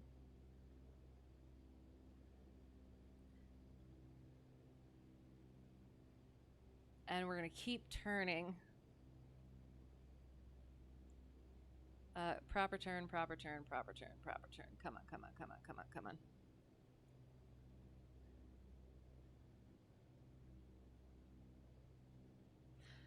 Okay, almost. And then we're coming to pattern. Oh gosh, okay. Oh, shoot. Kirksville traffic, Cessna Hotel Tree 1, Delta 1, left downwind 18, Kirksville. And we are in flap range, so we bring that carb heat out. We bring our flaps down. We are a little close. So this is going to be actually probably perfect because we're going to do a go around anyway. So, and then but we're going to do it all right. We're going to do it all right. And we bring it down to 50. You know what? The throttle is ish in here, but okay. It's again, probably how I have it calibrated and because I just don't learn how it's actually supposed to. It's like a different aircraft. Why are you so wibbly? Okay, 500. And Kirksville traffic, Cessna Hotel Tree 1, Delta 1, left base 18, Kirksville. All right, nice and gentle. Keep it turning, 500. Bring it up. Don't chase the VSI though, keep the nose coming down. We did our first notch of flaps. Oh, okay, and we're base to final, so I want to get fairly close to the runway on this go around though. So we're just gonna make sure that we don't overbank. Kirksville traffic, Cessna Hotel Tree 1, Delta 1, final 18, Kirksville. So yeah, that would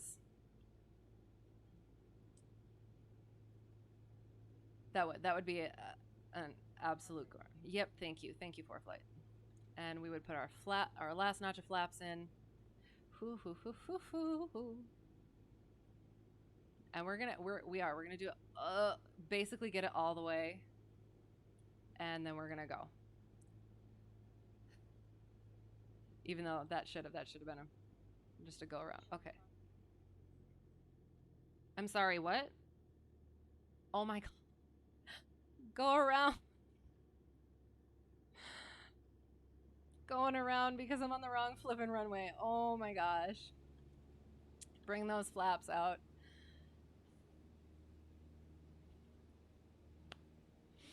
And we are paying very close attention because we are on go around. Oh god. Oh, yeah, exactly. Oops. See, oh, and that's the thing is it does.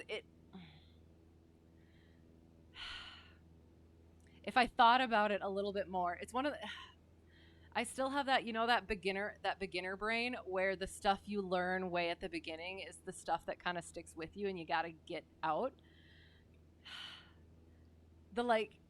It's 18 because you're down at the south. No, that's 36 because you're facing north. Okay. So to be honest, I'm gonna have to ask, just get in the flow, getting myself worked up again. Yep. But I was trying to make sure I was okay. This is our high workload, so make sure you're doing everything you're supposed to, and then I do that. So, all right. Anyway, so I'm not going to want to ask, but I'm going to have to ask. So say, because how that, that should have just been a keep going on to the downwind sort of situation. So, all right. Okay, we're going to do, oh gosh. So we did a go around. I kind of wish we were a little bit closer to the runway, but I have done go arounds before, even by myself, in solos. just because I did not like how these were earlier solos. I like to hope. Yeah, they were earlier solos, so it was fine. But yeah. Anywho, okay. So we upwind. Oops. And that's another thing too. So my instructor told me, I think, and this could have been like another one of those a while ago things. So we're gonna drop that throttle. There's a state of mind. Actual term is flow state. Very specific, but once you're in it, that's when you access the third eye, so to speak. Right. If you'd like, can try and show you how to access that more often. See, okay. So, like, and that's the thing.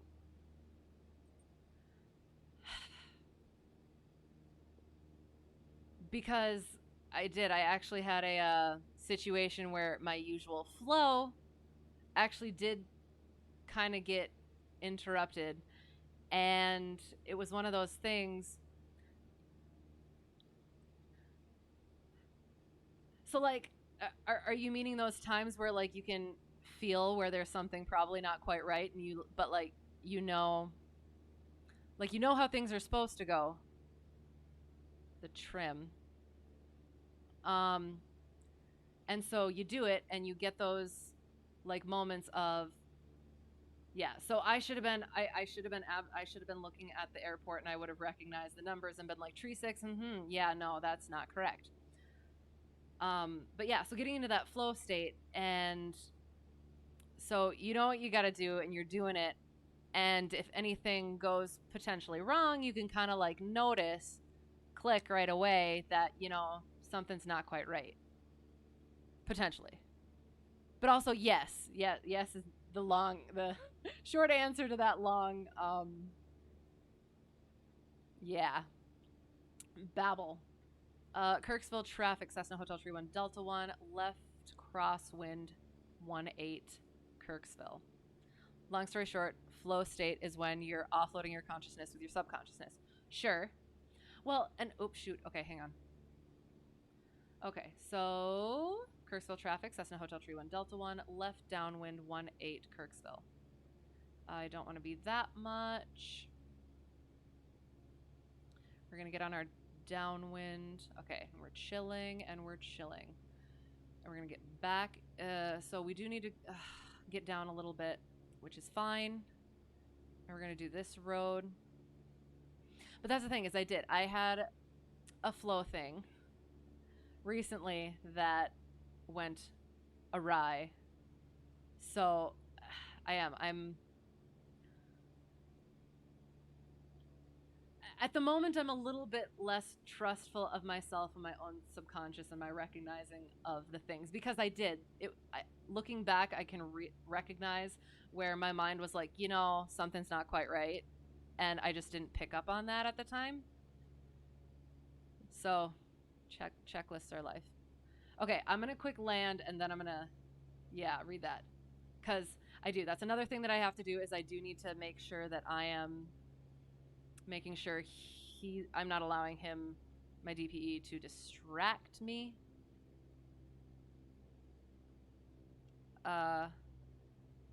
Especially in these sorts of situations. And this is too far down. Okay. And we're chilling, and we're chilling.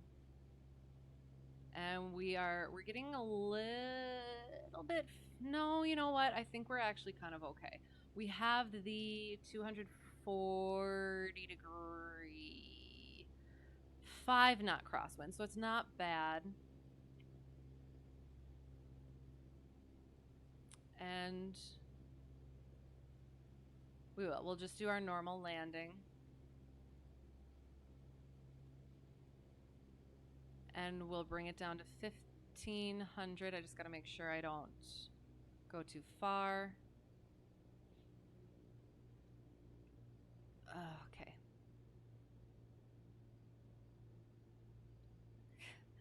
And trimming to about 500.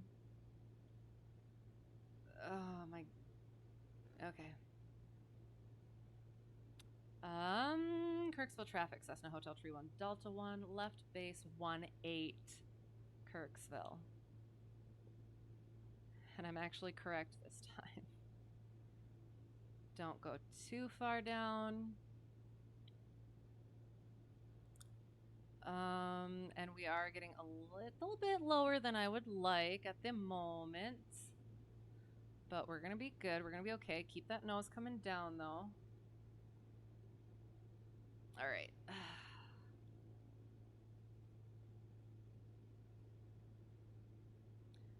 Uh-huh. Thank you, ForeFlight. Okay. Kirksville traffic, Cessna Hotel Tree 1 Delta 1. Final 18 Kirksville. This is gonna be this is gonna be a little bit interesting.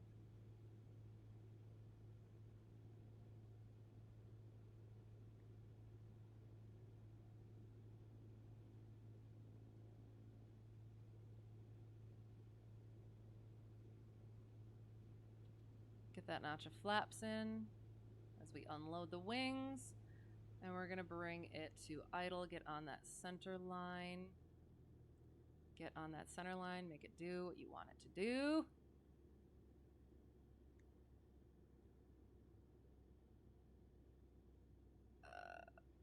You know what? We're gonna power up just a smidgen. And we're gonna get back on that center line.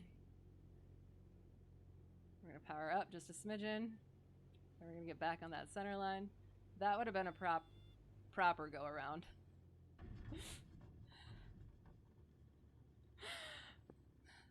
But it's late. I'm sorry.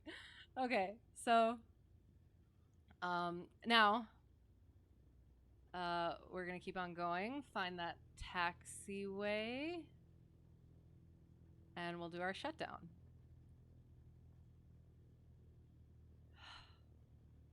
Okay, I believe we're coming up to a taxiway here.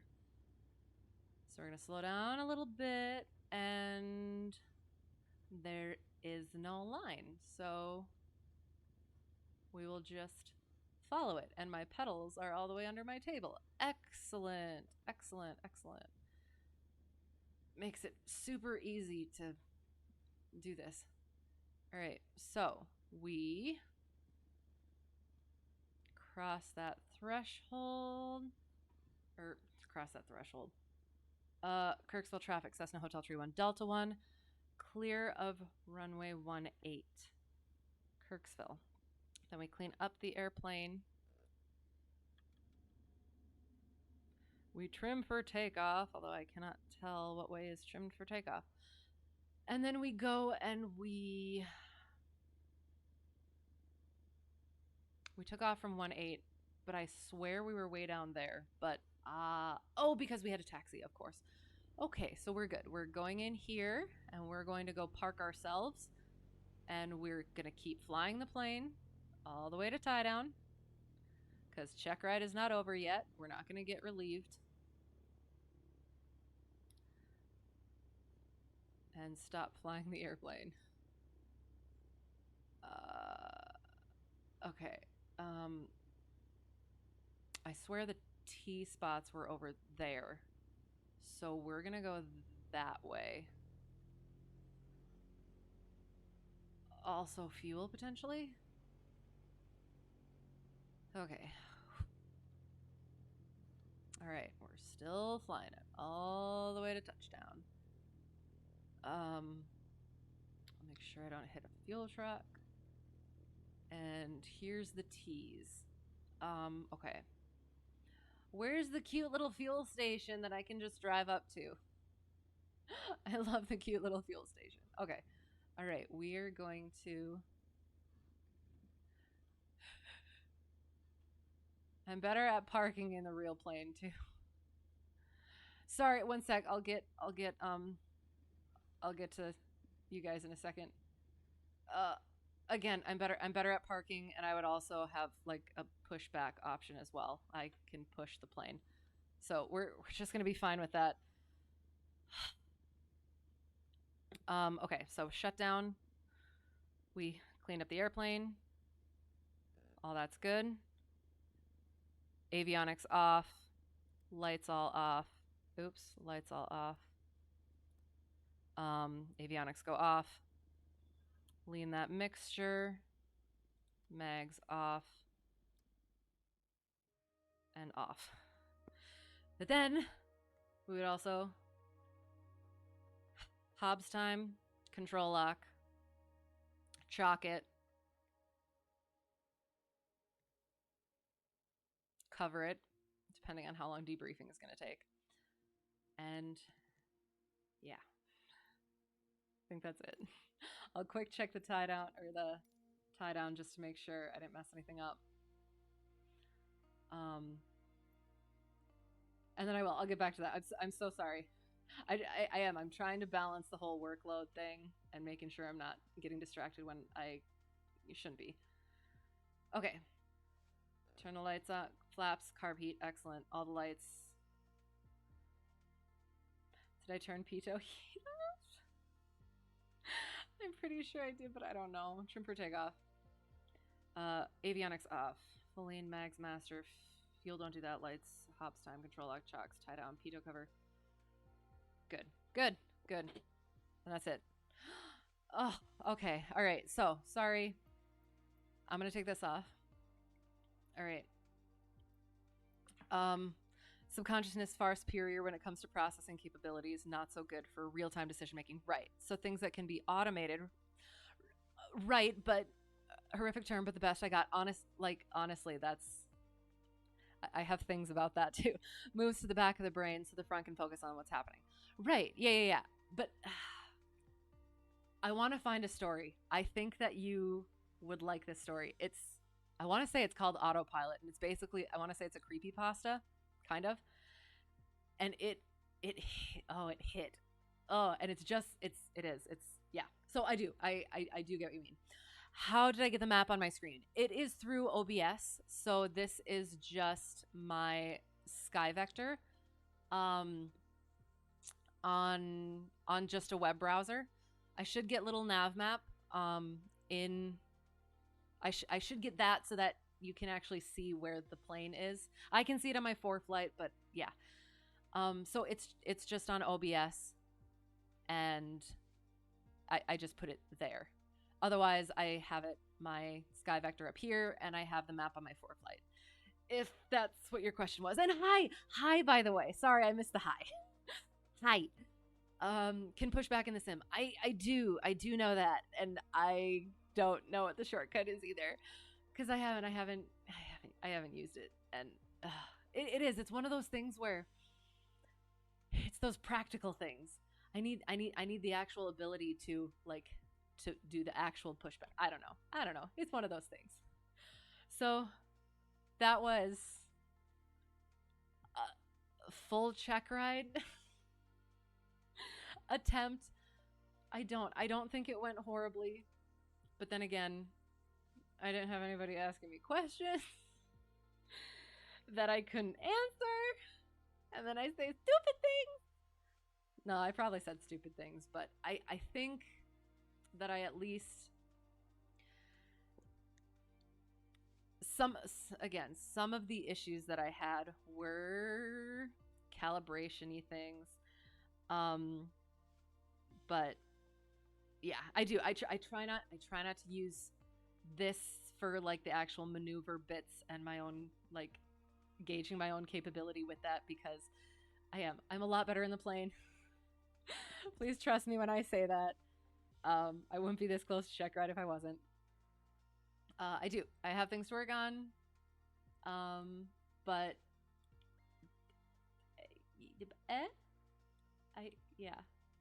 I think it went okay. So we'll see what happens. Still not actually sure when my Checkride is. Working on scheduling things. So I'm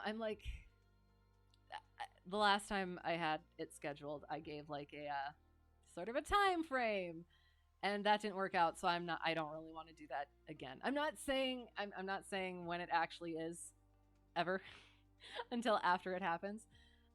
But even a time frame, it could move, and I could talk to my instructor, and we might both be like, maybe we're not ready. And so, yeah, so we'll see.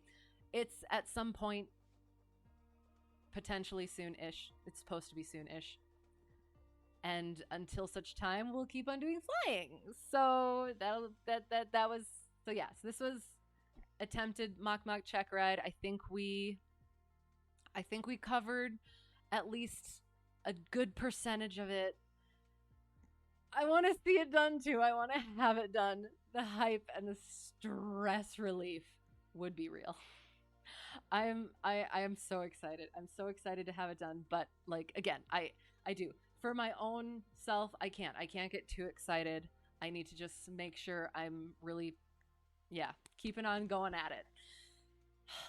So like I do. On one hand, I'm like I think I'm gonna be fine. On the other hand, there is stuff that I still need to work on, and I just need to make sure that I can get through it with the stuff that I have.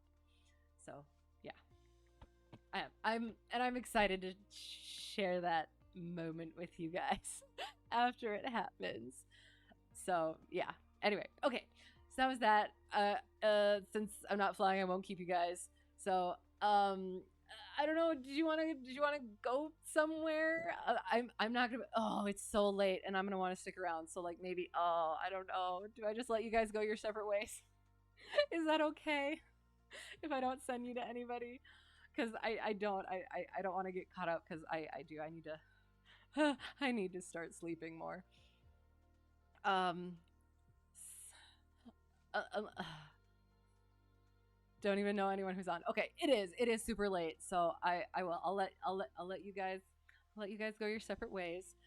Thanks for being here. It was a lot of fun, and I feel like I got a little bit better at managing the distractions, which and again it was good distractions.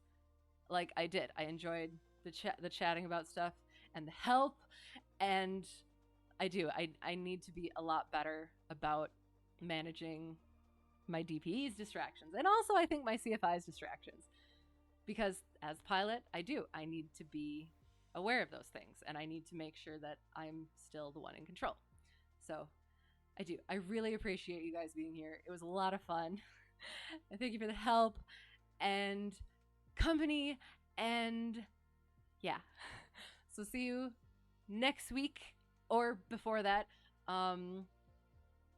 Yes, Charlie stream tomorrow. Charlie Foxtrot is awesome. If anyone on here doesn't know him, check him out. He's great. He's helpful, and he has his stream tomorrow. So no talking about baking cakes on flying. Only in cruise. Not during landings and takeoffs and when I'm supposed to be doing radio calls. Yeah. So I am. That's why I'm thinking I'm going to lean towards for now that all the issues, all the mistakes that I've been making recently are just preparing me for Checkride, and that it is. It's just kind of moshing.